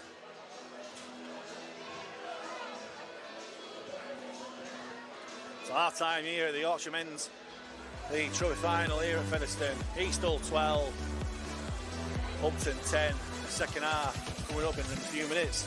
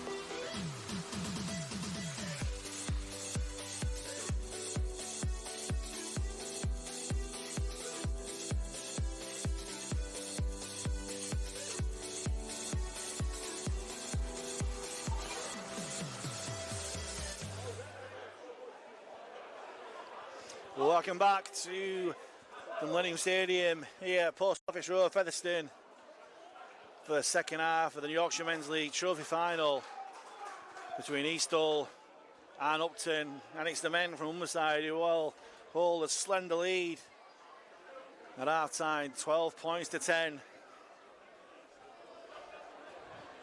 And they'll have a numerical advantage for the first, I'd say 7 or so minutes to the second half, thanks to the sin binning just before half time of Kyle Nix. Well, both sides already, we're just missing 3 important bits of a game.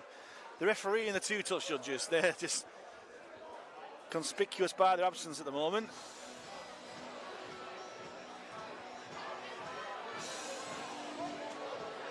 Softon said he can't have a game without a referee, and it's proving right at the moment. And finally they arrive. To the usual boos of the crowd.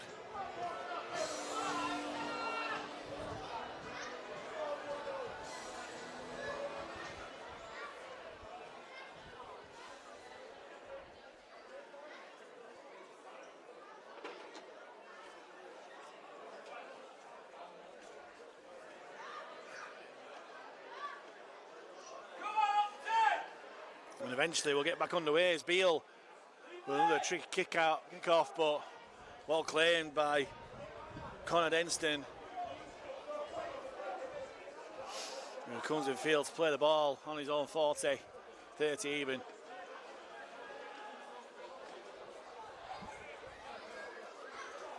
Play goes on, nice play again. Nice offload again from Dockerline.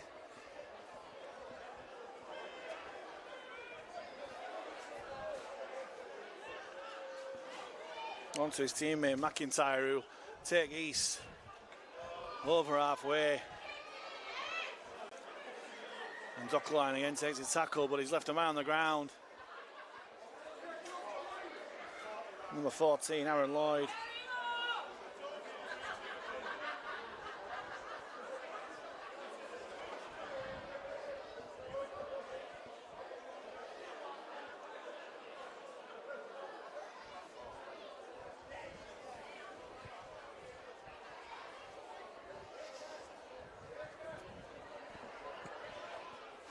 He's getting treated by the Upton physio on both sides, taking on water.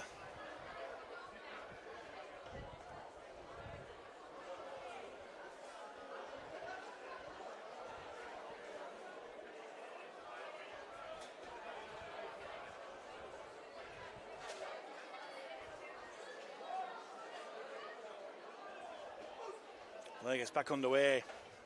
Oh, nice flat ball there. As Mellors takes his tackle 25 metres away from the line. Little dink over. Oh, horrible bounce. Oh, it's going to go dead for a 20-metre tap. 7 tackle set. And Upton wasting no time to get on with it. As they steal 10 cheap metres from the tap. Use the blind side. Oh, huge hit there. From the west, from the east. Number 18. There's no number 18 on my team sheet. Oh, it's Callum Baker, sorry, my mistake. And he's really annoyed by something.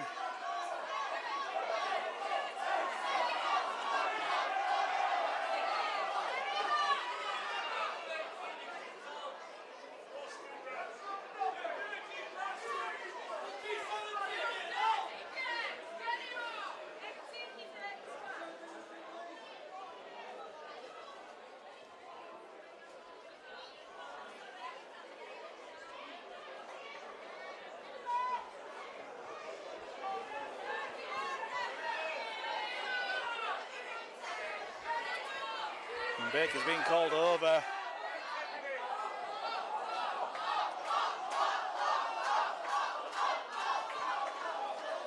By the referee. Is he going to be spending some time on the sidelines? He is. He's got 10 minutes in the bin. So for a while.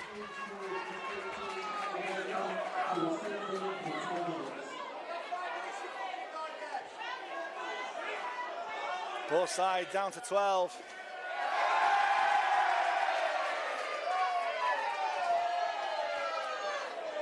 And Baker's been pantomime villain at the moment, playing up to the crowd. As he's come off, as Beale.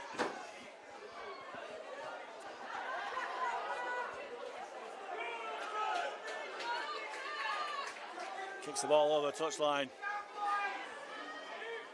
And the set will start again.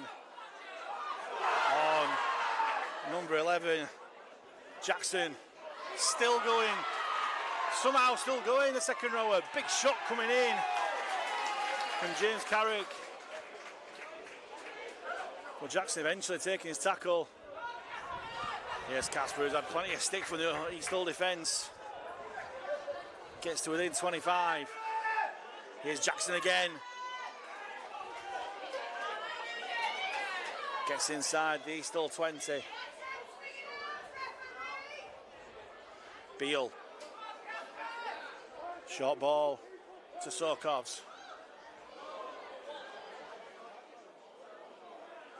Go left, Mercer, shows and goes. Out the back. So full back Lloyd. Hands on to his centre, but put down easily. Last one, Mercer. Hits the post. Collected by the East Hull number 4. James Carrick, and he's trapped in goal. The referee rules illegally. And he's given the penalty to East Hull.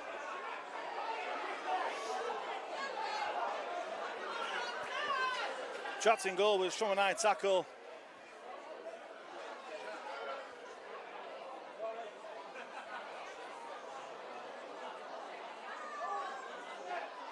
Oh, and just made touch from that kick from Lewis Brown. Sliced the kick there.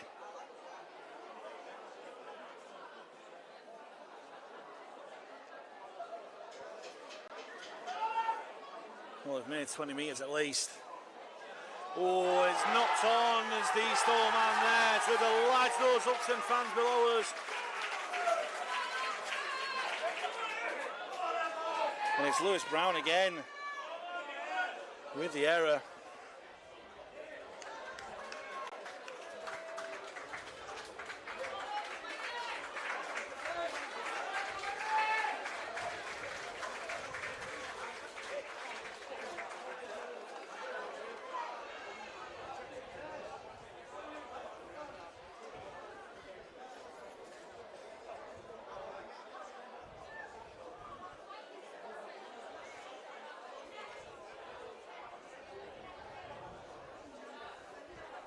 And Upton have the scrum, 30 metres out, centre field.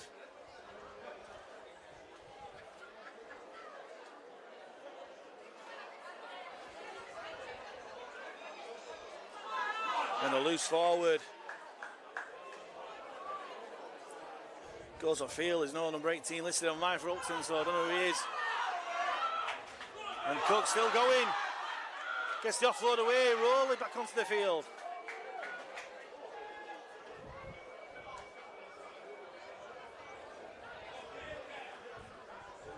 Mercer brings Sokovs. Still going.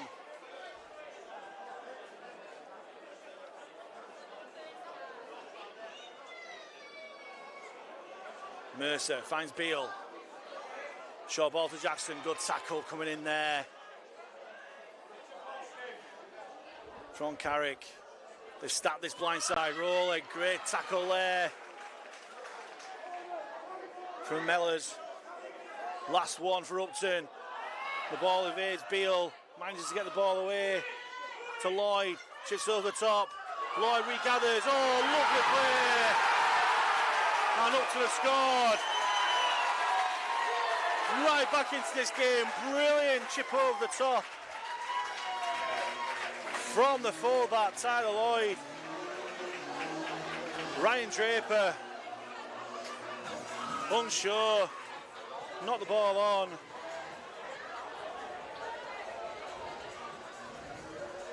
And handed on to the Upton man to go over for the try. Now, we haven't got an 18 on our team sheet, so I don't know who he is.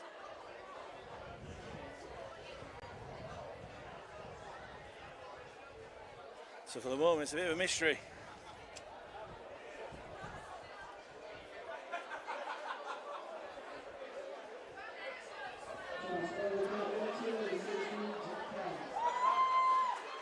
Well, it's Jack Brown who's wearing 18, not 16, anyway.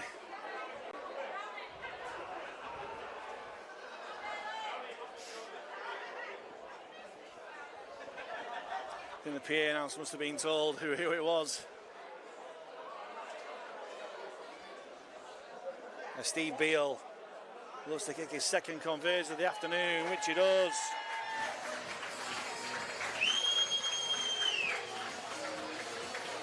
And Upton retake the lead. 16 points to 12.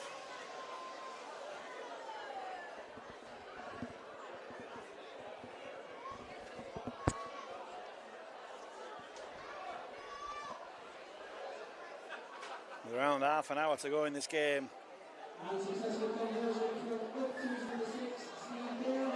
Oh, tricky kick off there from Black. Just about claim from Beale.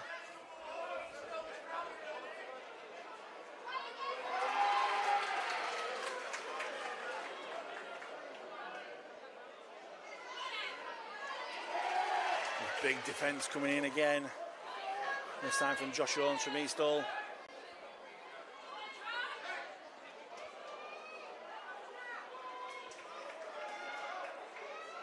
Jack Omar this time with the ball. Here's Sokovs. Strong runner, this number 15, Kasper Sokovs. Last one for Upton. Mercer with a kick, just grubbers it downfield. Ryan Draper collects to the back, but decent chase from Mercer.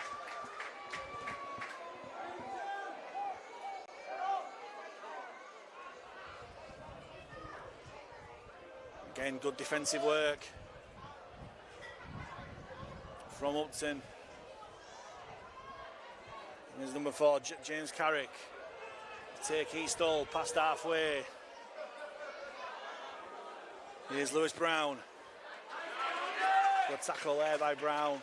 Now tackled by Cook up top. And using the blind side. Here's Mellors. Good tackle by Beale. Last one for Eastall. 25 metres out from the line. Black dummies a kick. Looking to make the break. He's got options left and right. Gets the offload away. And it's a rush kick. Collected easily enough by the Upton man, and there's a chance gone there for Eastall.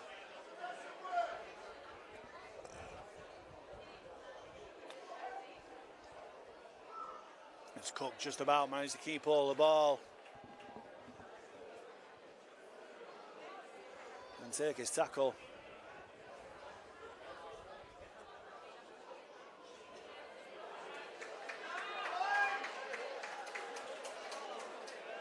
Eastall numbering up in defence. Lewis Brown this time finished off the tackle. As Kasper Sokovs. Still going despite 3 Eastall men on him. Good play the ball, Rowley trying to catch Eastman offside with referee Rose play on. Last tackle goes back to Beale, and Beale tries to as far downfield as possible, but Draper catches it on the fly. Gets brought down just shy of halfway. Good run there from Connor Denston. But Upton muscle up in defence. Slowing down the play of the ball. Here's Lewis Brown. Pass is available, but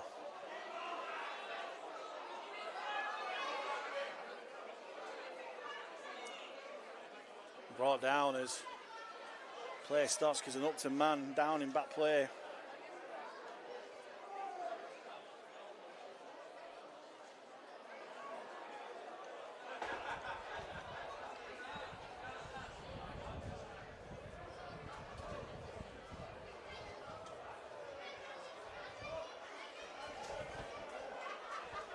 It's number 5, Ellis Brainbridge, who's getting the treatment.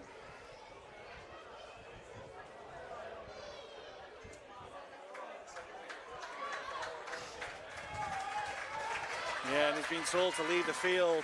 I think the signal was a head knock, but it wasn't, so I think it's the equivalent of a green card. He's going to stay off the field for 2 minutes.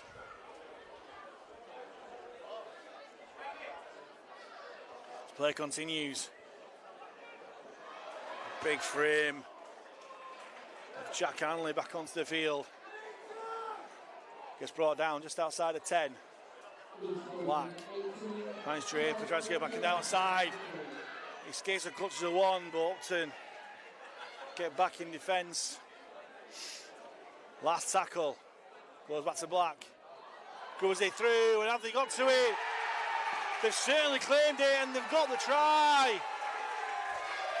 Perfectly weighted kick through by Tom Black. And the East Hall man couldn't quite see from my angle here. Dived on it.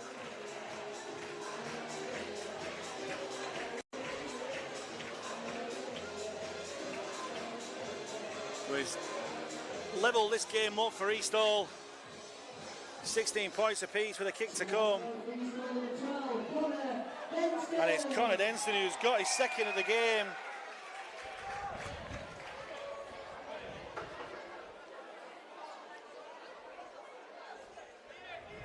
.25 minutes to go.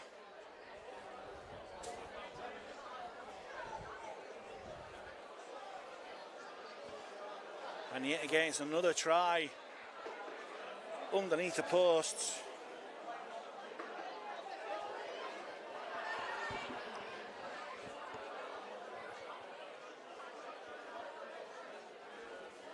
Which Tom Black, you would think, would knock over. Which he does.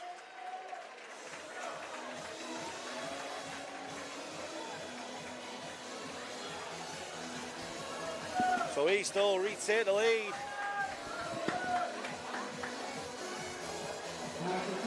$18 points to 16.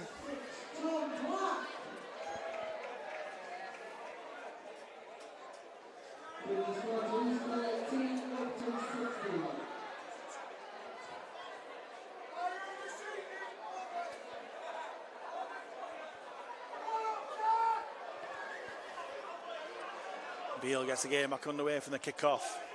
Hands off for Hanley, and Hanley, who had a steam off the back fence, but great tackle down low by Rowley. The play carries on, number 17, Mitchell McIntyre.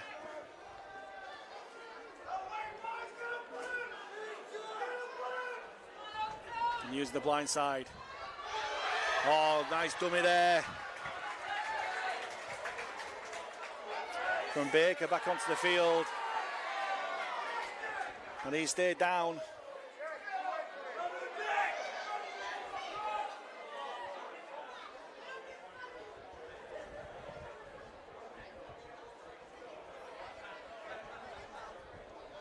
Looks like his ankle.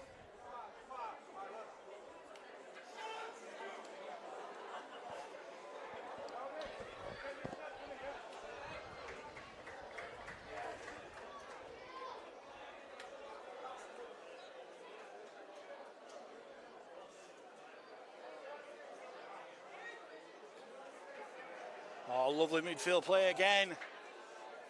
Black put down by Zach Cook. Baker long ball. Oh, kneeling.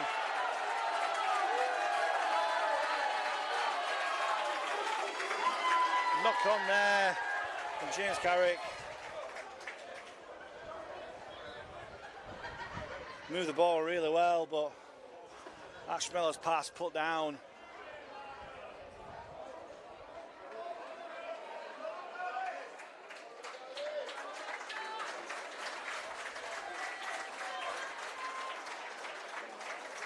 And Upton have the scrum down.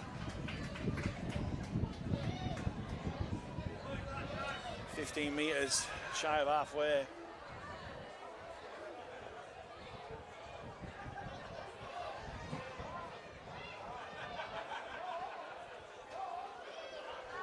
The tackle comes in from Joe Laws.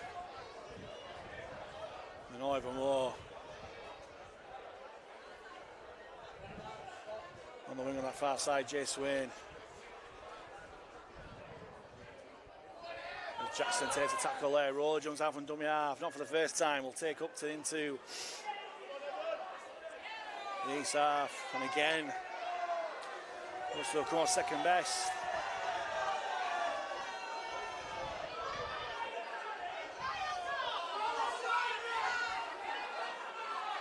Here's Zach Cook, brought down.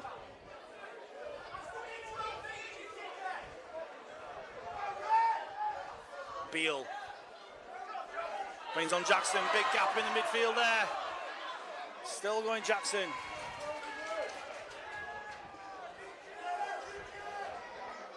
Last one for Upton, goes back to Beale, throws a dummy, puts it up. Draper underneath it, cleans it well. Well tackle there by Roller though.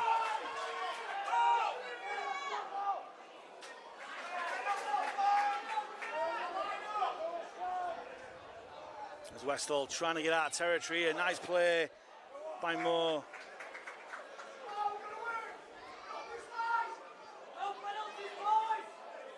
Oh, the ball gone backwards off ground, but it's classed as an error.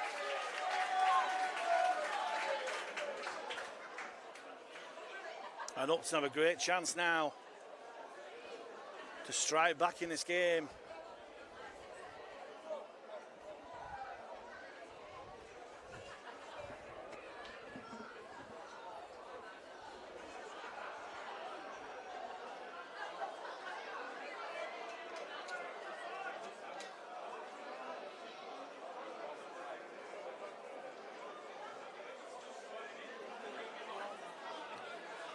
Here's Beale from the scrum, short ball to Omar, well defended though by Baker. Beale at dummy half, brings on Burrows. Goes centre field, just outside the 10. Roll outrageous from dummy half, still going Rowley, stopped by Baker, but referee rolls high.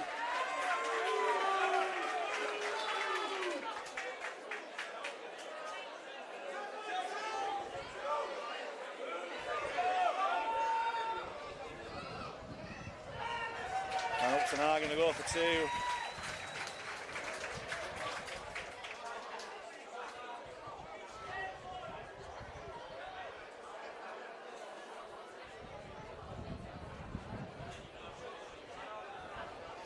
To level this game up, 18 points apiece. This Beale does waste no time in doing it. So 18 points apiece. Less than 20 minutes to go in this Yorkshire Men's League Trophy Final.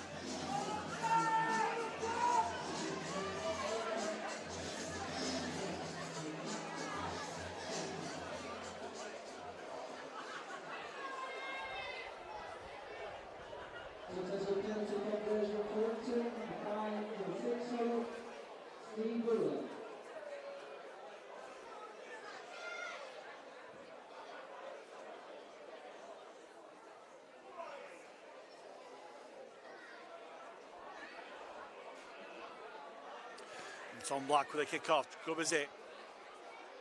Looking for the touchline, but it bounces in field. Collected by the Upton man, and he so looked to try and push him out. Just about stays in field.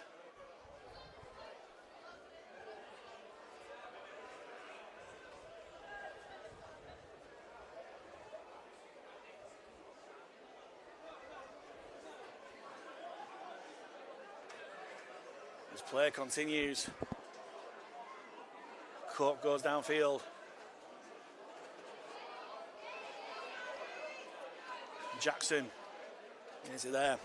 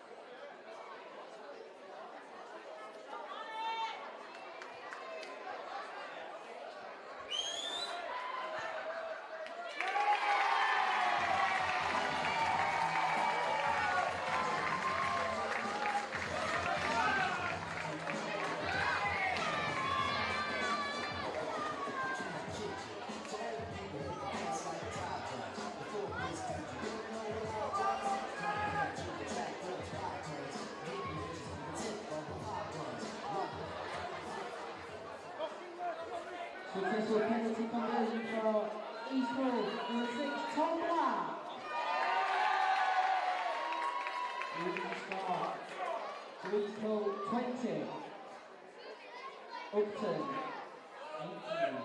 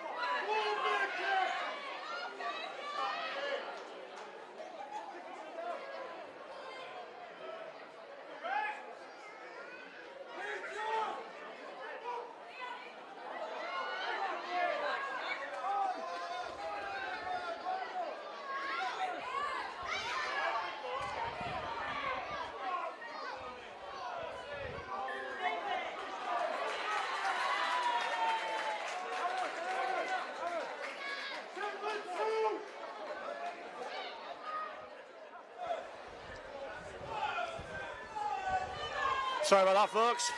A little bit of technical difficulties, shall we say.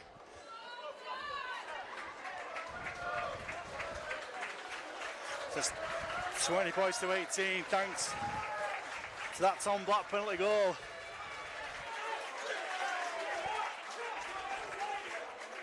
And we see still hold a slender lead.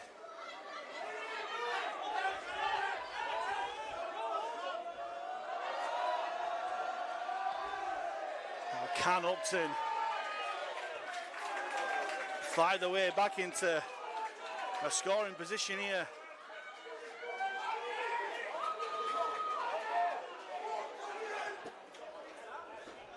Rowley with a tap. Hands on Sokos, who's run so dangerously with the ball all game. Rowley waits at dummy half. Finds Mercer, onto Cook. The temperature's rising in his kitchen, and Cook's just getting started. He's rolling from dummy half. Gets to within 10 of the Eastle line. Mercer finds Sorkos again. Still fighting, still going. Less than 2 metres out. Will Rowley fancy a dash from dummy half? The East defence are ready for him. Goes it back to Cook, and Cook gets over the line, and is that the win for Upton? As Zach Cook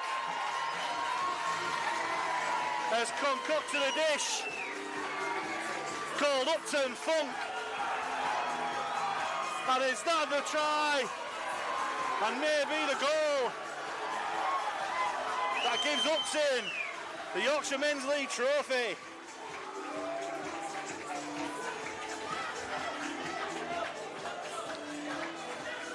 Must be only about 3 or 4 minutes left.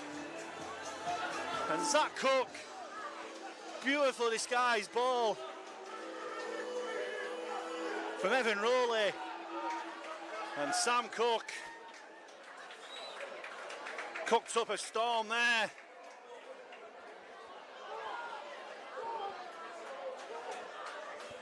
A dish served under the posts, hopefully to be converted by Todd Williamson.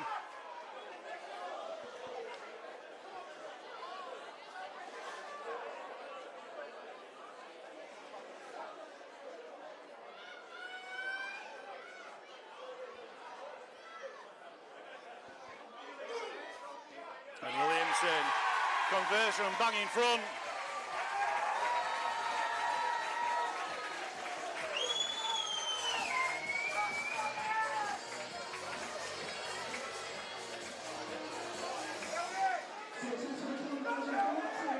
Now what have Eastle got on the sleeves now?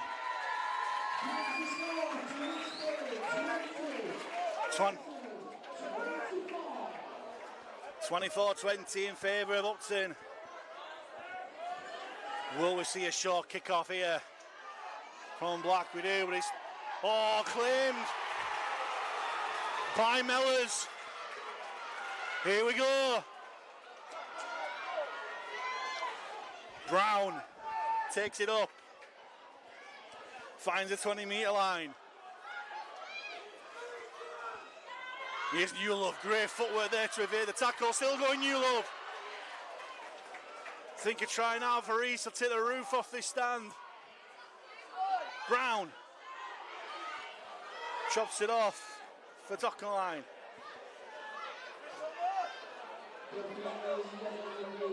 He's wanting a quick play of the ball. Goes right to Black. Black, he's gone over, there we go! East has scored now! It's all happening here in this Yorkshire Men's League Trophy Final. And Tom Black, who's had a wow of a game for Eastall, gets the try that his efforts have deserved. And there must be only a minute left. He's tied the game up 24 apiece. And again, he's gone under the post and it may well be his boot that wins this final for Eastall. And again, I've said before, brilliant game, back and forth. You score, we score, you score, we score. And the massive travelling support that's come over from Eastall.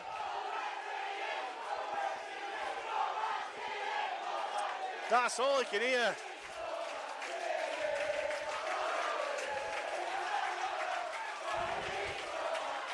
But Tom Black, has got to block all that from his head and just keep absolutely focused on this conversion attempt. If he misses, well, we could be going into golden point.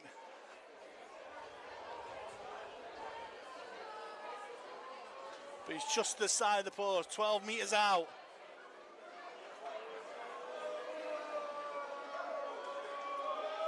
He's been forced with the boot so far. And he is now, you can see, he's put his hand straight up. Black kicks his 5th goal of the game for a personal haul of 14 points.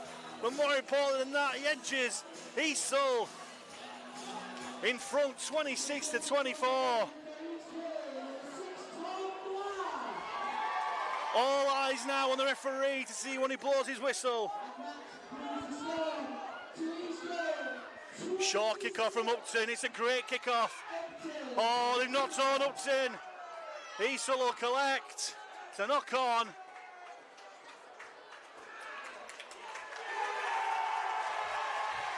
And by the way the players are celebrating, you may well say scrum down and then it's last play afterwards.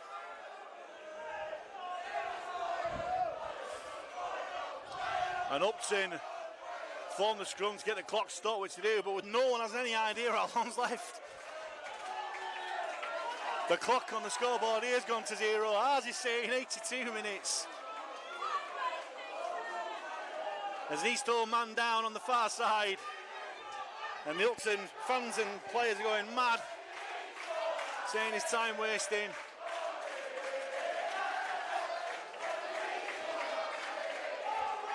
And again, all you can hear is the massive Eastall following. There must be at least 100, 150 of them here. Scrum's fed, hands on to Callum Baker, who brushes off, tries to brush off one, eventually put down by Aaron Lloyd. And you'll see the slowest play the ball's possible here. Here's Mellors, and Mellors has run strong all game. He wants a quick play of the ball. Here's number 19, Dockerline, who's had a great game, soft hands. Here's Newlove. Just takes his tackle. Not bothered about making yards, just keeping all that ball. Here's Baker. Oh, onto Black, who's taken off his scrum cap. Last tackle of the set for Eastall. Is it the last tackle of this game? Goes back to Baker, and Baker just keeps hold. Handover, and not surprisingly, the man of the match being announced as he's number 6, Tom Black. A try, 5 goals, and always a danger ball in hand. Sets up at least one other as well, as play still goes on.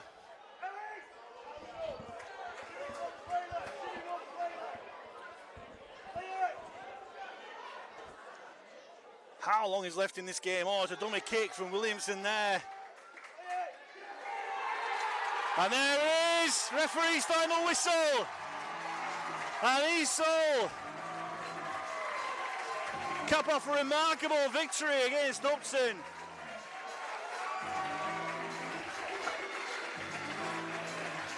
Come from behind to win 26-24.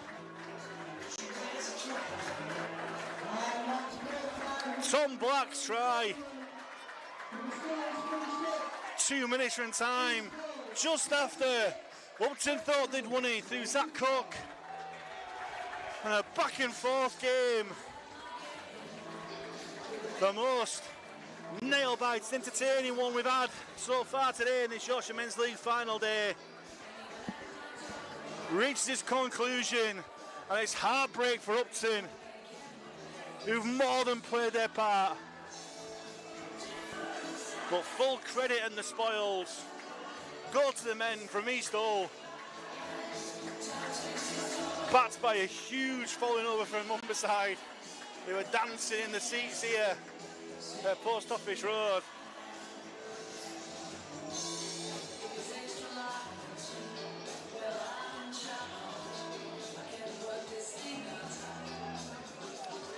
And players celebrating, but also acknowledging their opposition and the respect between the two sides.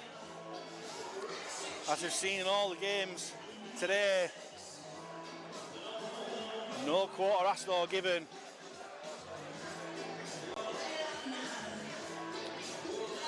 Plenty of thunderous hits went in.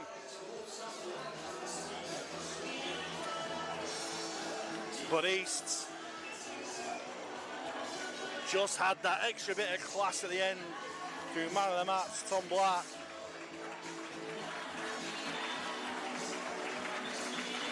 And to see the tunnel being made again to give respect to his rugby league, batter each other for 80 minutes. We shake hands after and no doubt share a pint in the clubhouse afterwards. As Eastall come through the Upton tunnel and signal to the fans that they are the winners of the Yorkshire Men's League Trophy of 2025. They're delighted. And on the other side, Upton, they thought they'd won it. They had scenes of jubilation when Zach Cook fired his way over.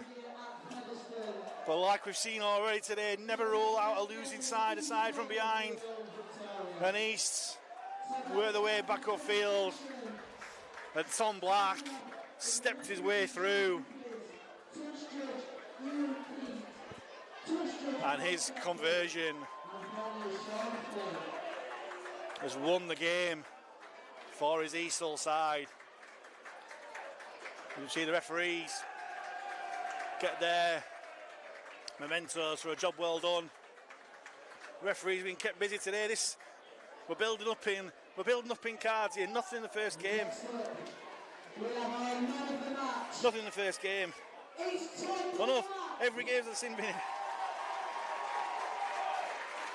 No, similar in the first game, nothing in the second game, and then 2 similar in this game. As Tom Black, the East number 6, gets his well-deserved Man of the Match award. And now please show your appreciation for the winners of this afternoon. And Upton go up to get their runners-up medals. And it's great to see both sets of fans clapping, especially the Eastall following and the Eastall players. They know they've been in a game.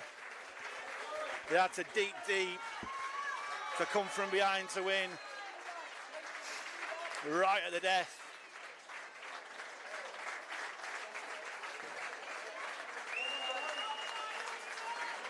Wouldn't be a Rugby Football League event without saying every minute matters, and it's certainly rung true in this final today. As Steve Beale, who more than played his part for Upton, did everything for his side. And now it's a turn of the winners, Eastall.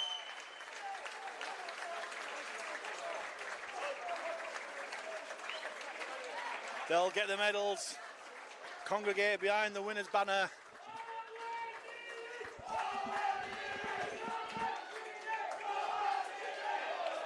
And it's going to be one almighty noise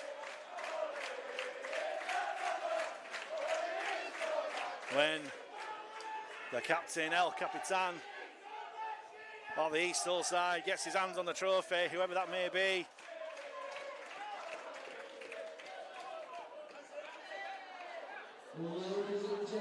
Looks like it's the prop forward, Stu Newlove. He chipped in with a try.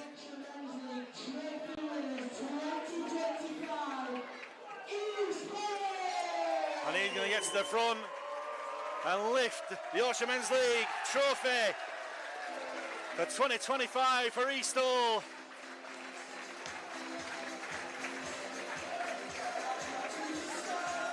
And it's the unofficial Eastall anthem, Respect, that's being played out in Post Office Road right now. I would think most Eastall fans are OKR fans, but you never know in that city. There we go, there's a couple there who are singing along in the Eastall ranks. Regardless, it's a banger. And they'll be celebrating into the wee small hours of Sunday morning, no doubt. As they are entitled to after such a great game.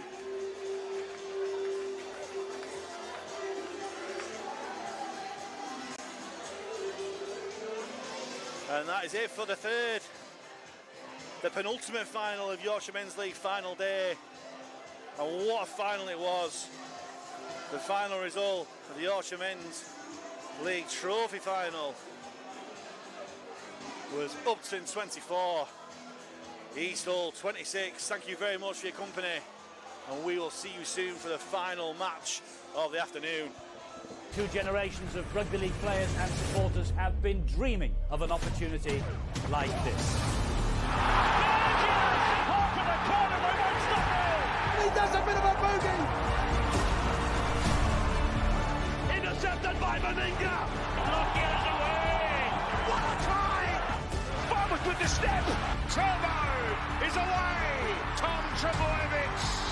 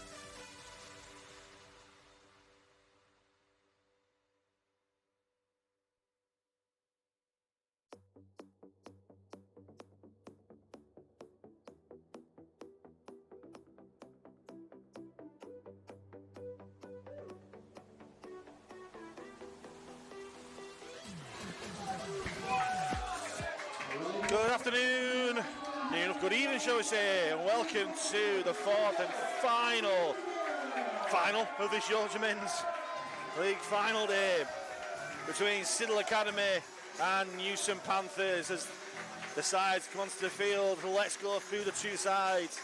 First of all, Siddal Academy, number 1, Joshua Brown, 2, Ethan Bush, 3, Robson McGowan, 4, Jacob Rushforth, 5, Kieran Raystrick, 6, Deacon Tallis, 7, Will Scrimshaw, 8, Mason Scott, 9, Connor Clayton, 10, Josh Beck, 11, Leo Dow, 12, Henry Ogden, and 13, Joshua McAdam.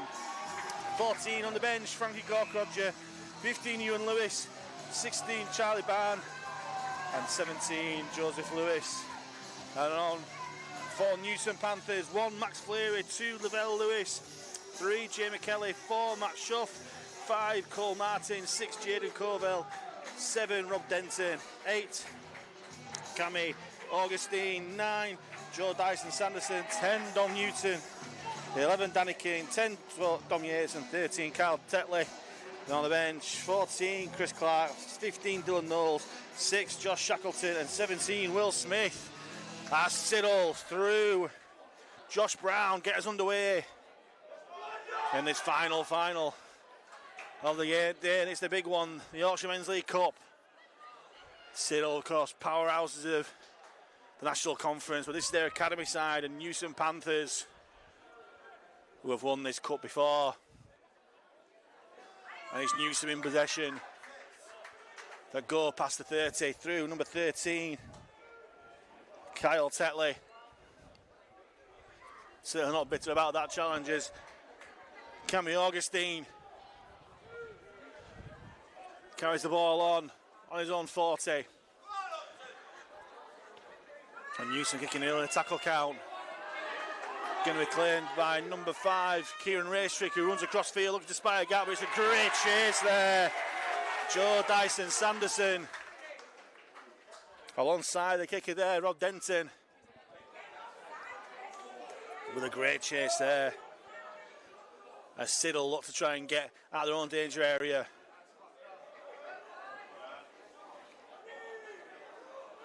And it's Clayton that comes out from dummy half, trying to steal some metres there as big man in the middle, Josh McAdam,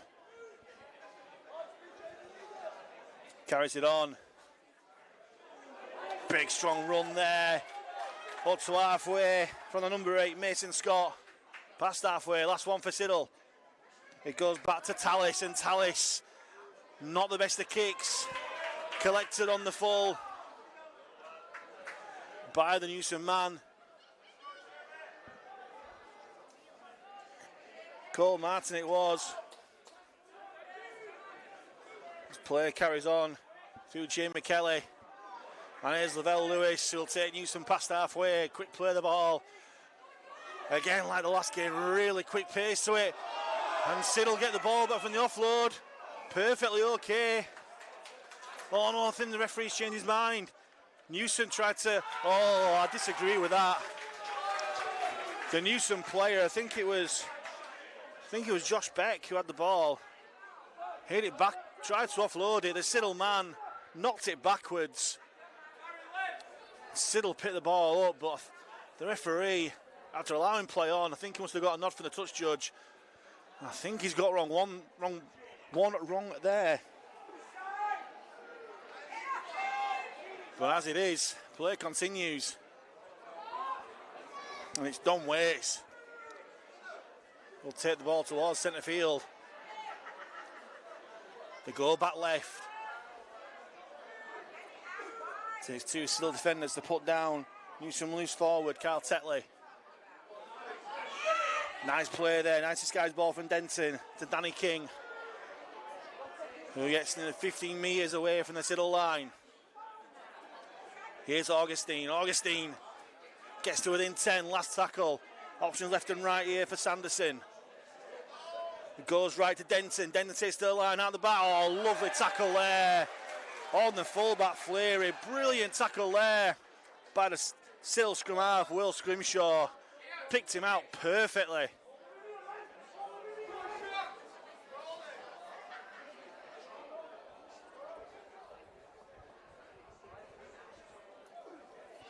As Newsome trying their look out on the power play.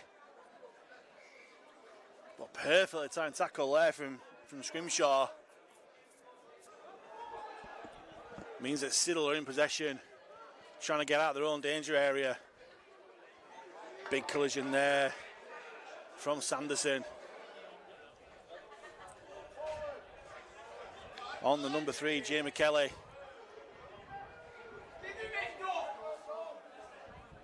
Oh, sorry, McGowan that was. Scott carries it on.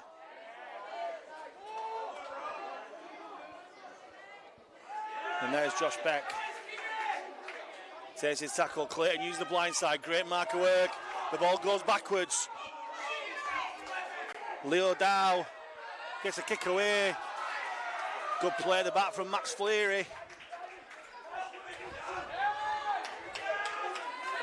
Good counter defence there from Scrimshaw and Dow. As Newsome still carry on.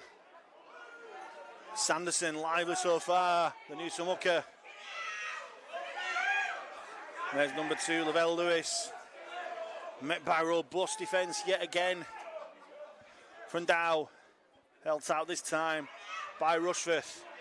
Move the ball towards the centre, and it's Augustine who stopped by 3 Siddal men, finished off by McAdam.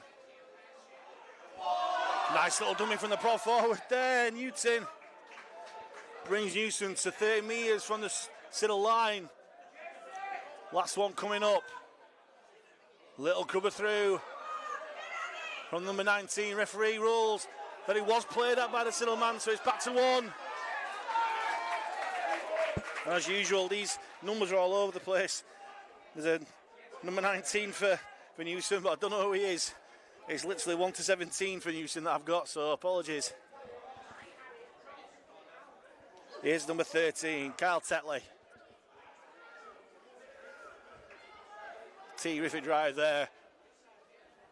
And there is mysterious number 19. Gets a loose pass away. Tried to find Dom Yates. But it was a poor pass, and Waits unsurprisingly spilled the ball. And Siddal will have the scrum 10 metres in front of their own posts.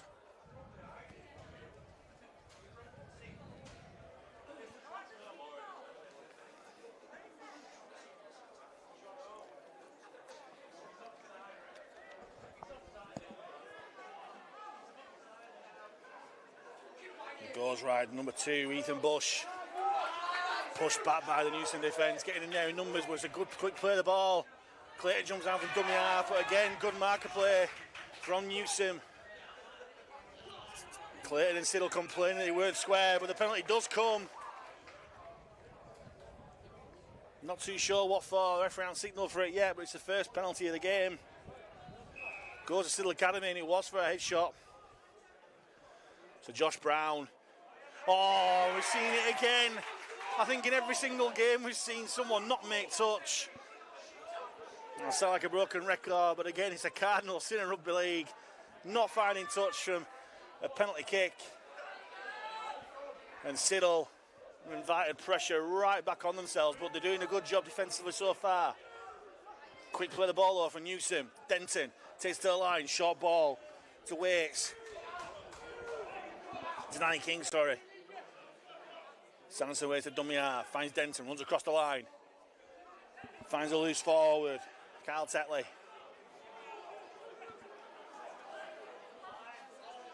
20 metres out, centre field. Goes left, number 19. I'm guessing he's number 6, Jaden Colville, because there's no number 6 on the field. Well, number 6 on the field, we'll find out anyway. Nice into play for Newsome there. Fleary grubs it towards the sticks. Tetley looking to chase. Oh, the ball's not going to go dead. And Siddal are going to be trapped in goal. The ball's gone loose. Newsome dived on it. The referee rules, it was held anyway. But as we've seen in all 4 finals today, this Post Office Road pitch is really, really unpredictable with the bounce. And that ball just rolled. Everyone thought it was just going to go straight dead, but it just rolled on an angle across, and Siddal trapped with possession. As Newsome struggles to deal with the dropout. Good shot there from Josh McAdam, number 13 for Siddal. On Dom Newton. Here's Denton, short ball to King. And King spins out of one tackle, thought about the offload, but thought better of it. Gets brought down, less than 25 out.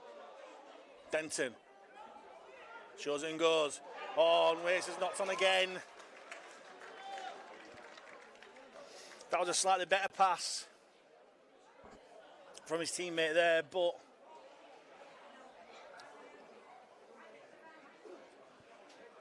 still should have caught it.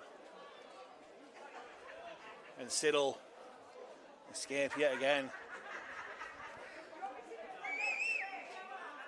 Get the scrum 20 metres out from their own line. As Rushforth gets brought down by Denton. Clayton waits at dummy half. Hands on to Leo Dow. Gets brought down by Tetley. Clayton shapes left and goes right. Looks a little bit forward, but play continues. And that's a knock on from number 8, Mason Scott.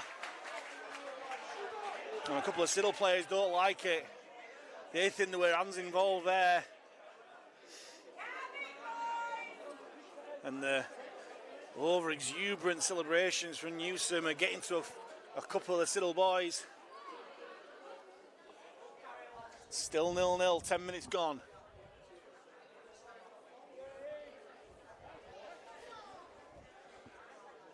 Let's say the top-ranking cup final of the day. And defences are on top of the moment, or should we say, errors are on top of the moment. Denton, early ball to Jamie Kelly, tries to get out of one, but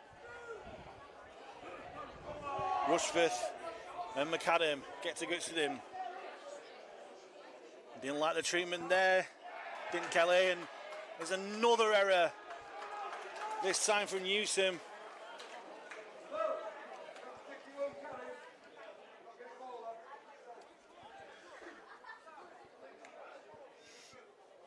I think there's only been one set completed in this half so far. Just error after error. And Siddal have possession from the scrum, 15 metres shy of halfway. As Josh Brown looks to attack from the back. Gets a dominant play of the ball. Clayton jumps out and dummy half, finds open field ahead of him, but the door closes. Big shot there from Dom Newton. Siddal in Newsome territory for the first time in a while. As McAdam takes his tackle. Clare finds Scrimshaw. Kicks all of it, this time as Mason Scott. Makes his way into Newsome's 30. Best attacking position for Siddal so far. Scrimshaw out of the back. Oh, lovely dummy. Lovely dummy from Brown, but it's a desperate tackle by the Newsome defence. Scrimshaw still going. And Newsome gets to grips with him. It was the last tackle. The kick never came. But it is a completed set. And that is something so far in the first 12 minutes or so. As Newsome through Kelly. Tried to get out of danger.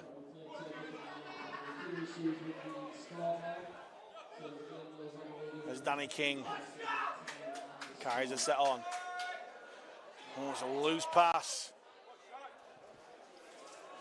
Meant for Lewis. But picked up by the number 16, Josh Shackleton.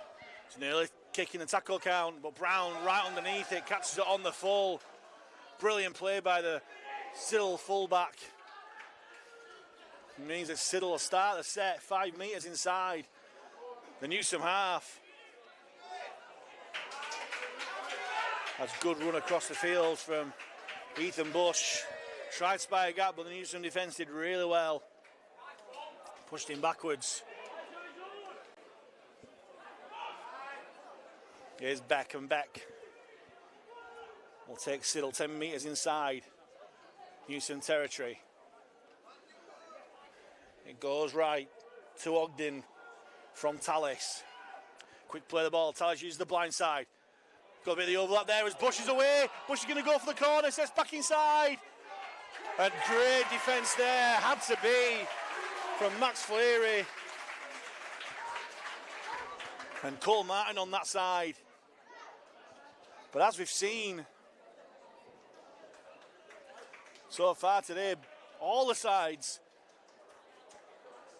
wingers not afraid to go on the outside and have a go. As change is being rung, number 16, Charlie Barn, and 17, Joe Lewis, come on for Siddal. I'm not too sure who's come off just yet. It's 13, Josh McAdam. I'm not sure on the other one. Play continues. Lewis takes his tackle in centre field.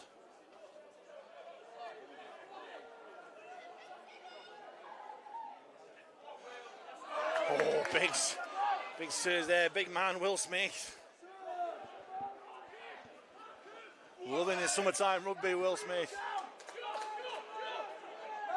As Danny King brought down just shy of halfway. Last one, Denton. Puts it high again. Josh Brown underneath it, calls for it. Because Kieran Rastrick, was underneath it. He takes it from dummy half. Makes 10 or so metres for his side. Brown goes into dummy half. Short ball to the centre, Jacob Rushforth. Clayton back in the dummy half. Goes himself again, trying to spy his lazy markers offside, and he's done well. Third time lucky. But he's not got for offside, it's for an high tackle.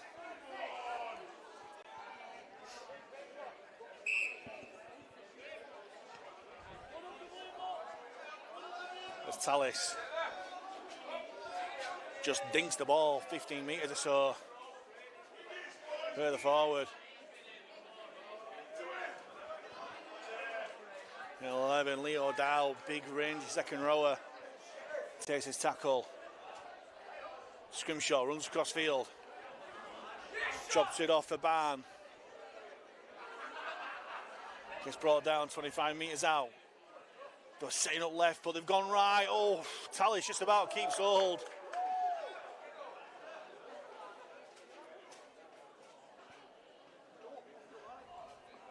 As a still number 8, Mason Scott tries to punch his way through. Brought down 5 metres out underneath the Newsome sticks. Scrimshaw runs across field, makes his way to the wing erasure. It comes back inside. Solid defence from Newsome. Last one, Siddal, 10 metres out from the Newsome line. Scrimshaw grubbers it through, comes off the Newsome man. Referee ruled, he played A, so it's another set of 6. As Siddal building towards the first try this Yorkshire Men's League Cup Final. Scrimshaw goes through the gap and they are! You just knew it was coming. And after about 17 minutes of this Yorkshire Men's League Cup Final, it's Will Scrimshaw who dummied his way over to give this Siddal side a 4-0 lead with a kick to come.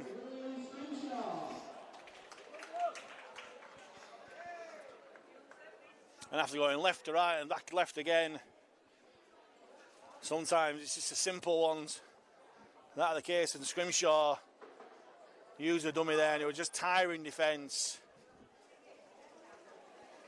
Sanderson and Shackleton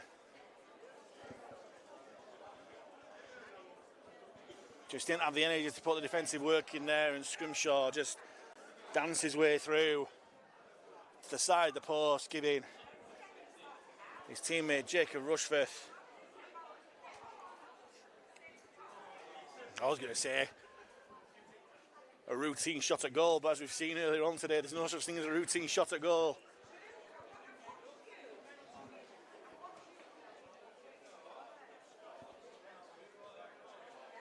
Oof. And I thought for a split second there that he pulled it wide, but the flags go up and it's 6-0 to Siddal over the Newsome Panthers.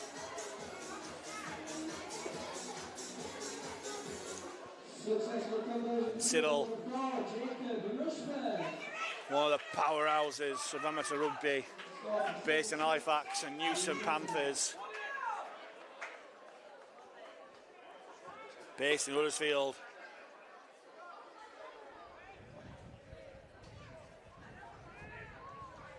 They've supplied a few Super League players, namely Leroy Cudjoe, Michael Lawrence in recent years, and Siddal well.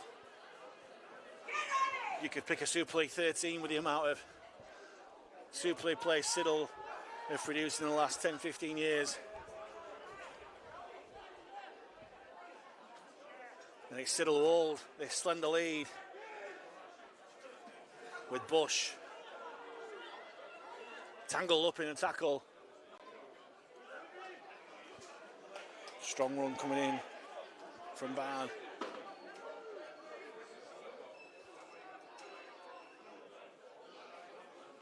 Oh, good shot there. I say, with not that many fans in and being close to the pitch, you can really hear the hits come in. Lovely kick there from Tallis. Fleary waits and collects on the bounce, but it's a good chase from the Siddal men, led by the kicker, Deacon Tallis. Two very famous rugby league names there, Deacon and Tallis. And it was the Deacon part that he showed there with the kick. And then the Tallis in terms of the hard tackle.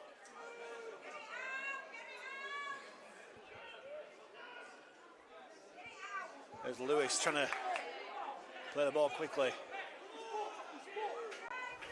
Danny King does get a quick play of the ball, trying to get a bit of momentum for Newsome.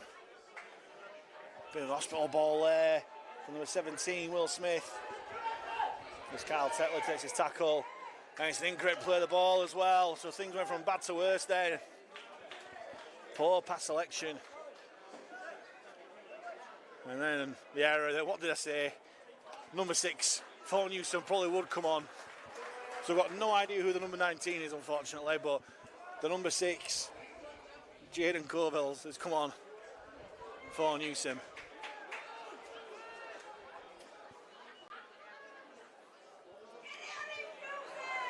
Scott, good yards there, takes Siddal past halfway. Slow play of the ball there. There's number 14 for Siddal, Frankie Grodger, who plays Connor Clayton at dummy half. Oh, it's a penalty. Another Cardinals in Rugby League conceding a penalty in possession. And the referee unequivocally there. Giving a high tackle. Well, he must have been grabbing his head while being tackled. That's a new one. But again, near unforgivable sin conceding a penalty while you're in possession of the ball. Big shot there coming in from Tallis again. There's number 16, Josh Shackleton. Then sends ball to the line, this guy's ball to King, thought about the pass out the back to Fleary, but he just keeps hold. Tackle coming in from Barn.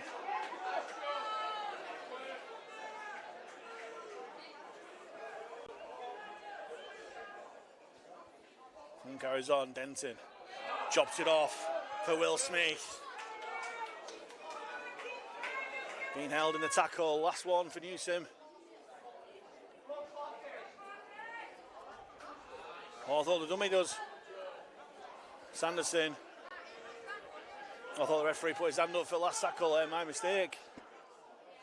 Oh, this guy's ball there, certainly looked forward. Oh. Well, we saw a less forward pass for a try, not given before. As Newsome, through Denton, looked to try and get through. Strong defence again from Garn, last one for Newsome. Oh, brilliant defence there. With number 11, Leo Dow, who's involved in the last two tackles. And look what it means to the players there. They know.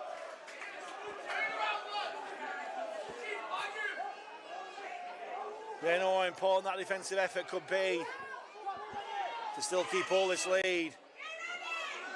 As Josh Brown looks to try and make amends for conceding the penalty which got them in the position in the first place. As Garn, good fend off there. Calls for a high tackle, not given. And Siddal try and make the way upfield. And Rushforth does attract the high tackle this time from Will Smith. Will Smith, the man in black, conceding the penalty there. And the ball very nearly causing a fair bit of damage up in this commentary box. Cameraman next to me, heart skipped a beat for a second. But safely away as Dow turned defence into attack. You're getting some rough treatment there from Jamie Kelly. The Siddal fans on the stand don't like it. And Kelly involved again alongside Danny King, this time on Joseph Lewis. Tallis. Short ball to Wogden. Will take his tackle, 5 metres inside. Newsome territory as Scott yet again. Strong run, takes 4 Newsome men to try and stop him, and they do. And Mason Scott trying to get rid of the Newsome defenders, ends up coughing up possession. And the error count, I've got it 3 apiece at the moment, 6 errors in the first 25 minutes or so.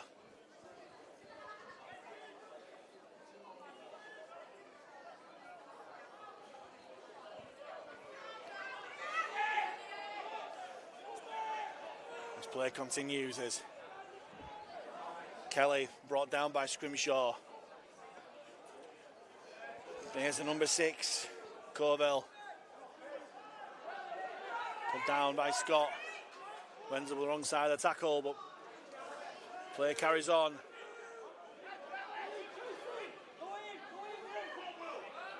Here's Smith again. Put down by McAdam.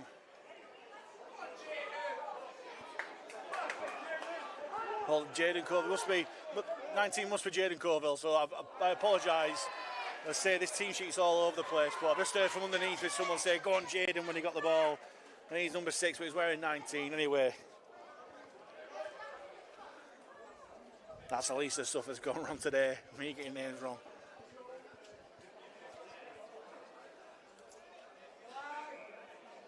He's copped up possession, whoever he is. And Siddal get the ball back, and Ethan Bush, who needed a try up the other end of the field, tries to make his way up there, but the Newsome defence get to grips with him. Danny King it was. Quick play of the ball. Decent yards as King and Smith get a hold of number 17, Joe Lewis. He goes to the right hand side. Brings on McGowan on the angle.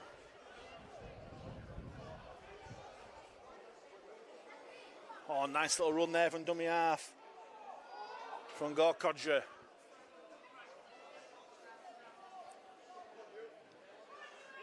And there's number 15, Ewan Lewis, fresh onto the field. Last one, Siddal, 30 metres from the Newsome line.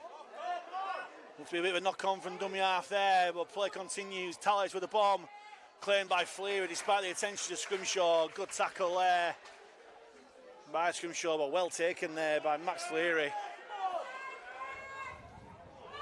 On the breaks there. Dom Waits stealing 30 metres or so with the break. And Lewis, oh, great shot there by Ewan Lewis. Lavelle Lewis meet Ewan Lewis. The Battle of Lewis won by Ewan there. Now who is this number 6 that's come on? It's Danny King. Oh, lovely offload.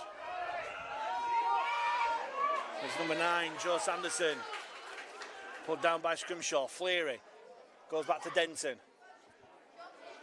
Now on to Shackleton. Shackleton wrapped up by 2 Siddal men, including Ewan Lewis. Denton on the last. I think he's hit his own man. The referee blows up, accidental offside. And play comes to a stop. And it will be Siddal ball from the scrum. Still 6-0 to the Halifax-based side. Coming up to the last 10 minutes this first half in this Yorkshire Men's League Cup Final. And the finale of this Yorkshire Men's League Finals day. We've had 3 brilliantly entertaining games, 3 high-scoring games. But as you usually see in top-level cup finals, the scores get less and less, and it's this one that's on a knife edge at the moment. But because the errors, the amount of errors in this game, you would not think it's the top-level game on this day. Siddal work the ball right. Tally steps back on the inside, but great tackle there. Coming in from Sanderson. Scrimshaw finds Barn, and Barn traps 3 Newson defenders with Koval. The man to finish it off. Goes back to Tallis. Deacon Tallis. Lovely measured kick towards a corner. He's going to sit up there, and it's a great chase from the Siddal outside Baz, but Fleary's done really well there. Oh, fantastic return from Fleary, still going. Brilliant return from Max Fleary. Again, a familiar name for Huddersfield. Son of Darren Fleary. Completely different player. I think Darren Fleary would have loved to make a break like that from Macfield.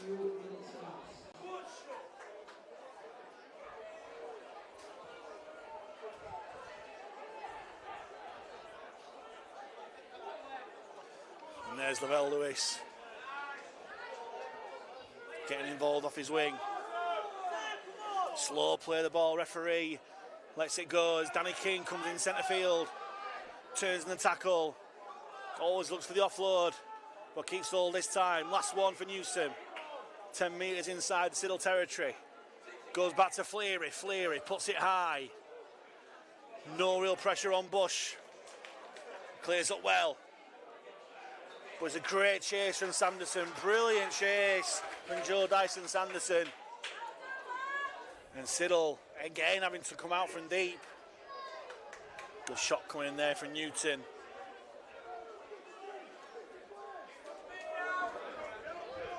As Rushford takes his tackle.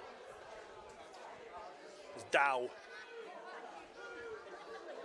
faces 3 Newson tacklers who put him down 15 metres out from his own line. Another big shot there. This time on Lewis. Here's Brown from the back. Sorry, that was Academy was back on the field. And there's Tallis. Angle kick across. Collected by Lewis. Looking to be the first man, Scrimshaw. But reinforcements arrive. Through McAdam.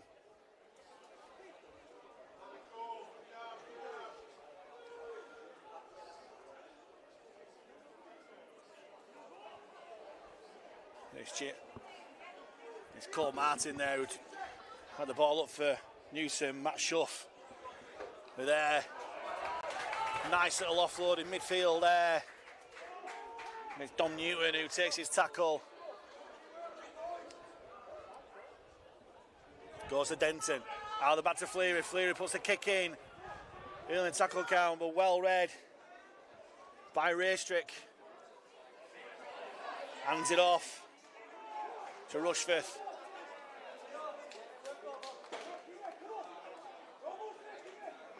Here's Brown from the back. So that was McGowan in the last tackle. That is Josh Brown this time. Gorkrodger waits a dummy half. Goes up himself. Short ball to McAdam. And play stops.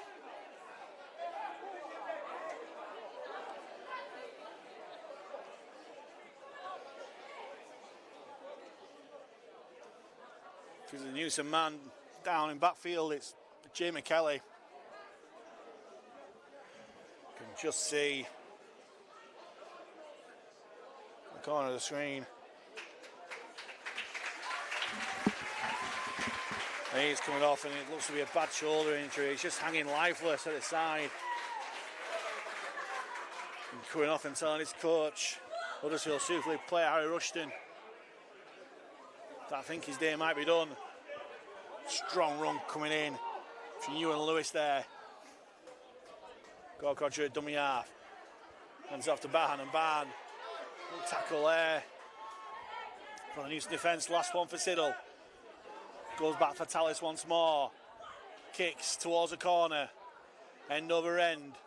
Bounces okay for the winger Cole Martin. And Martin nearly makes the break, but Scrimshaw holds on. There's King. Good yards there. Sorry, it was Tetley, that is.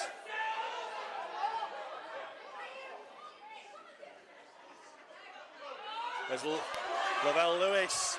Nearly missed the break upfield. Sanderson.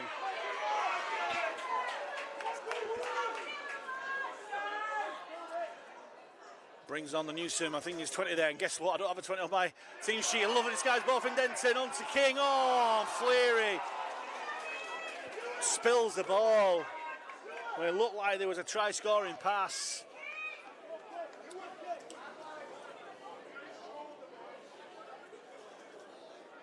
And it's going to be a scrum for Siddal on the 30. Yep. I don't have a 19 or 20 on my team sheet, so apologies for you guys who are in 19 and 20. I don't know who you are.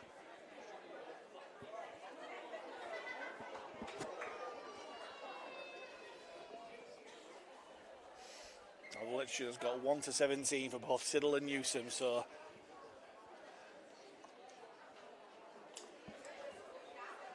unfortunately this level I don't have names on the back of the shirt, so that doesn't help either. As Siddal work their way right from the scrum. Brown found McGowan.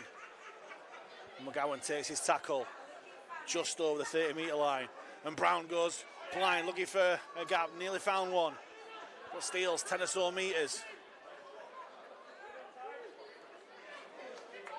There's good yards there from the Siddal man, Beck. Quick play the ball. Gorkrodger jumps out from dummy half. Steals 10 or so metres. This is a good set so far for Siddal, making plenty of yards.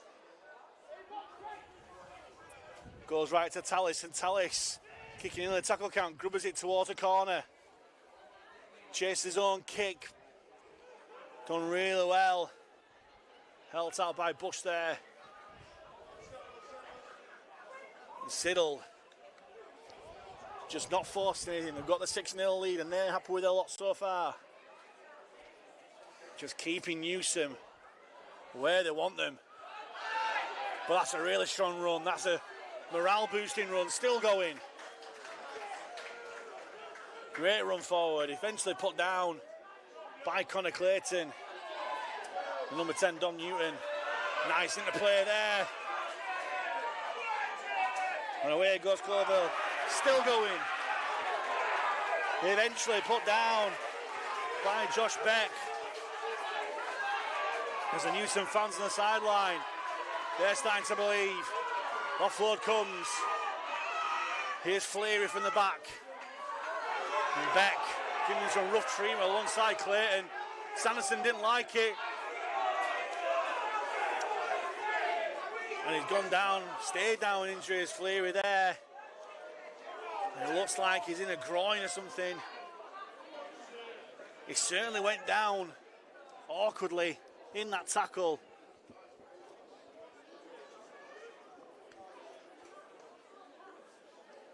There's Clayton and Beck involved in the tackle. There's enough for Newsome Hooker, Joe Dyson Sanderson to get involved and try and pull Clayton off.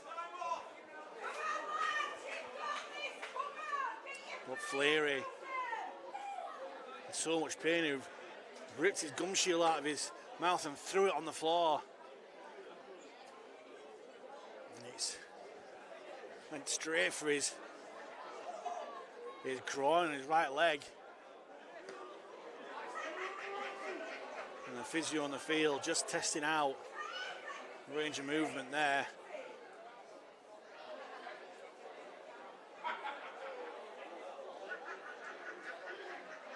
It looks to be okay. Eltop by the man who made the tackle, Josh Beck. It's good to see. And they'll play the ball just outside the 30 on the last. Denton chips over the top. But Josh Brown really well positioned, but it's a decent chase. Led by Dom Newton. Here's Bush. Put down by the Newson defence. He goes right again to McGowan, Robson McGowan. Oh, that's a poor play of the ball. There's no use arguing. It's one of those where you just got to focus on playing the ball. Yes, there were Newson players involved, and maybe it should have been a penalty, but just play the ball. Those are coach and player killers, those sort of penalties. Just coming out of yardage and just simple mistakes like that. Oh, great shot there. Charlie Barn did not miss. Denton takes to the line, finds King. Great tackle down low by Scrimshaw. Up top from Jacob Rushforth. Still tackles here for Newson and work the blind side. Tetley somehow manages to keep hold of it. Still going towards the line. Still going Carl Tetley, smooth as you like. Still tackles here, Sanderson, a dummy half. Oh, nearly gets over. Nearly clever play again from Nats in half. Last one. King fields in a dummy. Oh, lovely disguise ball. Newson are over. And it's the number 20. Whoever he is, they're stormed over. And it's a try we've seen so many times today. If in doubt, just give it to the big man to power his way over. And just before half time, Newsome get a massively important try.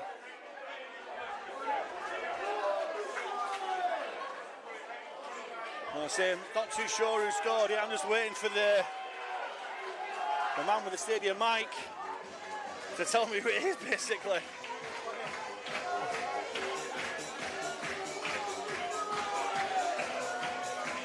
As we see, lovely disguised ball from Danny King. And yeah, sometimes rugby league can be a simple game.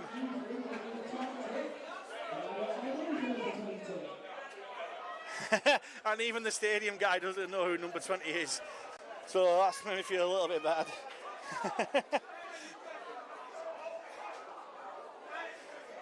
So if anyone knows who number 20 is for Newsome who just scored, please let us know.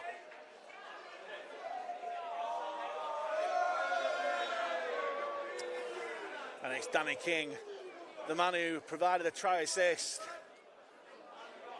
who's going to be the man to try to level things up here just before half time.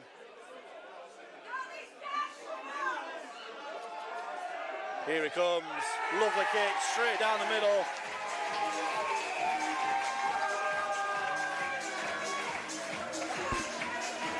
And that is half time in the Yorkshire Men's League Cup Final. And unlike The other 3 finals we've had today, it's not been high scoring, but it's still on a knife edge. Siddal took the lead through Will Scrimshaw after 17 minutes.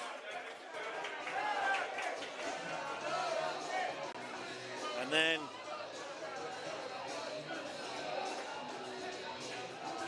converted by Jacob Rushworthy was. And then, as we saw just for half time, the Newsome number 20, whoever he is, power over the try, converted by Danny King to leave us all square at half time in the Yorkshire Men's League Cup Final. It's Siddal Academy 6, Newsome Panthers 6. Two generations of rugby league players and supporters have been dreaming of an opportunity like this. He does a bit of a boogie. Intercepted by Meninga. Look, it is away. What a try! Farmers with the step. Turbo is away. Tom Trebojevic.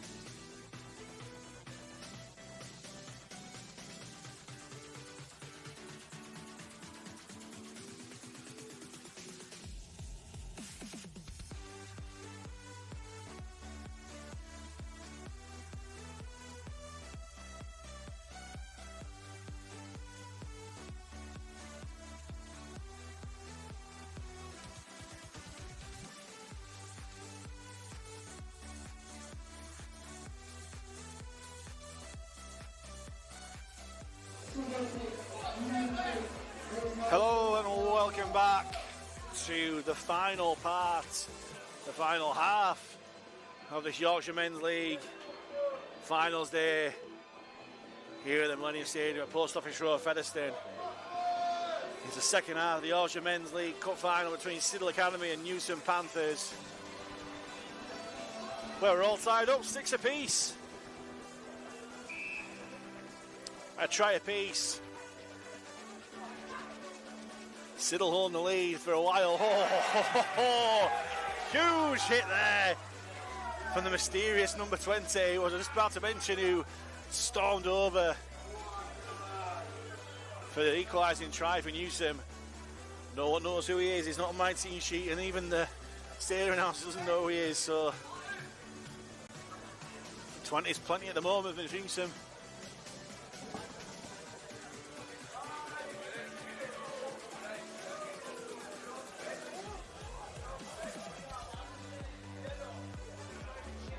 Siddal make their way into the sunshine, making a rare appearance here this Saturday evening. It's been gloomy all day, and the sun finally coming out as Brown puts it high into the sun for Fleary. Jules with it a little bit, but takes it well. Having a good game so far, Max Fleary.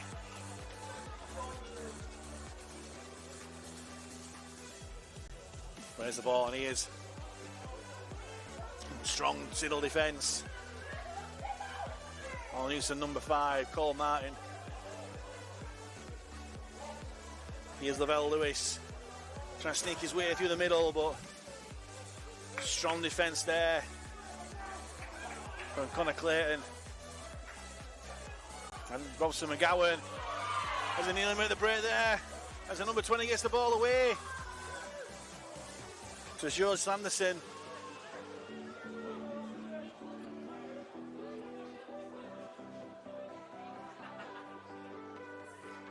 Here's King.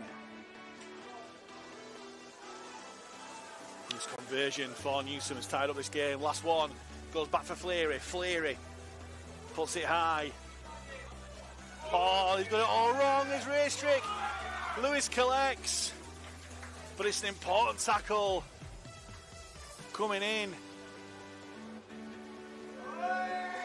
from the Siddal man. I think it was Jacob Rushforth.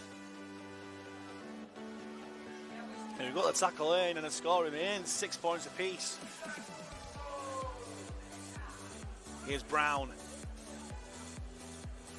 Jumping in a dummy half and making around about 10 metres. The full-back.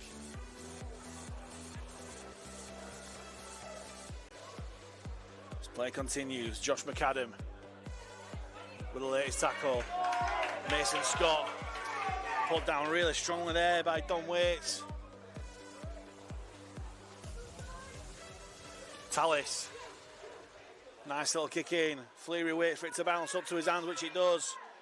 Surveys his options, looks to try and find broken field ahead of him. Decent chase from Scrimshaw, manages to get a pull on his shirt before reinforcements arrive in the shape of Dow, who completes the tackle. And here's Martin, brought down by Connor Clayton.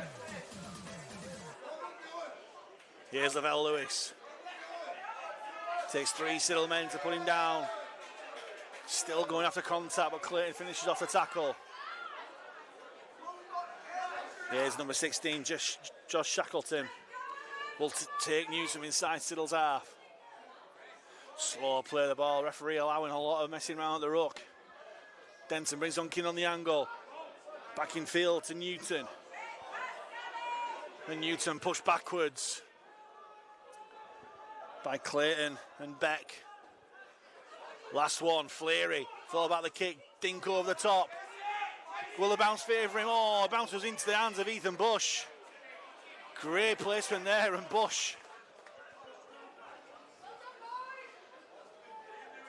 brought down by 2 Newsome men.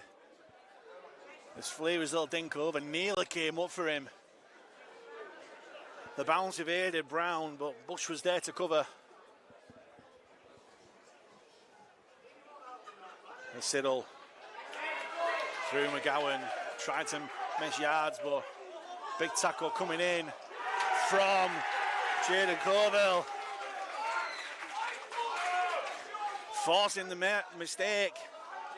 I say there have been plenty of errors in this game. And the first error of the second half goes Newsome's way.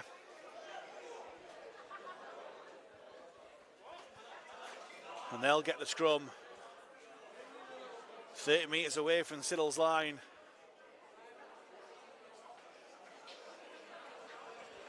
As both sides feeling fatigue, feeling the heat.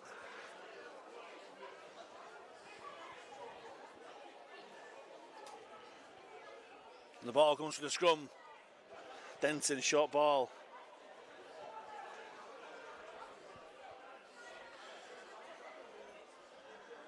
It's Jamie Kelly who's back on the field. Thought he'd stay off with that shoulder injury, but he's back on the field there. Doing it tough.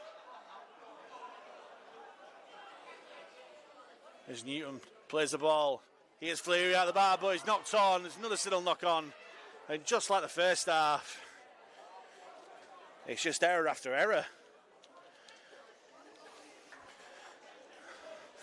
The other three finals have been exciting and drama-filled. This one is just tense. It's just really tense. 6 points apiece. And neither side looking like they're going to add to the tally as Brown takes the ball from fullback. Brought down by Sanderson. Here's Clayton. Attracts the high tackle there. Wins his side a penalty.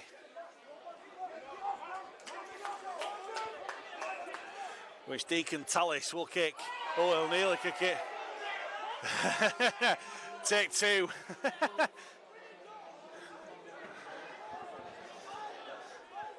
There's been so many errors, isn't it? There's an error before the error could even happen. Error before the play. As Beck makes yards despite the attention of three Newsome defenders. Eventually put down by Sanderson.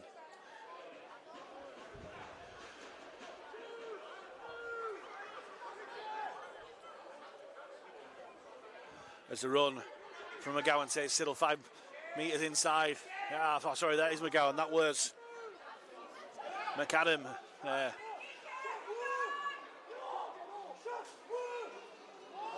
Here's Scrimshaw. Screens a forward pass from the Newsome fans and staff on the sideline.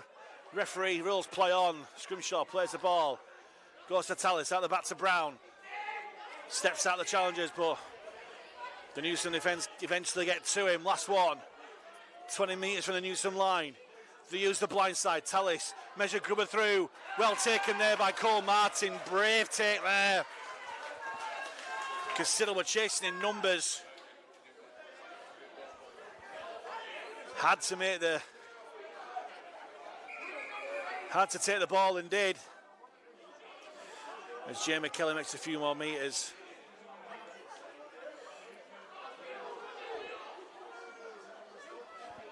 As a number 4, Matt Schuff carries the ball on.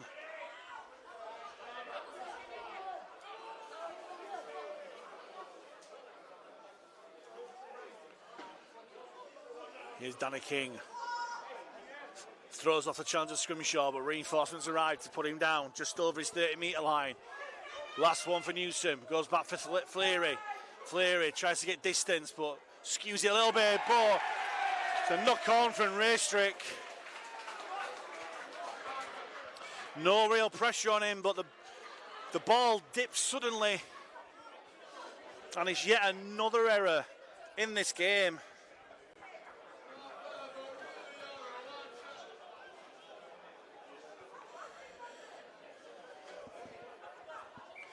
And Newsome had to play the ball 5 metres inside the Siddal half.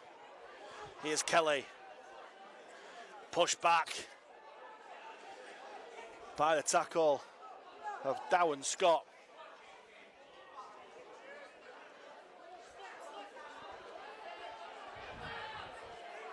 Good tack defence there from Clayton and Beck. They've worked well as a duo in defence, those two.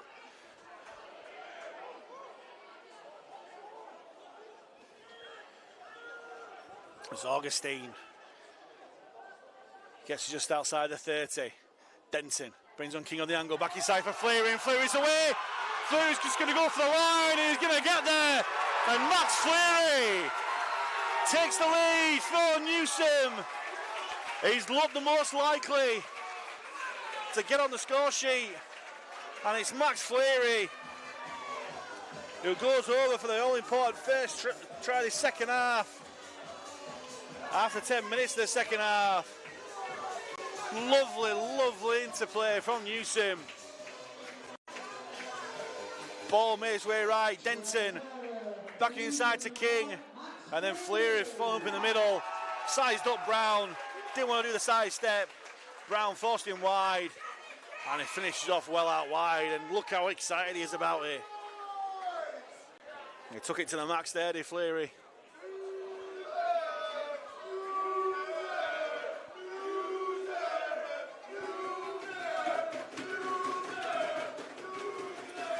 You can see and hear, sorry, how much the Newsome fans like that one.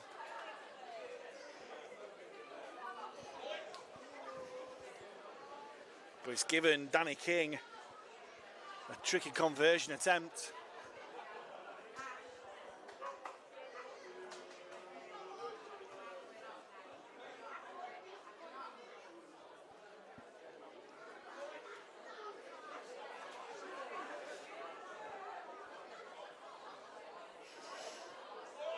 He's 9 metres in for a touch on that far side, about 22 metres out. Drills it low, but he's pulled it a long way to the left-hand side. But Newsome have the lead, 10 points to 6.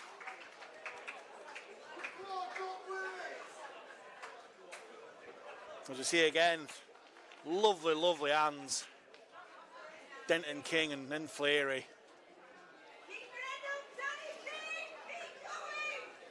There's those three who lead the celebrations.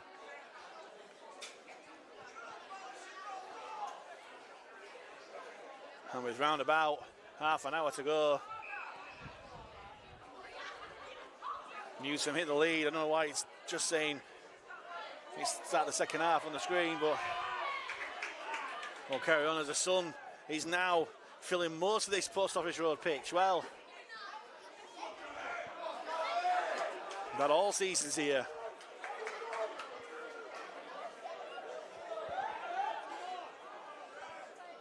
As Augustine plays the ball. Waite's been brought back on the angle. Good defence there from McGowan and Clayton. Lewis hits and spins the tackle, but well wrapped up by Scott. Goes to Newton, and Newton goes past the 40 for his side. Last tackle for Newsome. Goes back for Denton. Denton maybe thought about using the overlap, but instead goes for a kick to touch. It's a lovely kick to touch. Bounced out just past the 20. And Siddal will have the ball from the scrum. 20 metres out, centre field.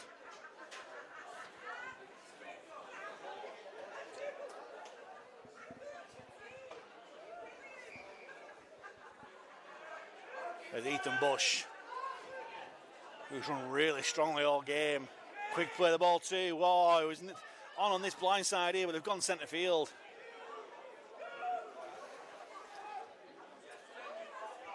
Number 17, Joel Lewis it was. Here's Scott again. Such a powerful runner, but King and Sanderson do well. Tallis brings on Barn on the angle, sorry.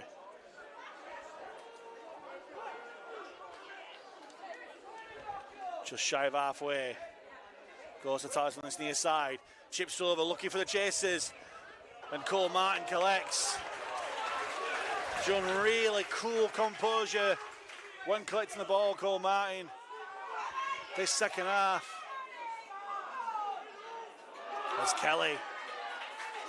Makes some good yards after contact there.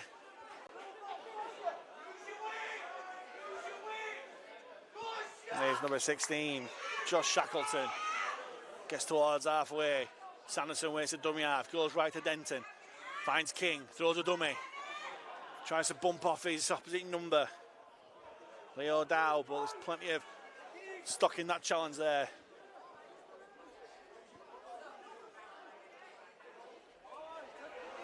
The ball goes back on that blind side. Keeping that defence interested. Gets brought down just past the 40. Last tackle here for Newsome. Goes back all the way back to Fleary. Fleary, crossfield kick. Very crossfield kick. Along to Martin. And Martin left the ball for some reason. He's getting a bit of stick from his teammates and staff on the sideline. They probably thought he could have picked the ball up and shot off down the touchline. But as it is, Siddal will have the ball. Through McAdam. McGowan carries it on. Sorry, that was Ogden who had it there. McGowan carries it on. Got a catch at dummy half. Finds Brown, throws a dummy, but Sanderson wise to it. Got a catch, finds Scrimshaw. Throws dummy back to Scott on the inside. But again, Sanderson wrapped up well, helped out by King. Got a catch, finds Scott, who'll trundle it up down the middle. Good yards there from Scott, still going. Gets to within 5 of the Newsome line. They're stacked on the left-hand side. They've got an overlap if they use it well. Scrimshaw, long ball out. Down. Oh, had to give the pass. But credit the Newsome defence there. I think it was Lavelle Lewis who shot in off the wing to make the all-important tackle, a vital tackle, which maintains this 10-6 lead for Newsome.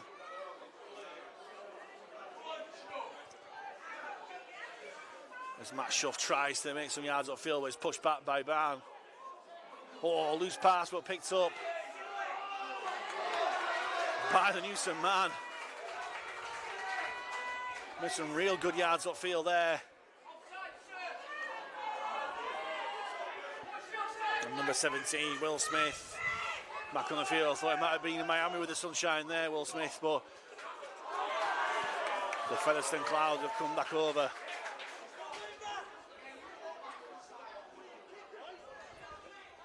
Nice ball on the inside, back to Smith. Just cruising over halfway. Goes back to Fleary. Nice little rubber kick. The chasers are coming from Newsome, but Brown safe at the back. But a brilliant work by the Newsome chasers, led by Matt Schuff.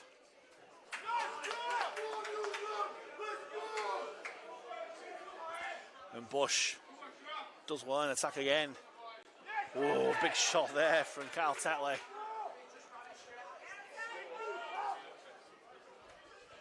Scrimshaw throws a dummy. Rough down to the floor by Newton and King. Here's Dow. Great tackle down low by Kelly. Finished off up top by Denton. Siddal really struggling to make yards upfield. They go blind looking for some success. Wide pass from Scrimshaw, and Raystrick, not for the first time, fluffs his lines with the ball. And it's yet another error for Siddal.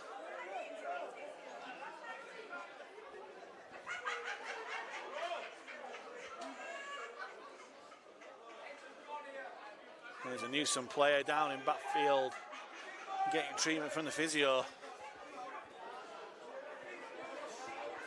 There's loads and loads of trainers, physios come onto the field to give treatment, water, instructions, advice. Tonight's lottery numbers, who knows? The play eventually gets back underway. There's Waits. Impatiently gets into the Siddal line. Nice run across field. Oh, hospital ball. But he goes backwards. And Denton's away. Lovely ball to Lewis on the outside. Sets back on the inside.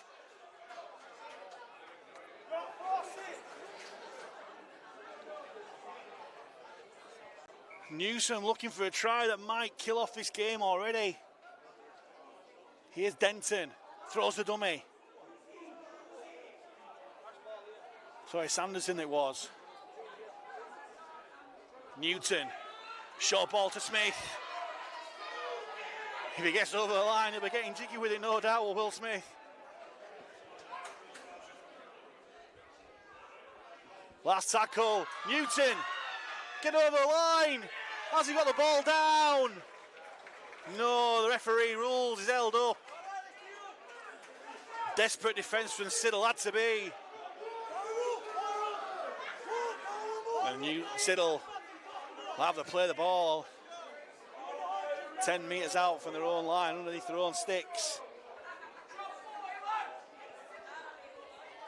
It's Gorkrodger.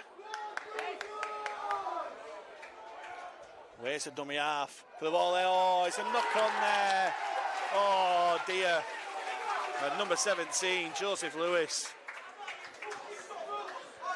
Just needed, he was just rushing to get the play of the ball. Just needed to take an extra half a second just to keep hold of the ball. And comes up with yet another error for Siddal. Great attacking position here for the Panthers.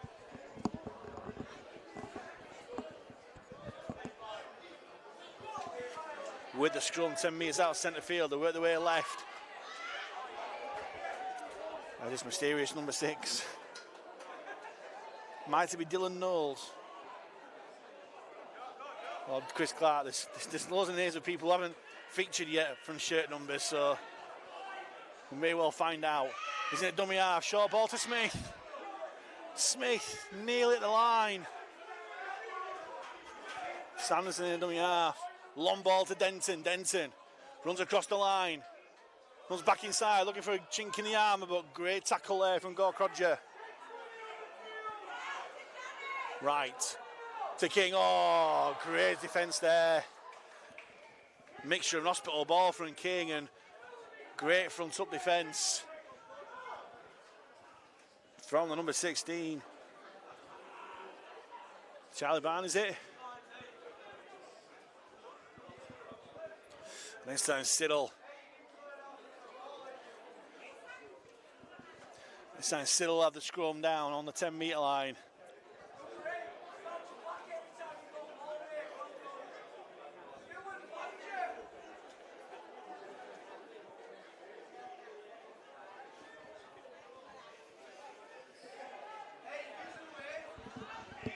Here's Brown.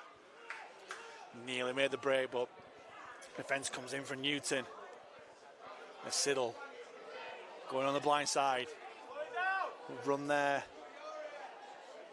from McAdam. There's Bahan.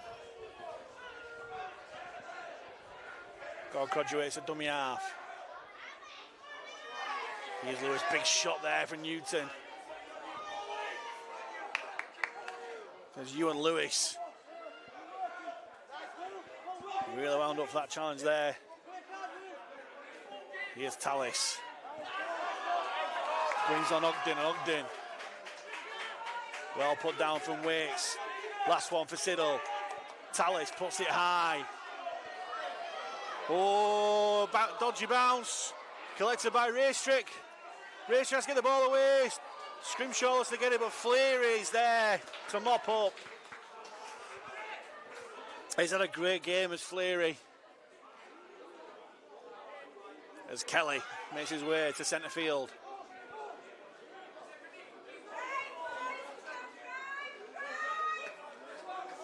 Shuff throws a dummy.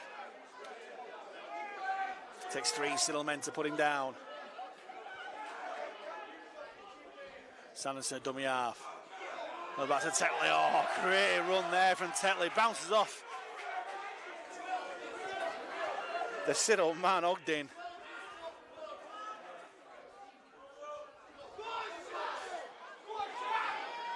Shackleton takes the ball in. Good tackle there from McAdam. Last one for Newsome. Back to Fleary. Fleary puts it long. Brown underneath it. Collects it comfortably. No real pressure on him, but it's a wall of black in front of him. As Newsome just going through the process, going through the set. They hold the lead at the moment, but they've conceded the penalty for offside. Ethan Bush catching some late retreaters. And is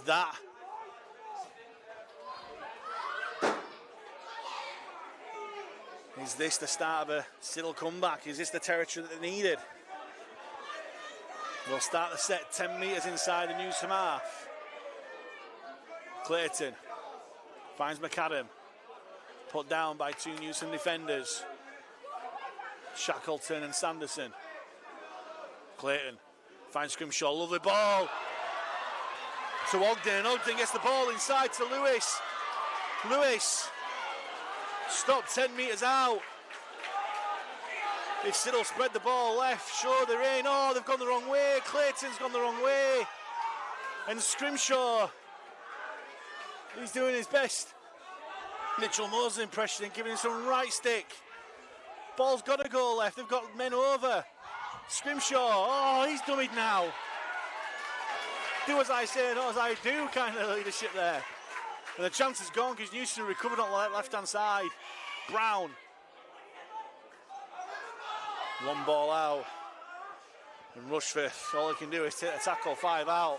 Last one for Siddal. He goes to Barn. And Barn gets the offload away. It goes backwards. Still the last. Scrimshaw. Bit of broken field ahead of him. Grubs it through. But there, who's there at the back? Max Fleary, but he's lost possession, but I think it was a Siddal man who forced the one-on-one. But is a referee going to rule there was a loose carry and knock-on, or is he going to rule that the Siddal man went for the ball and therefore going to be a Newsome ball? He's making his way to the middle.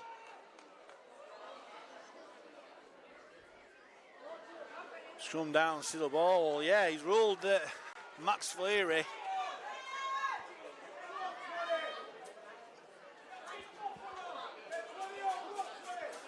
didn't have strong enough control of that ball. Loose carry, knock on, and Siddal have a golden opportunity here. Brown tries to go through the gap, but the door closes.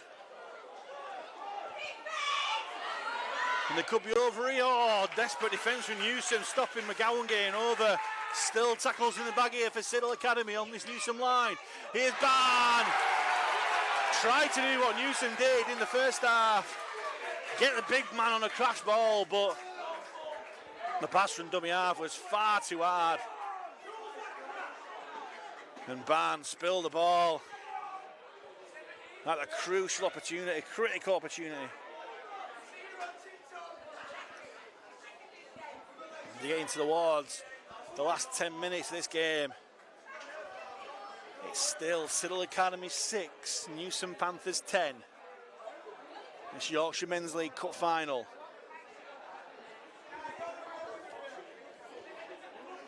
The fourth and final game of this Yorkshire Men's League Finals day, and what a day it's been. There's Newsome through Lavelle Lewis. You feel a try from Newsome now will finish things off. Siddal score well, they could take the lead. There's Shackleton. Still making yards, but the attention to 3 Siddal men. Sanderson at dummy half. Hands on to Smith.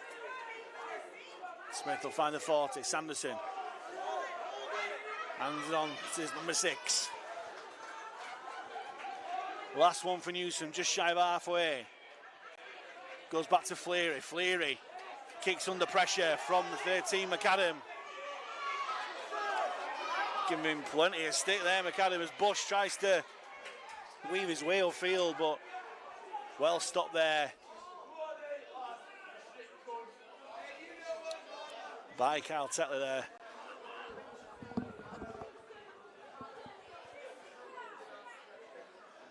Tallis brings on Barn, keeps over this time and makes some good yards there. Calling for the ball yet again, Tallis. Short ball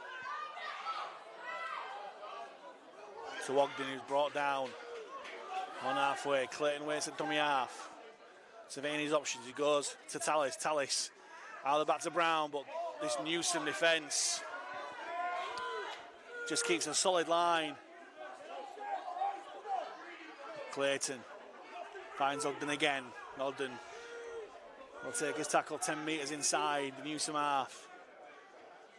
Clayton finds Scrimshaw, runs across the line, tried to go through the gap. Great tackle there from Shackleton. Brilliant ball and all tackle. Clayton goes left to McAdam, finds Dow. Takes his tackle 25 metres out from the Newsome 9. Last tackle signalled by the referee. They go blind, McAdam. Lovely ball there, race tricks away on that left-hand side, but great tackle there by Lavelle Lewis. They tried the power play, did Siddal. But it didn't come up for him. And Newsome survive. And there is Lewis trying to make some yards upfield for the Panthers. Scrappy play the ball.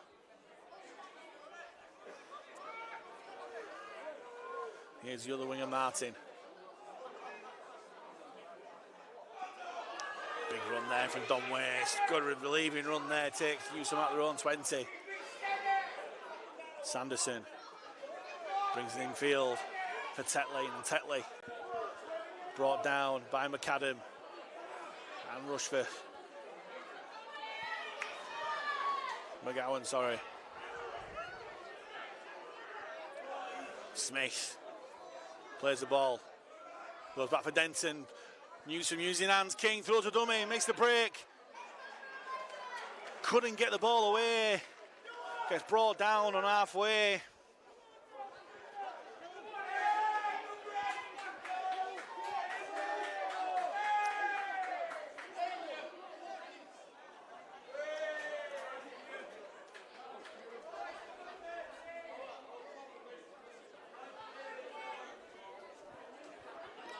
Play stop because the Siddal number 11, Leo Dow, is down with the injury treatment of the weekend, cramp.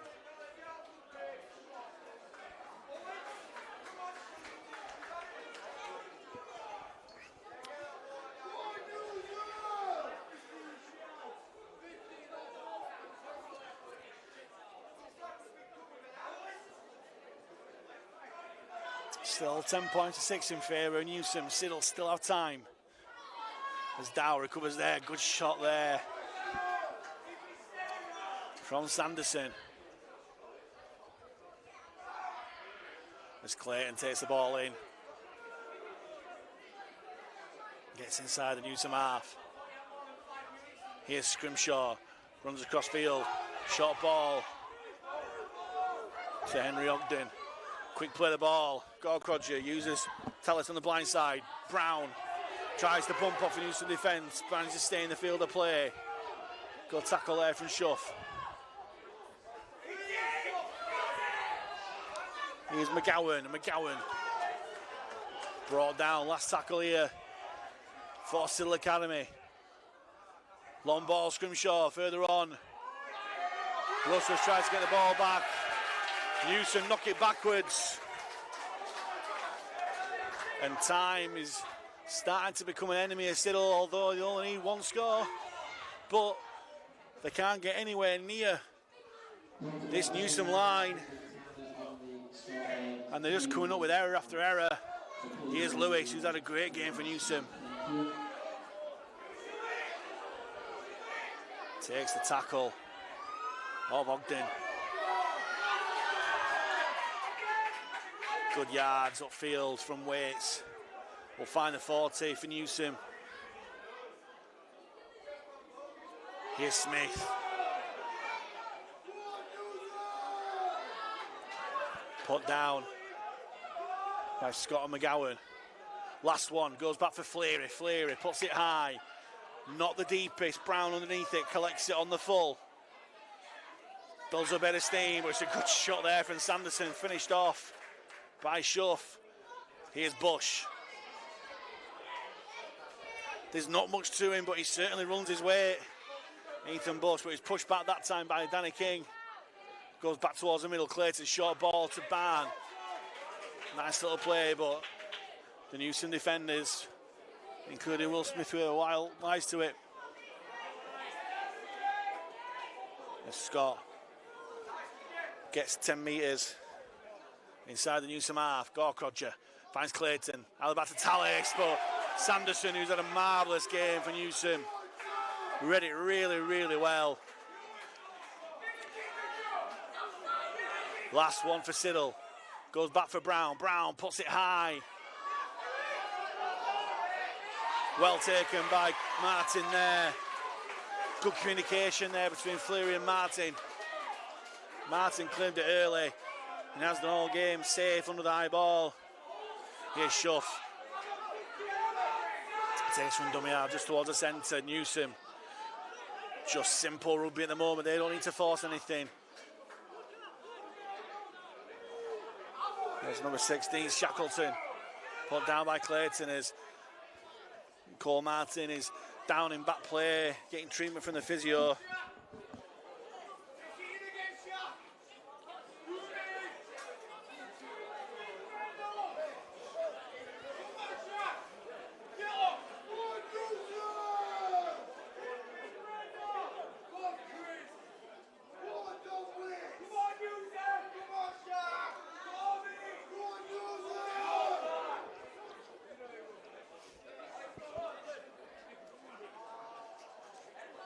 Two players again treated there.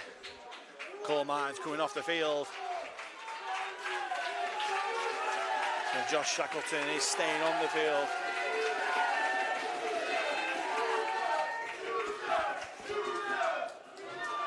Here's Smith.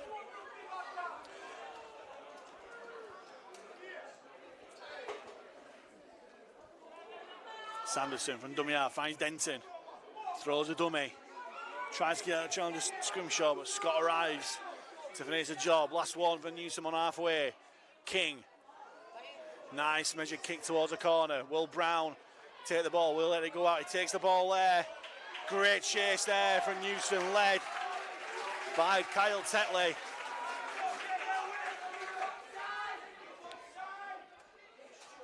And this Newsome side, solid in defence.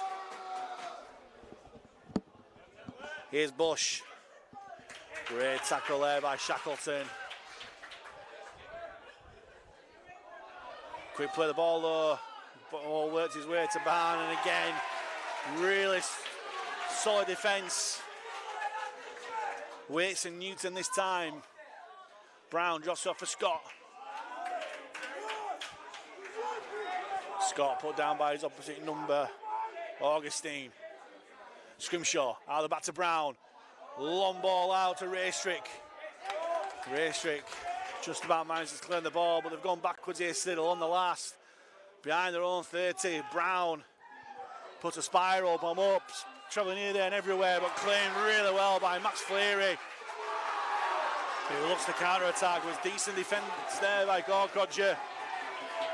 And Fleary, 5 metres inside the Siddal half. Matt Shuff jumps out from dummy half and steals 10 metres. Here's Lewis. In off his wing, bounces off the Siddal defence. Still going, Lavelle Lewis. Tricky customer, but nice counter defence there from the Siddal defence. Joe Lewis it was, as Augustine. Still going, still making yards, spent the attentions of Mason Scott. Just outside of still 20, Denton back on the inside to Smith. Good tackle coming in from Raystrick off his wing there. Last one for Newsome. 15 metres out from the Siddal line. They go blind. King stumbles there and will just take the tackle. Must be around about 1 or 2 minutes left in this game, and Newsome just died with the ball and just challenged Siddal to come down 90 metres down this hill. Sanderson, who's worked tireless for this game, comes up with yet another tackle. Here's Barn, who's run well. There's another good run there. Charlie Barn. Here's Brown. Out from fullback, nearly getting through the gap. Oh, just brought down by Will Smith. Quick play the ball though. Here's Tallis. Double dummy. Here's Bush. Goes to this touchline. Can they get him out? They do. And look at the celebrations there. They're celebrating like they scored a try. That might be the tackle that may well have won this cup final for Newsome. To the delight of not just the players on the field, but the supporters in the stand.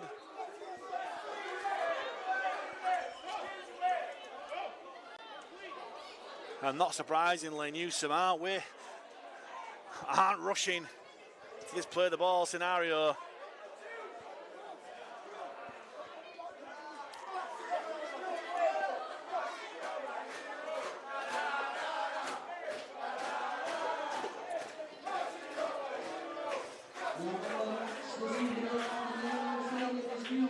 Play the ball here. And not surprisingly, Max Fleary gets the Man of the Match award. Not surprisingly, he's been a class act at the back, and it's his try, finishing off a great move that looks like it's won this Yorkshire Men's League Cup Final for Newsome. As Lavelle Lewis, who's also had a great game for Newsome, carries the ball on. And Will Newsome finish this game with a flourish, put a cherry on top of this cake. Shackleton takes his tackle 15 metres away from the Siddal line. Last tackle coming up.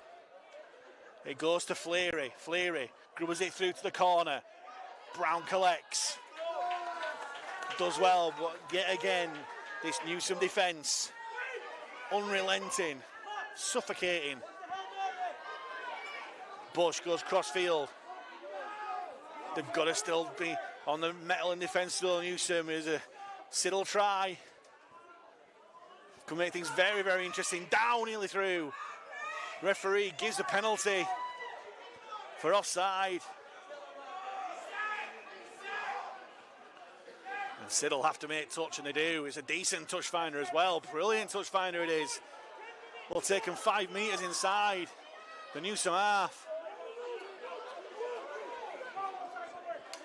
Scrimshaw. Flat ball to Barn, and Barn, good decent yards. Is there another twist in the tail on this finals day? Gorkod, you find Scrimshaw. Gets out of tackle one, and nearly makes the break. But the referee rules it's obstruction. And is that the game now? The referee gives the penalty for Newsome. It must be near time now.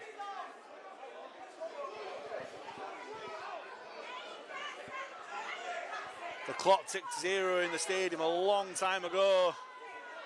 Our clock here is showing 4 minutes past 80 minutes. The referee keeps checking his watch. And Dom Newton trying to win the world record for the slowest play of the ball as waits. A typically powerful run, and there it is! The referee blows a whistle, cue massive celebrations on the field and in the stands for the Newsome Panthers, who again come from behind. They were 6-0 down right until the stroke of half time, when their number 20, whoever it was, levelled up the game thanks to Danny King's conversion. And then the vital moment in the second half, the man of the match, Max Fleary, scoring the try after a brilliant move from the Newsome team, and they held out for the victory. All of the games we've had have been plenty of scoring, plenty of opportunities. This one was so tense, riddled with errors. But it's one score that's done it, and it's Newsome Panthers that have won 10 points to 6. The club from Huddersfield have beaten the club from Halifax. Bit of a local derby.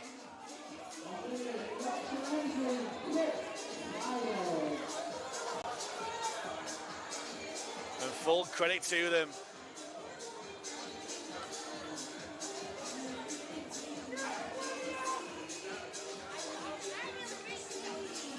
As the Siddal players, some of them look disconsolate. They're getting in a huddle, leaving to rue what might have been. Whereas the Newsome Panthers players, their celebrations can't come quick enough.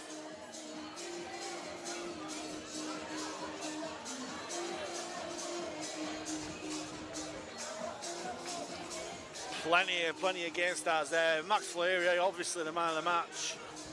But I thought Joe Dyson-Sanderson ran him very, very close. Brilliant work in the middle. Tackled his heart out and just kept things moving from dummy half.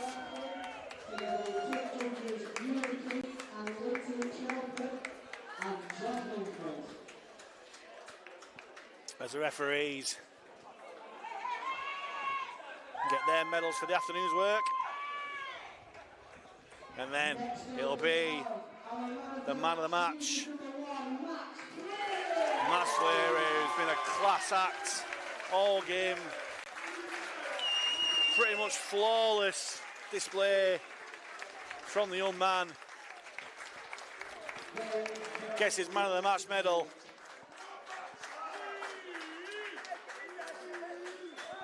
Very much deserved. And then Siddal led up by the skipper, Will Scrimshaw. Such a close game, one score in it. They thought they might have had it when Charlie Barn went close, but he spilled the ball under pressure right on the line.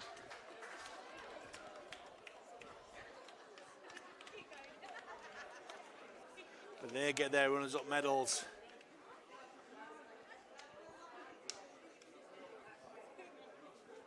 And he may well be their year next year, you never know.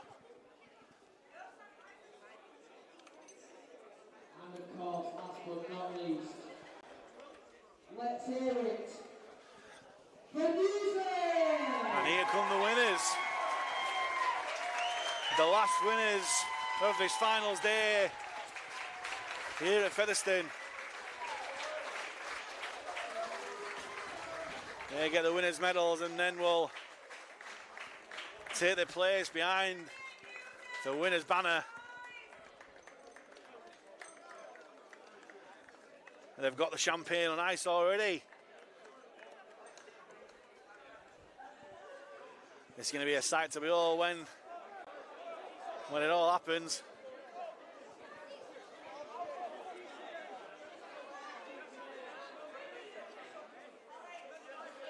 I don't think the Siddal players like the fact that they've got champagne already. I think it's quite presumptuous there. Your 2025 Yorkshire Men Cup winners. And El Capitan, number 7, Rob Denton, lifts the cup. And there are the celebrations. The champagne's being sprayed.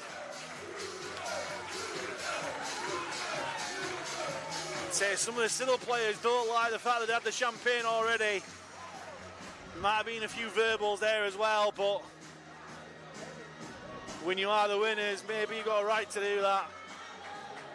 And Harry Rushton, the Super League player for Huddersfield, has led his team to victory in the Yorkshire Men's League Cup of 2025.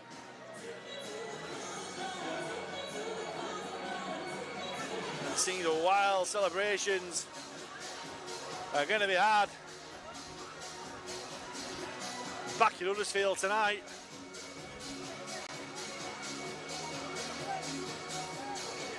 As the team photos take place, they'll take pride of place on every one of those mantelpieces.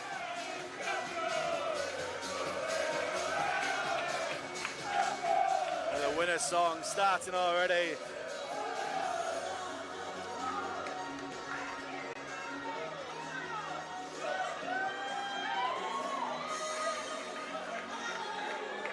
And there we go. 4 brilliant finals today for the Yorkshire Men's League. A brilliant day's action here. First of all, congratulations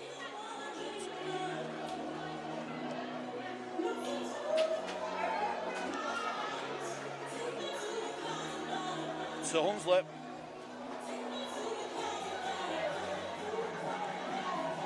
Drighlington.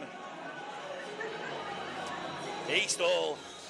And then finally, Newsome Panthers are winning their finals.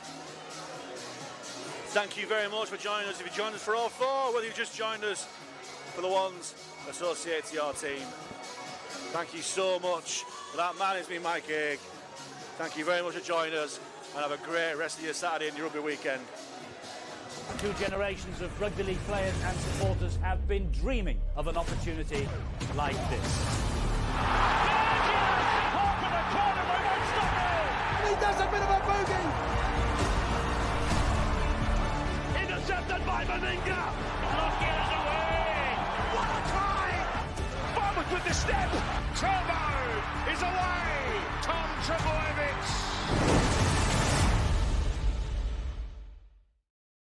2 generations of